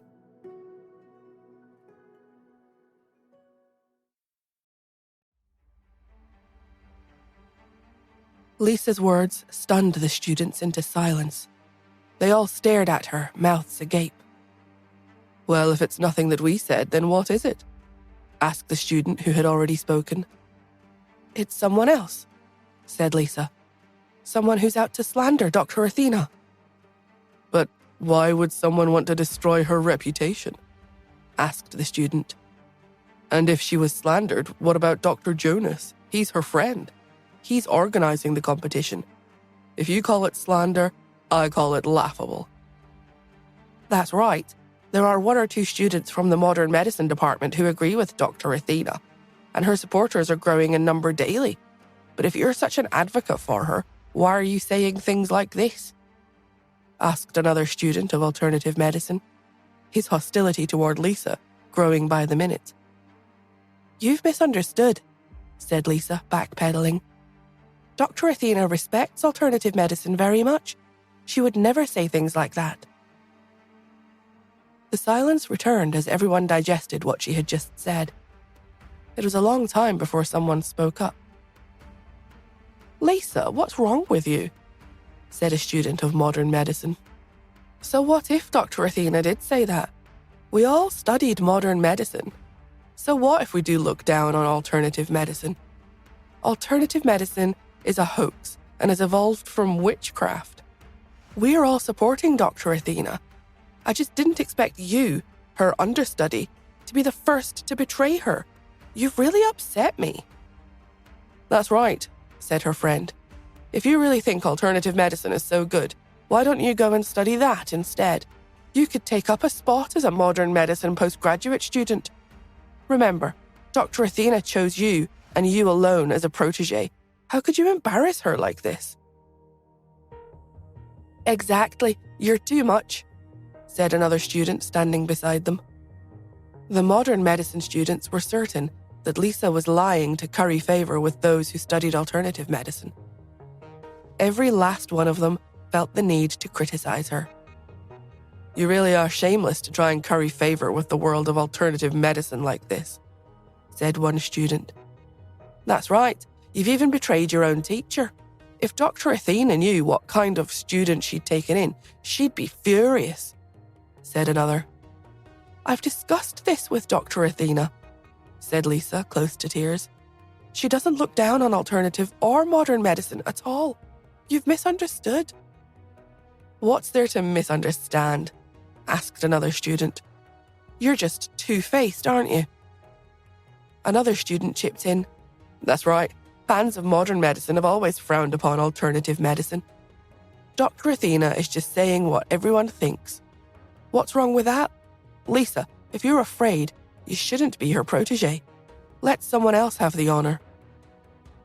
The fans of modern medicine were criticizing her, and people from alternative medicine were also being rude to her. No, we don't want any student of Dr. Athena's. We don't want your trash, said a student of alternative therapies. That's right, said another alternative medicine student. Do you really think modern medicine is that good? Before modern medicine was developed, there were only alternative therapies to treat illness. Alternative medicine may have fallen out of favor, and that's why you look down on it. But a true alternative medicine master's skills are very impressive. It's countless times better than the scalpels and chemicals you use to treat illnesses. The modern medicine students couldn't take it anymore. We don't believe you. We'll know if you're any good or not after the competition. Our modern medicine has famous doctors. We've got Dr. Jonas and Dr. Athena. What about you guys? Aren't all your experts just a bunch of old men? One of the alternative medicine students glared. You're so ignorant. Did you know that the most powerful person in the world of alternative medicine right now is Dr. Sylvester Zabe? Thanks to him, everyone in alternative medicine wants his student to participate in this competition to restore our reputation. That's right, agreed his friend. In front of the truly powerful alternative medicine practitioners, even Dr. Athena will have to kneel down and bow to his superiority. Don't be so sure of that. You do like to boast, don't you?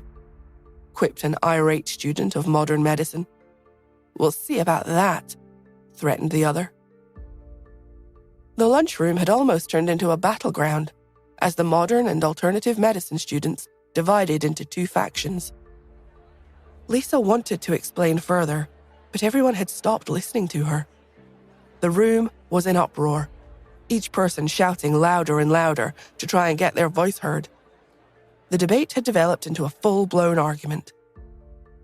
Every student of alternative medicine disliked Dr. Athena and were equally as hostile toward Lisa. The modern medicine students hadn't liked what they had heard Lisa say and no longer liked her either. She had alienated herself from both of the camps and she was feeling very lonely. She picked up her lunch and took it to her dorm room to eat in peace. Once she had finished, she went to her department to collect the week's assignments. Most of the students had tutorials with their mentors and learned during surgeries. As a student of Dr. Athena, the hospital director was taking very good care of Lisa. He had arranged all of her surgeries with the most talented of mentors. That day, she was going to shadow Dr. Larson. He was the chief physician at the university hospital, and he was going to perform brain surgery that day. However, when Lisa went to the hospital to report for duty, Dr. Larson looked at her and frowned. "What are you doing here?" he asked sharply. "I'm here for our surgery, as arranged by the hospital director," she replied carefully, worried that she had said something wrong. "But no one is allowed to participate in my surgery," he replied haughtily. With that, he walked toward the operating theater and prepared to change into his surgical scrubs. Lisa stood and watched him walk off, not sure what to do. She looked inquiringly at Dr. Larson's assistant, who had listened to their short conversation. The assistant pursed his lips. "He's heard about your betrayal of Dr. Athena. He doesn't like traitors. That's why you can't participate in this surgery," he said, walking off. After a few strides, he stopped and turned around. "Just because a few alternative medicine students challenged you, you caved," he said. "You really embarrassed Dr. Athena when you chose not to stand up for her." He opened the door to the operating theater and slammed it behind him, leaving her standing there alone. She looked at the closed door, not knowing what to do. As she stood there, undecided, an administrator in charge of internships walked over. He handed her a piece of paper. "Lisa, this is your next study assignment," he said before he too walked off. Lisa looked at the piece of paper. As she read it, her jaw dropped open. "Sir, there appears to be a mistake," she said, her voice quivering. I'm not a vet." She had been ordered to report to the veterinary school. "You should have thought of that when you chose not to support Dr. Athena," he shouted from over his shoulder. "Perhaps if you study there for a while, you'll learn the difference between human and animal brains." She stood in the corridor, stunned. She knew that he had no right to treat her like this, but what else could she do? She had already caused enough trouble for Nora, and she didn't want to cause her any more. She walked away from the surgical department sadly, wondering if she would ever live this down. Dr. Larson's assistant walked into the changing room, where he saw Dr. Larson washing his hands. "Get ready for surgery," the doctor said to his assistant, "while I call Dr. Athena and tell her how ungrateful her protégé has been."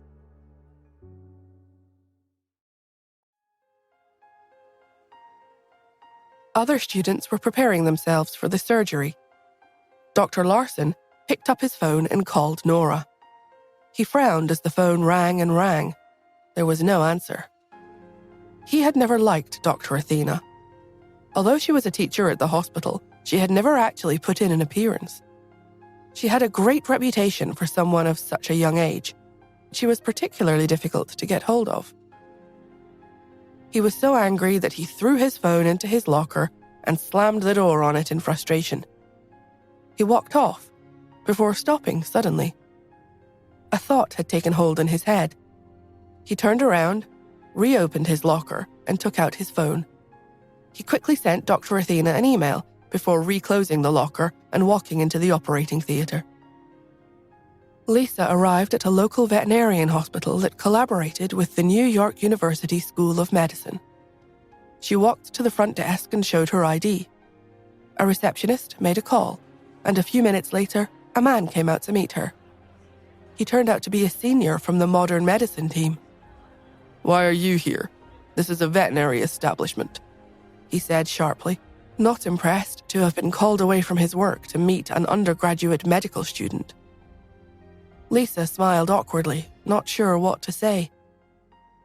The senior looked at her student ID. "Lisa, you're studying under the tutelage of Dr.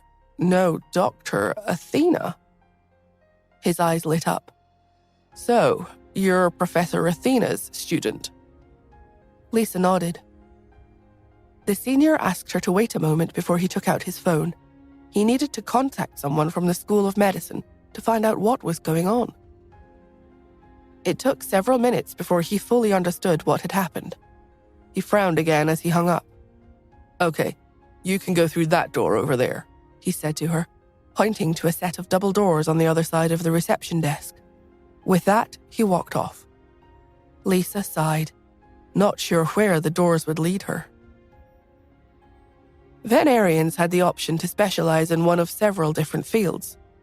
Some worked with the pets of loving owners who treated them like members of their family.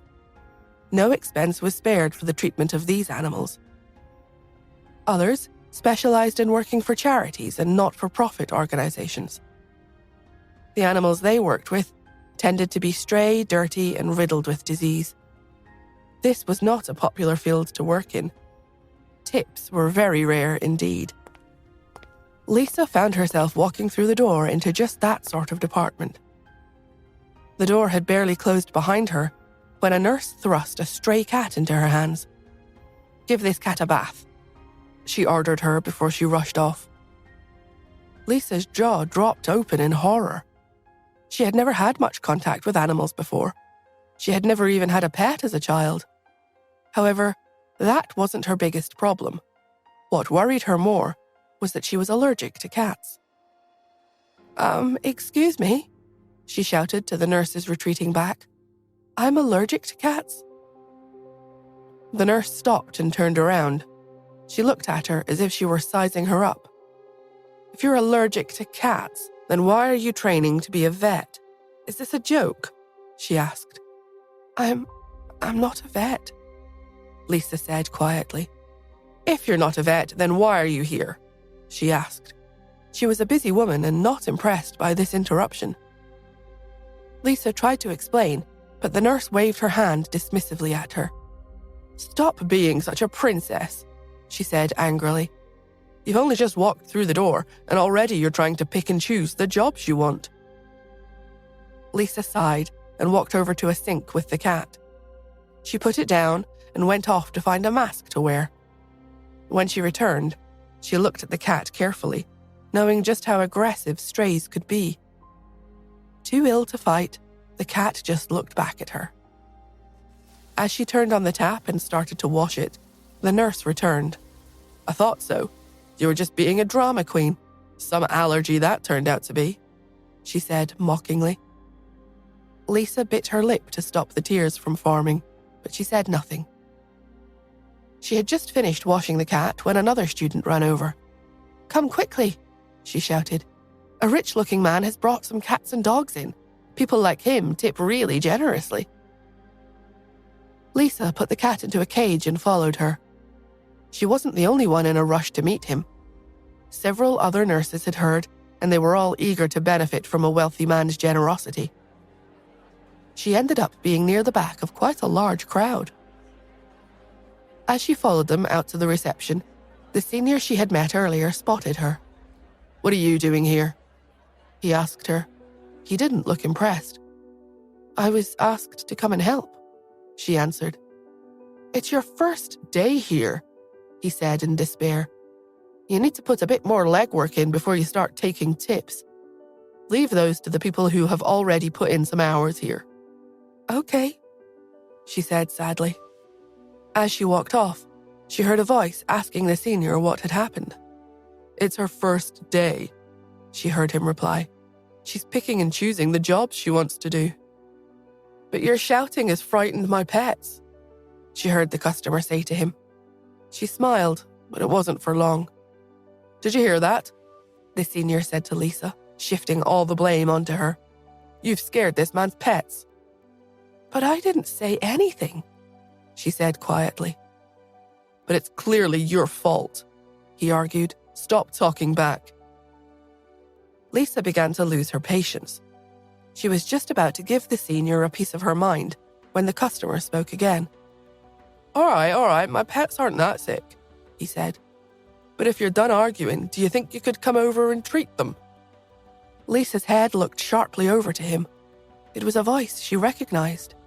She couldn't believe that she hadn't noticed him sooner.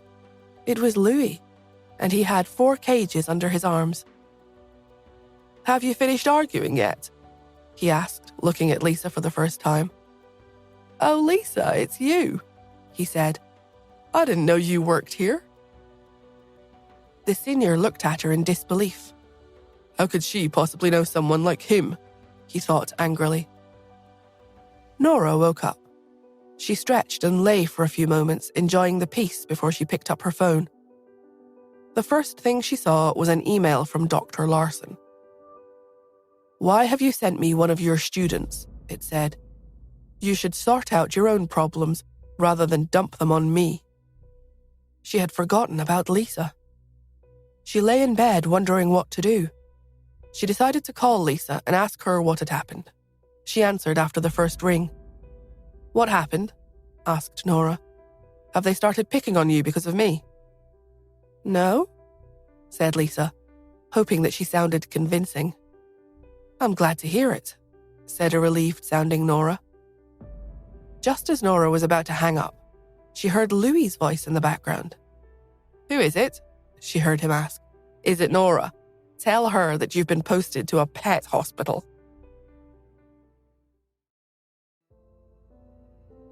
Lisa hadn't wanted to tell Nora what had happened. Now she knew that they weren't related after all. She didn't want Nora to feel like she was obliged to help her anymore. Also, with Nora's competition about to begin, she didn't want to distract her with her own problems. However, she hadn't bargained on Louis interrupting her. He snatched her phone away and began to tell Nora the whole story. Nora, aren't you supposed to be the one protecting this little cousin of yours? Did you know that she was assigned to a pet hospital and they're bullying her here? It turns out she's allergic to cat fur, but they're making her work with them. You should see her face, it's covered in a rash. You need to help her. Lisa tried to snatch her phone back off him, but he held it up above his head out of her reach. Which pet hospital? Nora asked, jumping out of bed and getting dressed. Louis told her the hospital's name. Nora nodded. I'll come straight over. Good, said Louis. You need to get here quickly. She didn't even defend herself when they were being rude to her. It's not far away, I'll be over in a few minutes, said Nora before she hung up. Give me back my phone, shouted Lisa, angry that he had interfered. She tried again to get her phone, but with Louis being much taller than her, she couldn't reach it. She even tried jumping, but as she leapt off the ground, she lost her balance and began to fall. Hey, be careful, shouted Louis, catching her by the waist. They both tumbled to the floor under the momentum of her leap. Louis landed first, while Lisa landed on top of him. His hands were still around her waist once they had landed. They looked at each other in shock as they lay in each other's arms. Lisa tried to get up, but Louis's hands were still around her body, so she couldn't move. She put her hands on his chest as she tried to push herself up. Ouch, shouted Louis. You're hurting me. Lisa blushed. She hurriedly stood up and picked up her phone, wanting to tell Nora not to worry about her. But when she realized that the call had already ended, she glared at him. Why did you tell her? She demanded. Because we're all family, he replied, getting up and dusting himself down. That's what families do. Lisa was so angry that she couldn't speak. She stood glowering at him, not sure what to say to him next. I thought you'd be pleased, he said. You won't have to stay here anymore." Lisa nodded, too proud to thank him. Instead, she walked away, intending to get her coat. "I'll take you back to the School of Medicine if you'd like," he said, following her. "No need," she replied.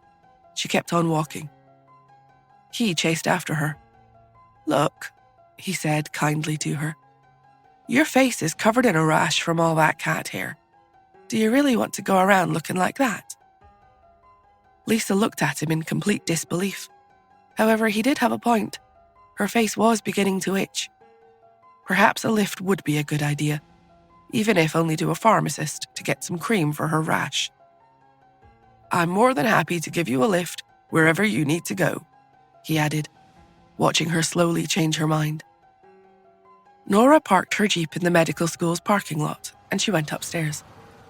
She marched straight to the dean's office and walked in without knocking. "Hello, Robert?" she said as she walked through his door, his personal assistant trailing in her wake. "I'm sorry, Mr. Shaw," said the assistant. "I couldn't stop her." "Don't worry, Michael," said Robert, not surprised that she had walked in. It had happened several times before. He dismissed his assistant and offered her a seat. "Is everything okay?" he asked. As Nora told him everything that had happened, he listened carefully, nodding occasionally. He wasn't happy about what he heard. "This is ridiculous," he said when Nora had finished. "How can a student be blamed for taking a teacher's viewpoint? I'll definitely need to investigate this." He wasn't happy with the thought of bullying going on in his university. He promised Nora that he would find out who the bullies were and punish them severely. Nora relaxed. She knew that she had told the right person about what had happened. Robert had never let her down before. "I'll leave the matter with you," she said. He sighed. "Thank you. I'll also make sure that your protégé isn't disadvantaged. There is a very useful surgery taking place in 2 days' time. I'll make sure she's on it." He coughed. Nora looked at him. She knew what that cough meant. "What's the matter?" she asked. "Did you really say that alternative medicine is useless?" he asked.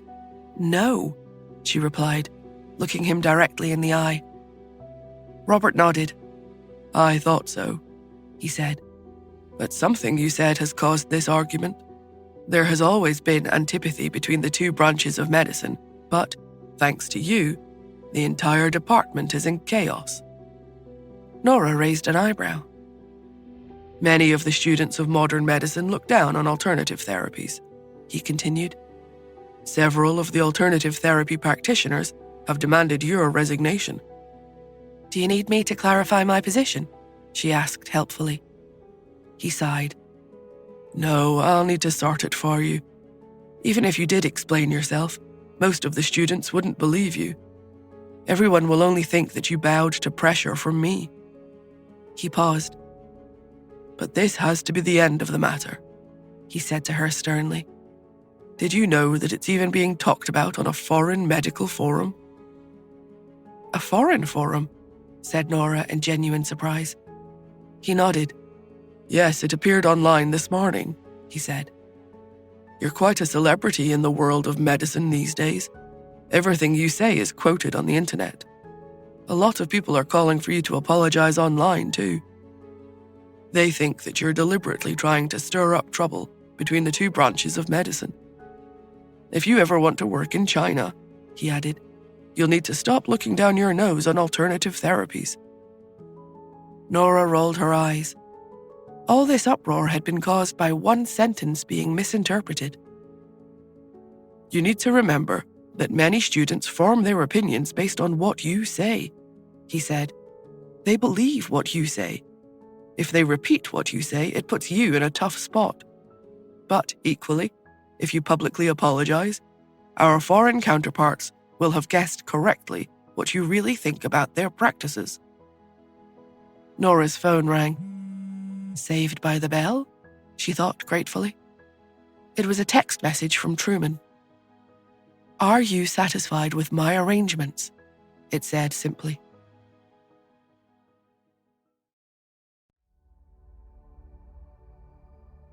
As soon as she saw the message, Nora understood why her actions were being discussed on a foreign forum. It had all been arranged by Truman. Her phone beeped again. It was another message from him. "I can stop all this. You only have to give me the word." "How?" she asked. "Leave New York and join us," it said. "Your medical skills are highly regarded in every country." "You don't change, do you?" she replied. She was getting tired of him and his antics. "Fancy a wager?" "I'm listening," came an instant reply. "If I get through this safely without your help, I win. If I don't, then I side with you. But if I win, you have to answer 5 questions," she wrote. "5 questions? You're greedy," he replied. "You have a deal, but I won't make it easy for you." In a hotel near the faculty office where Nora was sitting, Truman sat in a suite on the top floor. He smiled as he accepted her bet. "Do you really think you can beat her?" asked his assistant, reading her message over his shoulder. Truman smiled. "Do you know what talented people hate the most?" "What?" "Being beaten," he said. "She just won't concede defeat." The assistant looked at him quizzically. "If she doesn't listen to me, then she surely won't listen to the powers that be at the university," he continued. "In the end, they'll have to sack her because she's too outspoken, or she'll quit because she won't comply with their rules." "But she's a world-renowned surgeon. They won't fire her," said the assistant, still confused. Truman smiled. He was convinced that the university would have no option but to fire her because of her views. They were just too controversial. If they didn't, they would be the ones to bear the brunt of the international outrage she was causing. And let's face it, he thought, powerful people just love to shirk their responsibilities. Nora put down her phone and looked up at Robert again. He still looked worried. "If there's nothing else, you should go home and rest," he said kindly. "Thanks, but you don't need to worry. The competition's in 2 days' time. And besides, I won't make things difficult for you." He nodded. They exchanged small talk for a few minutes before Nora left. She was barely out of the door before Michael walked back into the office. He looked worried. "The administrator is here," he said.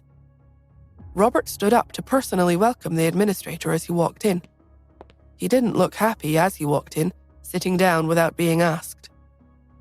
"There's a thread on the internet asking how such an esteemed university could employ a woman with such outspoken views," he said, getting straight to the point.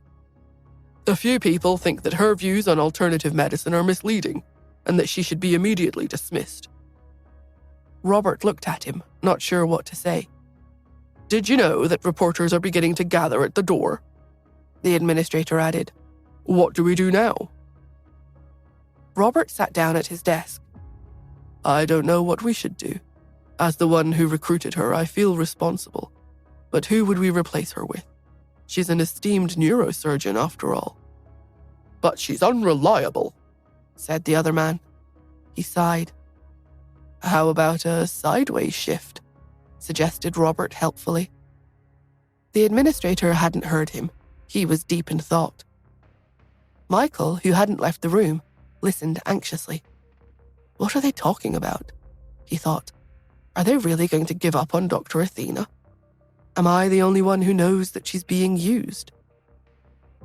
It seemed that he was the only one who knew that the thread on the internet was just a plan to oust her.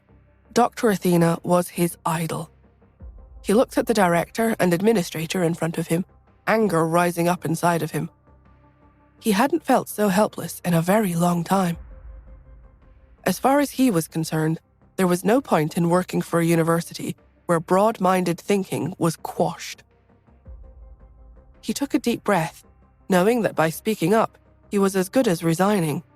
But he was saved by Robert, who interrupted him. "I know she's unconventional, but I've promised her to resolve this problem. If you'll allow me, I'll ensure that I resolve it to your satisfaction too." The administrator relaxed visibly. "If you can promise me," he said, "then you have my blessing." Michael was speechless. He looked at them in disbelief. "But what if someone tries to spoil your plan?" he asks. "Don't worry, Michael," said Robert. "As I've already said, I'll take the blame if it fails. I'm expecting a backlash on the internet, but I intend to keep Dr. Athena in her post here." "It won't come to that," said the administrator. "Actually, I think it's best if I handle this after all. I won't have our esteemed institution held at ransom by reporters and social media. If Dr. Athena is the best in her field, then she should stay." Robert was silent. The administrator smiled. "According to the rules, Dr. Athena will have to be suspended pending an investigation, but I'll release a statement saying that this is all a misunderstanding. I'll even announce that she has been the victim of a hate campaign." Robert looked at him in relief. As they worked out the details of their plan, the two men smiled. As Michael listened to the other men, he relaxed, relieved to hear that the two most powerful men in the university were standing by their most talented professor. Nora had no idea that things had become so serious. The medical competition was due to take place in 2 days, and she was beginning to get worried. Anyone who saw her thought that she was worried about the competition.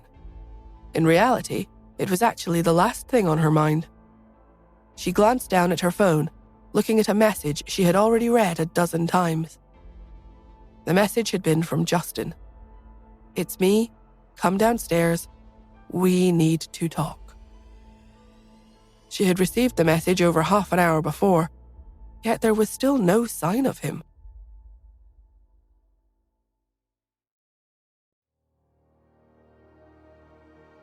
"Mummy, why aren't you asleep?" asked Cherry. Normally, after taking a shower, Nora went straight to bed. But on this occasion, although she was yawning, she was staring at her phone intently. "Perhaps we could play some games?" added Pete, an expectant look on his face.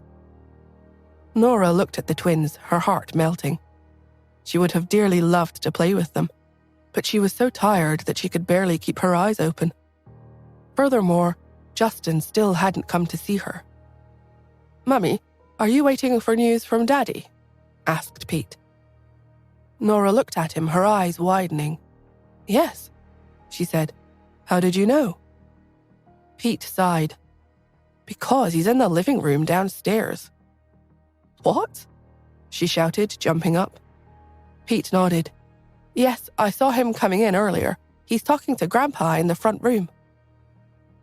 She walked out of the bedroom, wondering what it was that was worrying Justin so much. As she reached the top of the stairs, she found Joel and Tanya sitting on the top step, looking down the stairs at Justin and Ian. They had a bowl of popcorn between them, looking for all the world as if they were watching a show.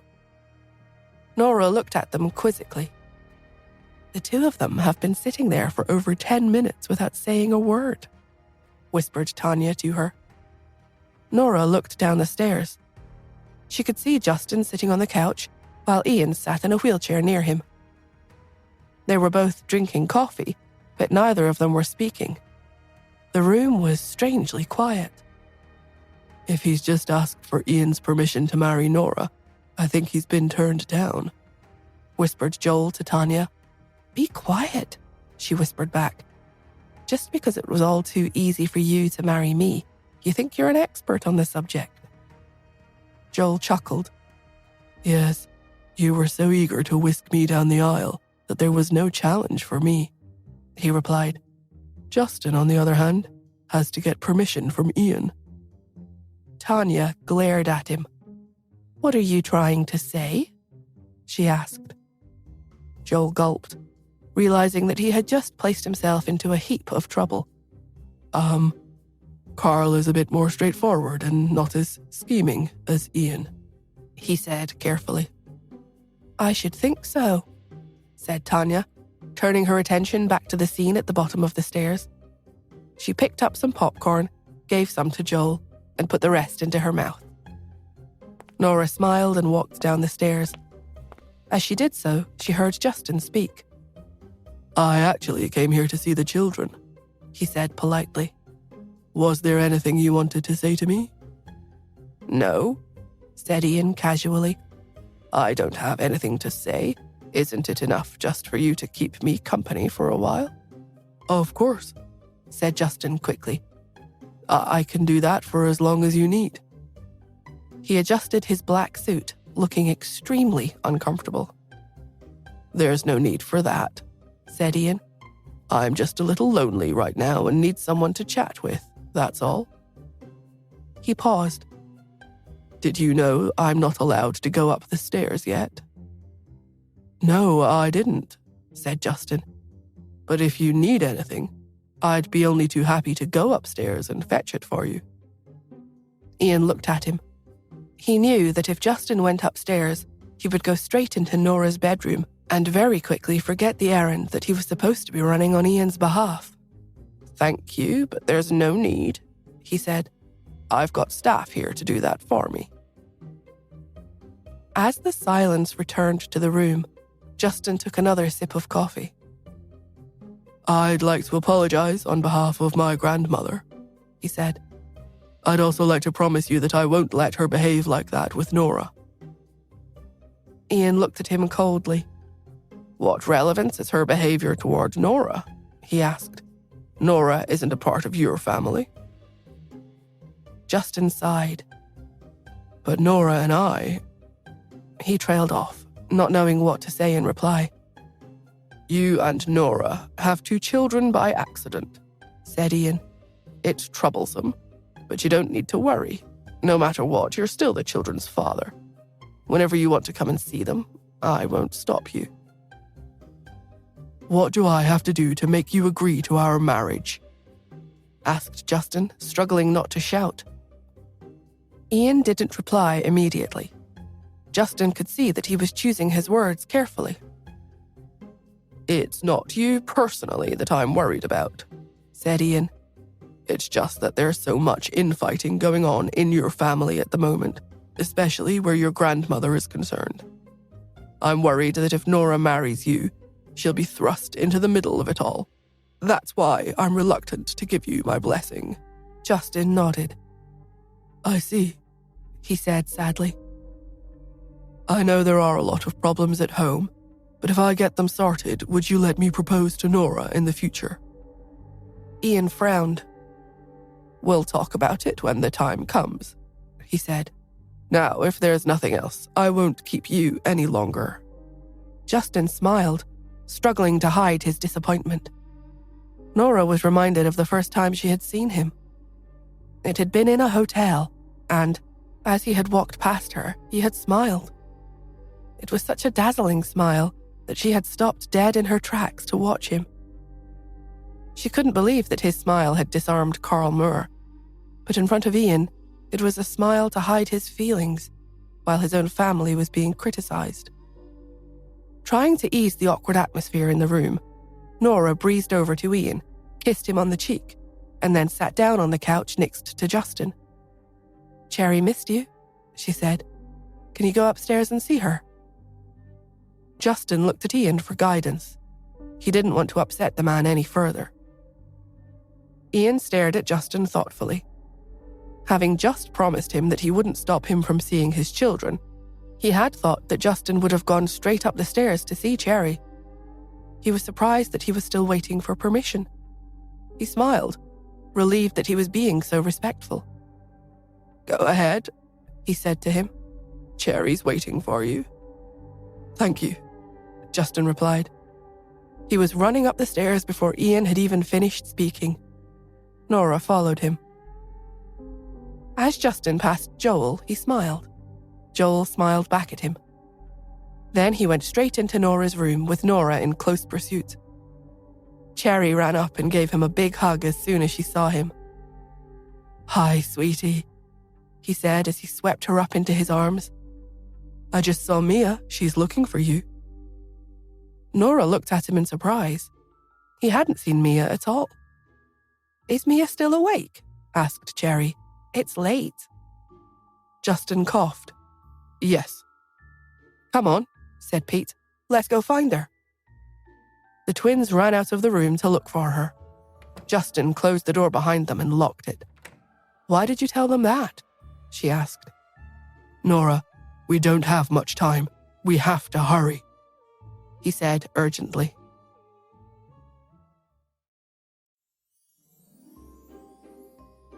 Nora was astonished by Justin's actions. "I only asked him up here to see the children," she thought.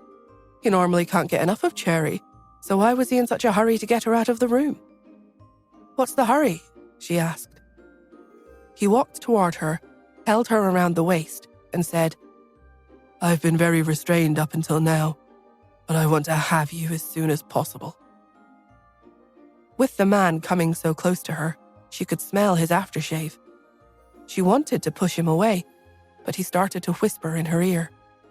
He said, "Nora, this is my first time in a long while, and I don't have much experience, so please, be patient with me." She felt as if her ears were being tickled, and she could sense that he was nervous. His heart had started to pound violently again.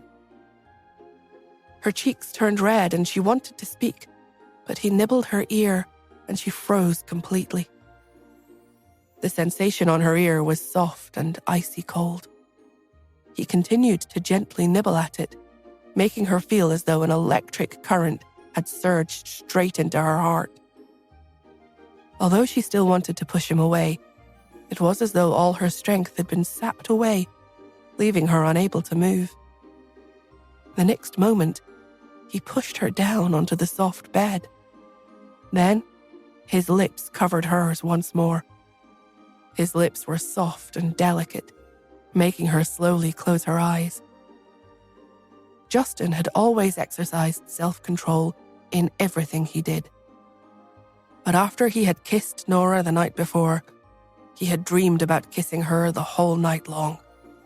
It simply hadn't been enough. Because of that, he had been desperate to go to Nora during the 10 minutes that Ian had kept him downstairs after he had arrived.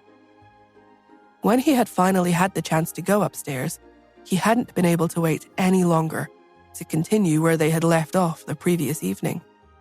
Nora felt her chest becoming very tight. It was as though he had sucked all the air out of her lungs. Although she was already a mother, it felt like this was the first time she was being so intimate with a man. They were interrupted by a knock on the door. They both recovered their senses with a start. Nora glanced at her cell phone and saw that they had been kissing for half an hour, even though she felt as if only a minute had passed. The knocking continued, and they heard Ian's voice. "Nora, are you in there?" She pushed Justin away and sat up straight when she heard Ian's voice. She took a couple of deep breaths and glared at Justin before she went to open the door. She saw Ian standing outside, pulling a very long face. Behind him were Cherry and Pete. Cherry said, "Daddy lied. Mia is already asleep. Mummy, Daddy, what were the two of you doing?" Nora was about to say something to gloss over the topic when Pete asked, "Were the two of you making more brothers and sisters for us?" Nora almost choked, and her cheeks flushed crimson. She sounded a little panicky as she replied, "No, we weren't." Behind the children, Tanya and Joel were craning their necks and watching the excitement like a couple of nosy bystanders. Tanya stared at Nora's lips thoughtfully for a while, and then she started to smile knowingly. Pete said, "Oh, you weren't?" Mia said that her parents told her that they're planning to give her a younger sibling, so they kicked her out of the bedroom while her mum and dad slept together. That's why I thought Mummy and Daddy were also making younger brothers and sisters for us. How did the focus turn to the two of us when we were just here to watch the excitement? Tanya wondered as her cheeks turned red. She glared at Joel and then walked away in a huff. Joel followed her and said, "Tanya, don't be mad." As she continued to walk away, she asked, "Why would you say that to our daughter?" After the two of them had gone, Pete gave Nora a look. Only then did she understand that her son had been trying to help her. Not only had Tanya and Joel not helped diffuse the situation, but they might as well have brought along stools and popcorn to watch the show. So Pete had turned the focus upon them. Despite his young age, he knew how to set a trap for others. Nora smiled and finally had the courage to look Ian in the face. She saw that he was glaring angrily at Justin. "What were the two of you doing?" he asked. "Discussing the issues around modern and alternative medicine, of course," replied Justin. Ian didn't believe him, so he frowned and asked, "And was that all?" Justin kept a straight face and said, "It's true, Uncle Ian. What else could we have been doing? Even if you don't trust me, surely you trust Nora." Ian didn't believe him because he had seen the two of them cozying up to each other outside the night before.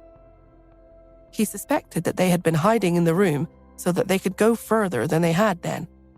However, he couldn't say that he didn't believe what Justin had told him.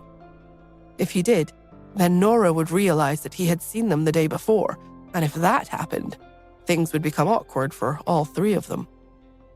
He felt like he had been tricked, and he glared at Justin furiously. Justin then said to Nora, "I'll come again tomorrow to visit the children. Uncle Ian, you said that because I'm the children's father, you won't stop me from coming over to visit them. In that case, you won't mind me coming back tomorrow, right?" Ian felt that his hospitality was being abused. What cheek, he thought. Is the man trying to move back in now? He managed to hold back his anger and said reluctantly, "No, of course not." Justin looked at Nora with lingering affection. His look of reluctance to part was so intense that Nora felt it might make her stick to him. She looked away, opened the door, and ushered Justin and Ian out. Then she whispered, "See you tomorrow."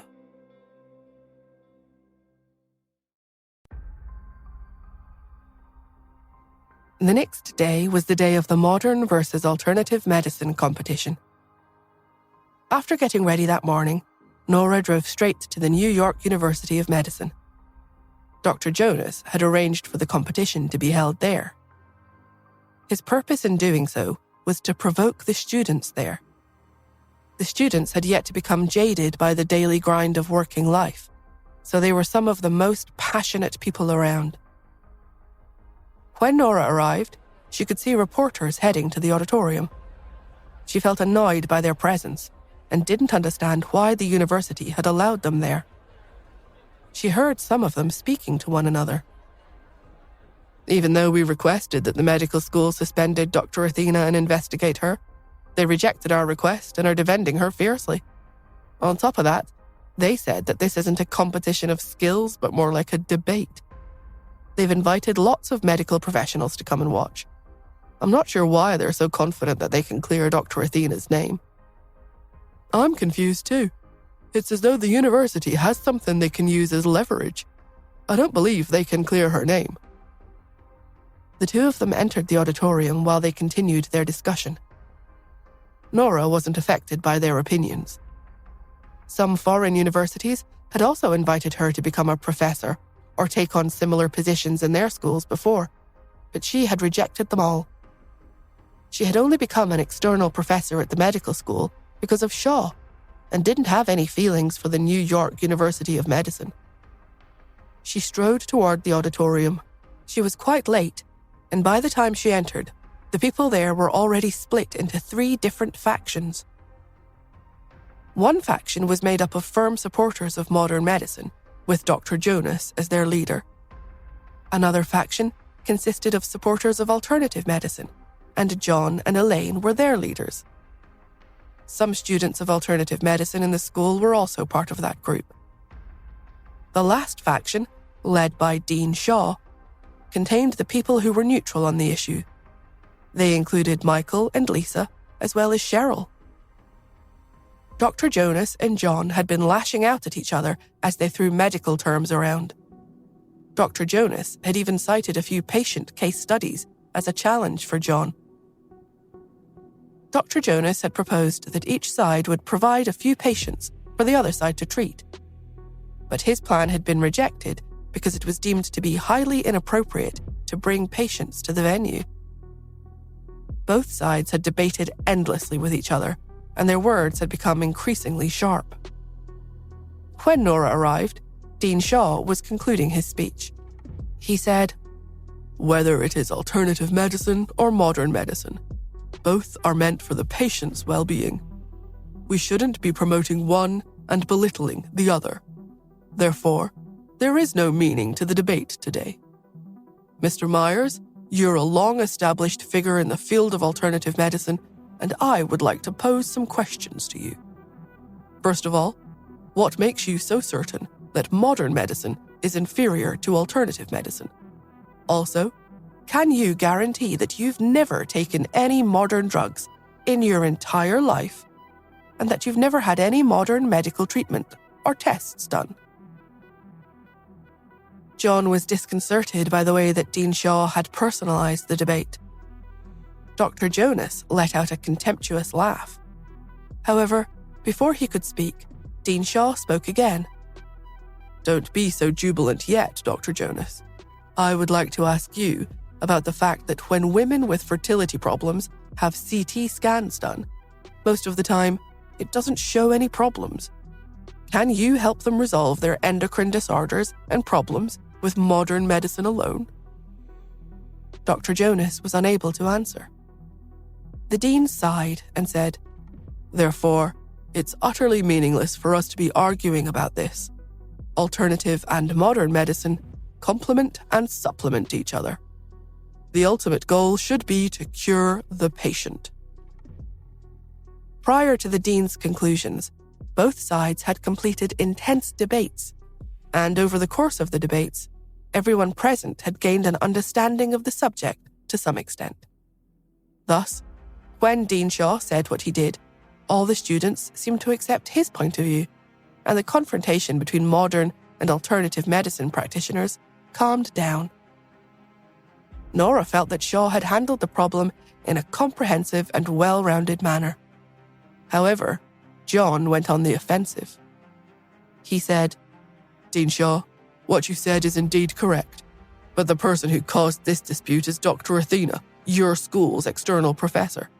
If she hadn't made the arrogant and ignorant claim that modern medicine is superior to alternative medicine, things wouldn't have gotten to this point." Elaine nodded in agreement and said, "Yes, we're all professionals in our field, but just because of one sentence she said, we've all come here to fight about these issues. All of this is because of Dr. Athena." Dr. Jonas also chimed in. "Yes, I was also influenced by Dr. Athena. That was why I challenged the alternative medicine circle in a moment of pique. Now that I think about it, I feel so ashamed of myself. I'm sorry, Mr. Myers. I was too impulsive." John waved and said, "You're still young, so it's understandable that you would rise to the provocation.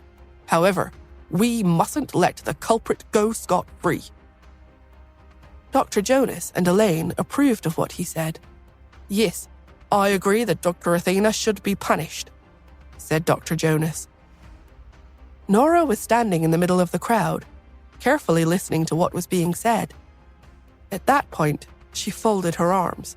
The dean said, "Now that things have come to this, I think it's time I told everyone the truth. I was the one who told Dr. Athena to say those frivolous things." His words took Nora by surprise. He continued, "In recent years, there have been endless battles between the modern and alternative medicine circles, and everyone has different ideas about the subject. I've always wanted to hold a debate like this and have everyone come forward to discuss the subject. However, my position in the medical field is quite insignificant, and my words don't carry much weight.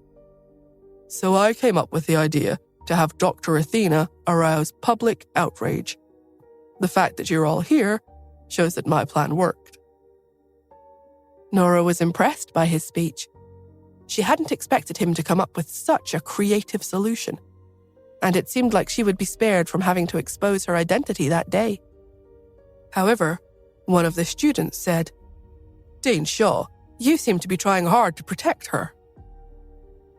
Nora looked over to see who was speaking, but before she could catch sight of the person talking, an audio recording started to play. Sir, at this point it's kind of meaningless, even if Dr. Athena clarifies that she didn't say anything like that. Why don't we take the opportunity to host a debate and then say that it was all my idea? It was Dean Shaw's voice. The administrator's voice came next. Sure, but it's going to be tough on you.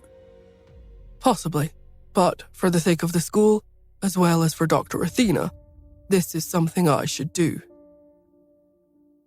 When the recording finished playing, the whole auditorium fell silent. Then, the place exploded. All the students glared at the dean, and everyone started shouting, "You liar! You've lost all your credibility."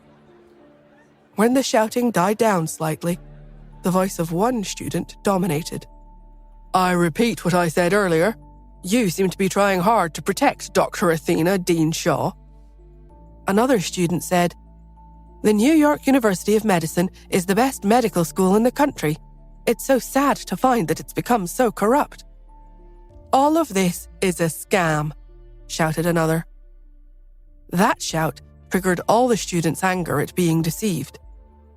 The followers of modern medicine and alternative medicine started yelling furiously. Dismiss Dr. Athena from the school. Dismiss Dr. Athena. We won't stand for being in the same school as a professor like her. When everyone became worked up, Lisa shouted, Dr. Athena really didn't say anything like that. All of this is because someone is trying to defame her. However, someone immediately retorted, Some of us heard her saying it with our own ears. Dr. Jonas has also admitted to it. Are you still refusing to accept the truth? Even now, Dr. Athena is still hiding and refusing to come out. Yeah, Dr. Athena is damaging the reputation of this medical school. She must be expelled. Nora slowly stepped onto the stage. The moment he spotted her, Dr. Jonas shouted, Dr. Athena, why did you incite us into fighting with the alternative medical circle while hiding yourself? John also pointed at her and said, Why don't you own up to your actions? How could you make Dean Shaw shoulder the responsibility for you? You're a disgrace to the medical profession. Elaine shouted, Dear students, with my own ears I heard her saying that alternative medicine is inferior to modern medicine. Given how she despises alternative medicine, how can someone like her remain in this medical university? As the three of them spoke, the students became even more worked up. The reporters pointed their microphones at Nora. Dr. Athena, why are you doing this? One of them asked. Do you really look down on alternative medicine? She looked at all the agitated people in front of her. They looked like they were about to become violent. She spoke to the reporter calmly, and her voice reached all the students through the microphone. I never said that, and I've never looked down on alternative medicine. To me, both forms of medicine are valid methods of curing diseases. Neither has ever been superior or inferior to the other. As she said that, everyone stopped talking. The reporter was also silenced. Dr. Jonas broke the silence. That's not what you told me in private, Dr. Athena, he said. John also sneered and said, You must be scared. Did you become frightened after seeing so many of us here and decide to compromise? Even if you change your stance now, it's too late. The damage has been done. Elaine shook her head and said, Dr. Athena, everyone makes mistakes. You just need to rectify your mistake. Even Dr. Jonas has apologized. So why can't you just apologize? Nora looked at Elaine and said, I told you, I didn't say it. You and Dr. Jonas are the ones slandering me, so why should I apologize? Elaine quickly replied, How did I slander you? If I were the only one saying it, then you might be able to say that I was making it up. But even Dr. Jonas has indicated that it's true, so it's obvious that it happened. A reporter also spoke up. Dr. Athena, you keep saying that you didn't say it. Do you have any evidence? As soon as he said that, Dean Shaw asked, how could anyone possibly have evidence that they haven't said something? What a ridiculous question. Elaine and Dr. Jonas smiled. They were satisfied they had successfully misled the reporters. No matter what Nora said at that point, no one would believe her. Unexpectedly, Nora smiled and replied, I do have evidence.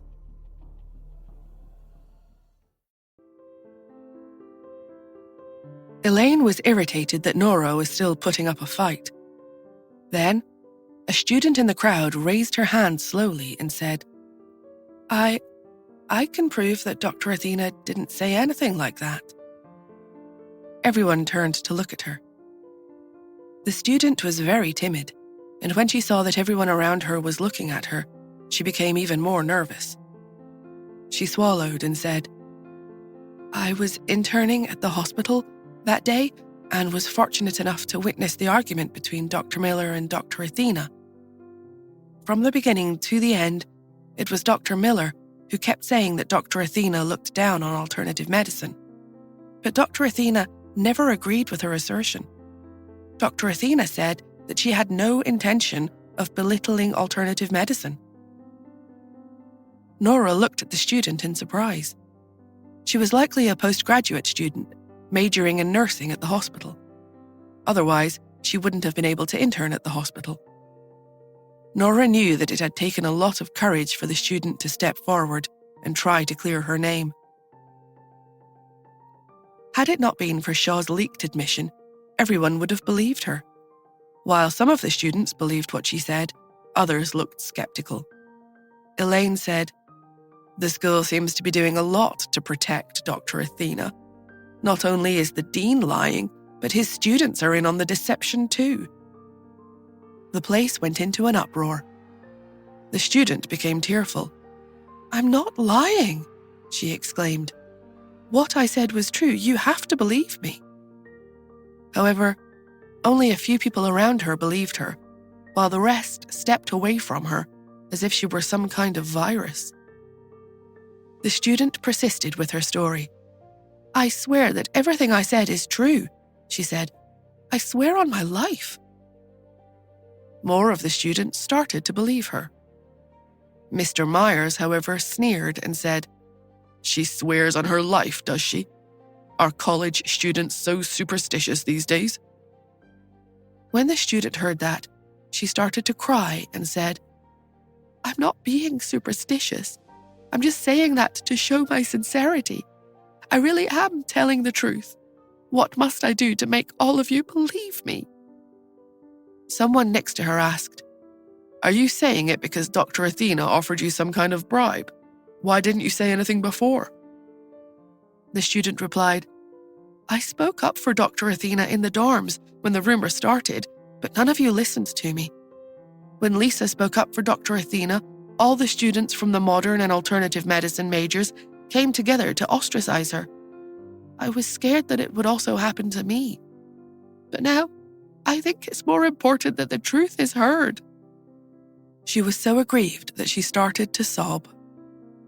Elaine sighed and said, Miss, you shouldn't be covering up for her. This is just about Dr. Athena's attitude. Every school is paying attention to the cooperation of modern and alternative medicine now. In fact, our school has even launched a major that specializes in merging the two disciplines. Yet here she is, instigating conflicts. It's really unacceptable. So why are you trying to protect a teacher like her? The verbal attack pushed the student into hysterics. I'm really not trying to protect her, she cried. What I said is true. Dr. Jonas sighed and said, All right, let's not push her into a corner anymore. Let's just take it that what she said is true. Dr. Athena never said it to Dr. Miller in the hospital. She only said it to me. Will that do? He looked at Nora and said, Dr. Athena, I've always admired you very much, and I've also regarded you as my idol. One of my reasons for returning to the States recently was to visit you. But during my debate with the few seniors in alternative medicine just now, I realised how ignorant I was. To be honest, it's okay to admit the mistake openly.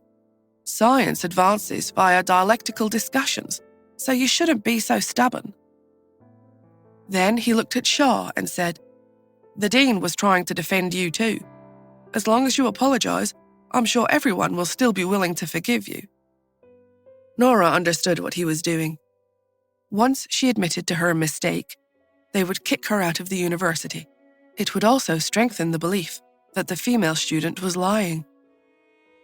Shaw was a senior figure in the university. The fact that he had been forced to lie because of certain circumstances might cause some people to secretly question his character, but they wouldn't dare to do anything to him.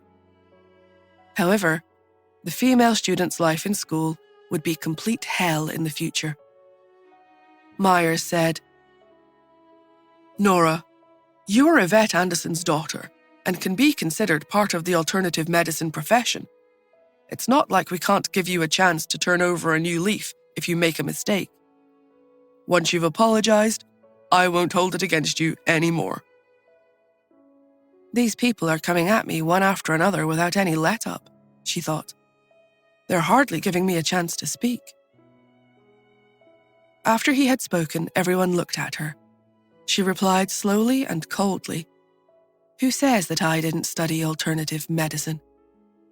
Myers groaned and looked as if he didn't have any more patience with her. Right at that moment, the auditorium doors were noisily pushed open. Everyone turned to the doors and saw a 60-year-old man stride in.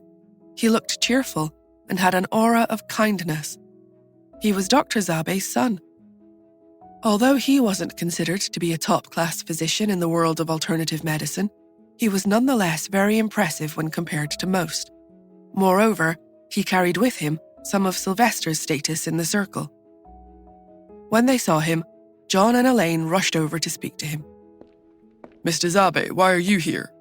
John asked.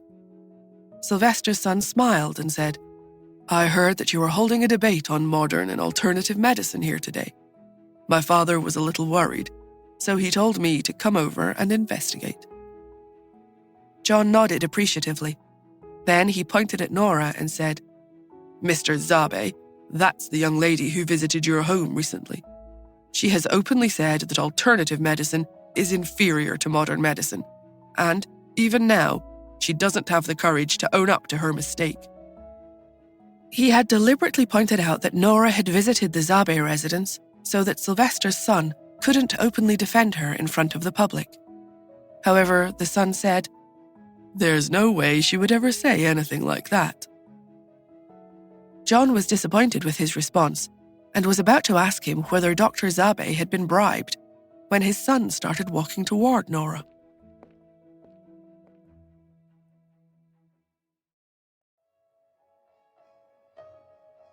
Sylvester's son stood in front of Nora and said, "Dr. Athena, my father has a message for his student. He wants me to tell you not to stir up so much trouble." When the people there heard the word student, the whole place fell silent again. Everyone looked at Sylvester's son in disbelief. Even John was dumbfounded. In fact, he even wondered for a moment if he had misheard. However, he pulled himself together and asked, "His student? Mr. Zabe, how come I'm not aware that Dr. Zabe has taken on another student?" He then turned to Nora and said, "No wonder you keep saying that you have evidence. That's why you visited the Zabes recently.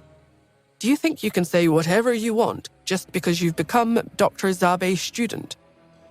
The Smiths have a lot of money and influence, and they seem to know how to use it."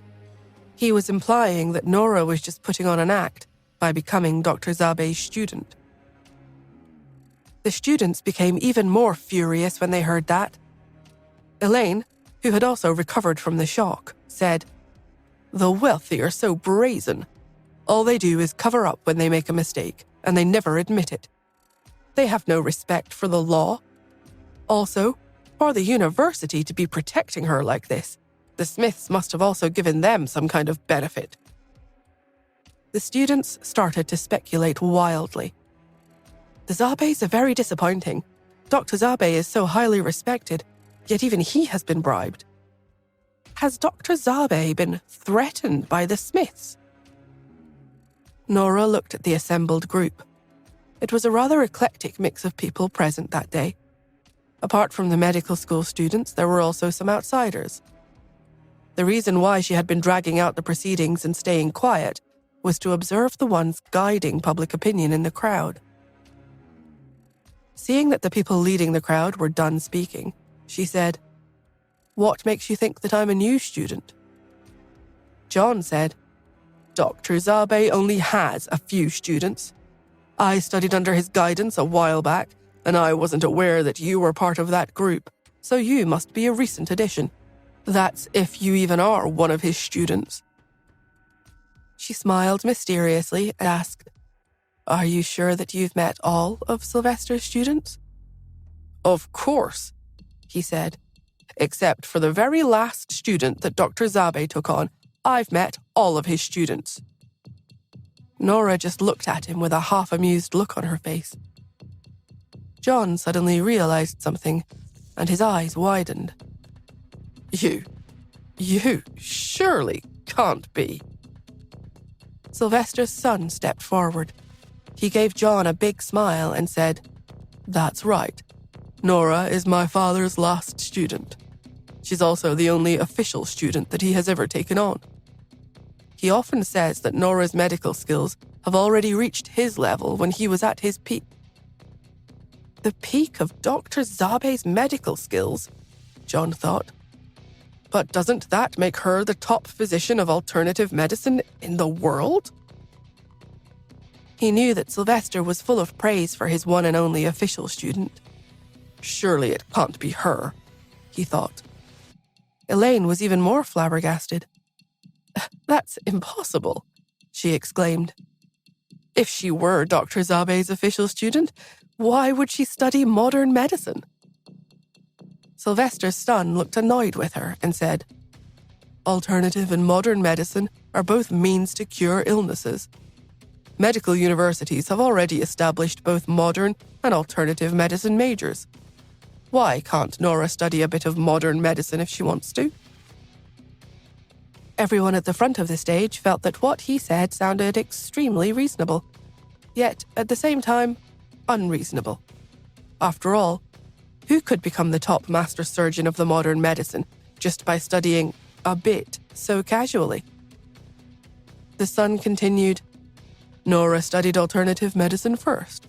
It was because my father didn't have anything else he could teach her that he told her to try studying modern medicine."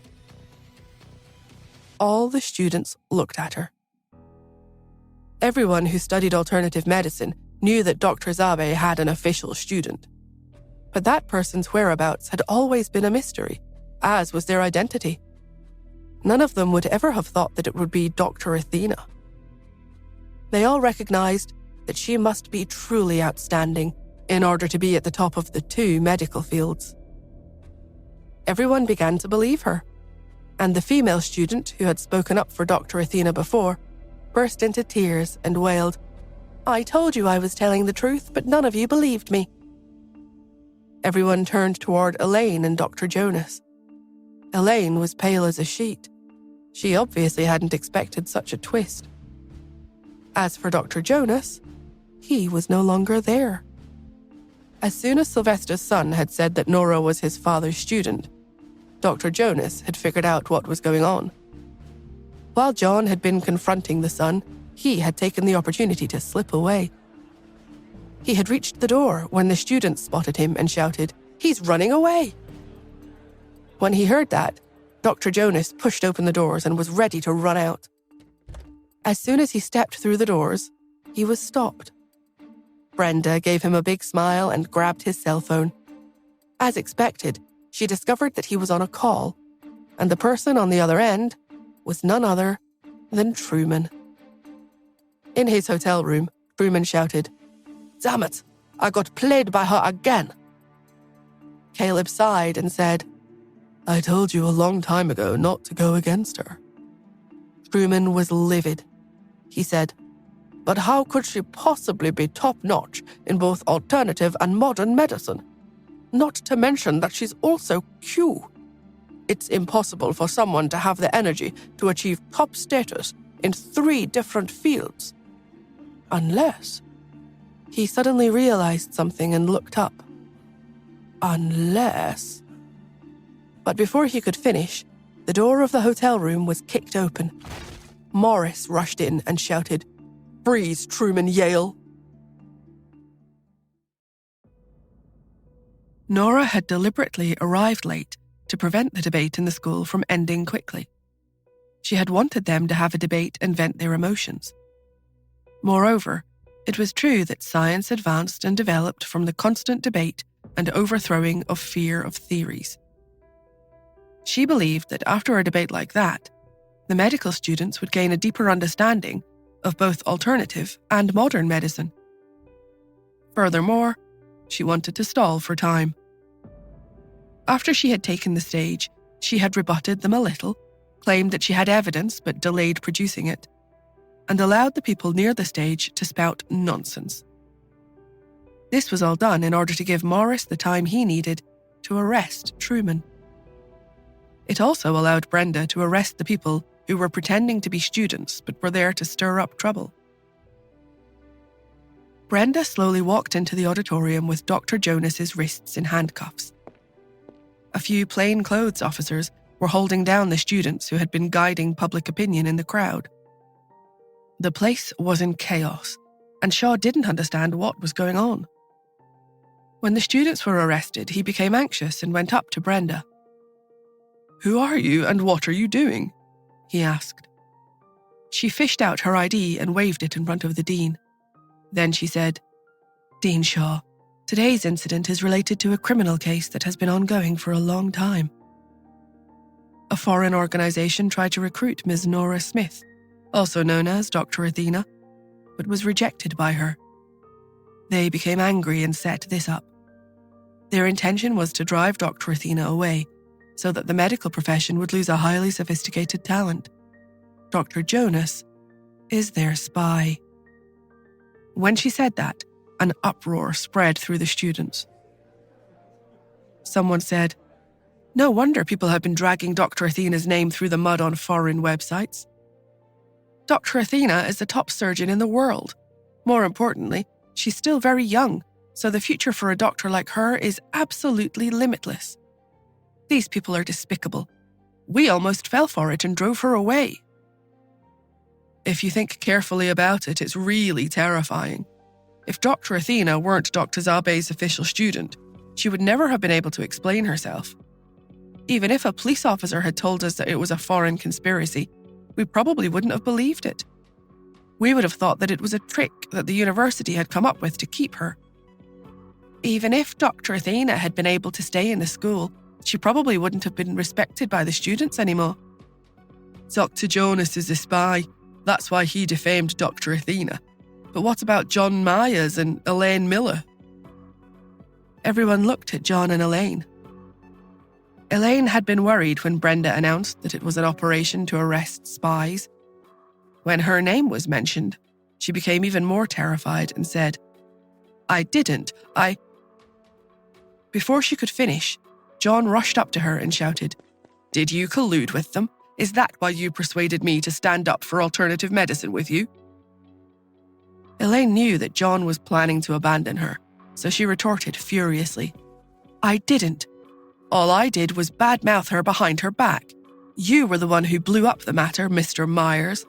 Don't forget that you even said that you wanted to drag Dr. Zabe into this so that you could deal with Nora because she's an Anderson. I'm sure everyone in the alternative medicine circle is aware of your grievances with the Andersons. Don't think that you can whitewash yourself." "I was misled by you," he said. While John and Elaine were arguing, Brenda said, "Excuse me, are the two of you done yet?"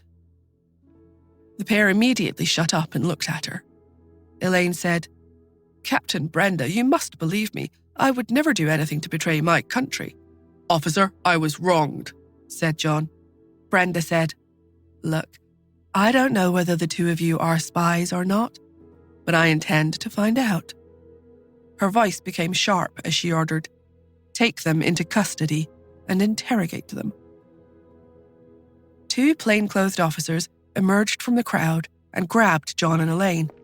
The pair panicked. "I'm really not a spy. Listen to me," Elaine protested. "Captain Brenda, I'm innocent," said John. "I just found Dr. Athena irritating, that's all. I wasn't intending to betray my country."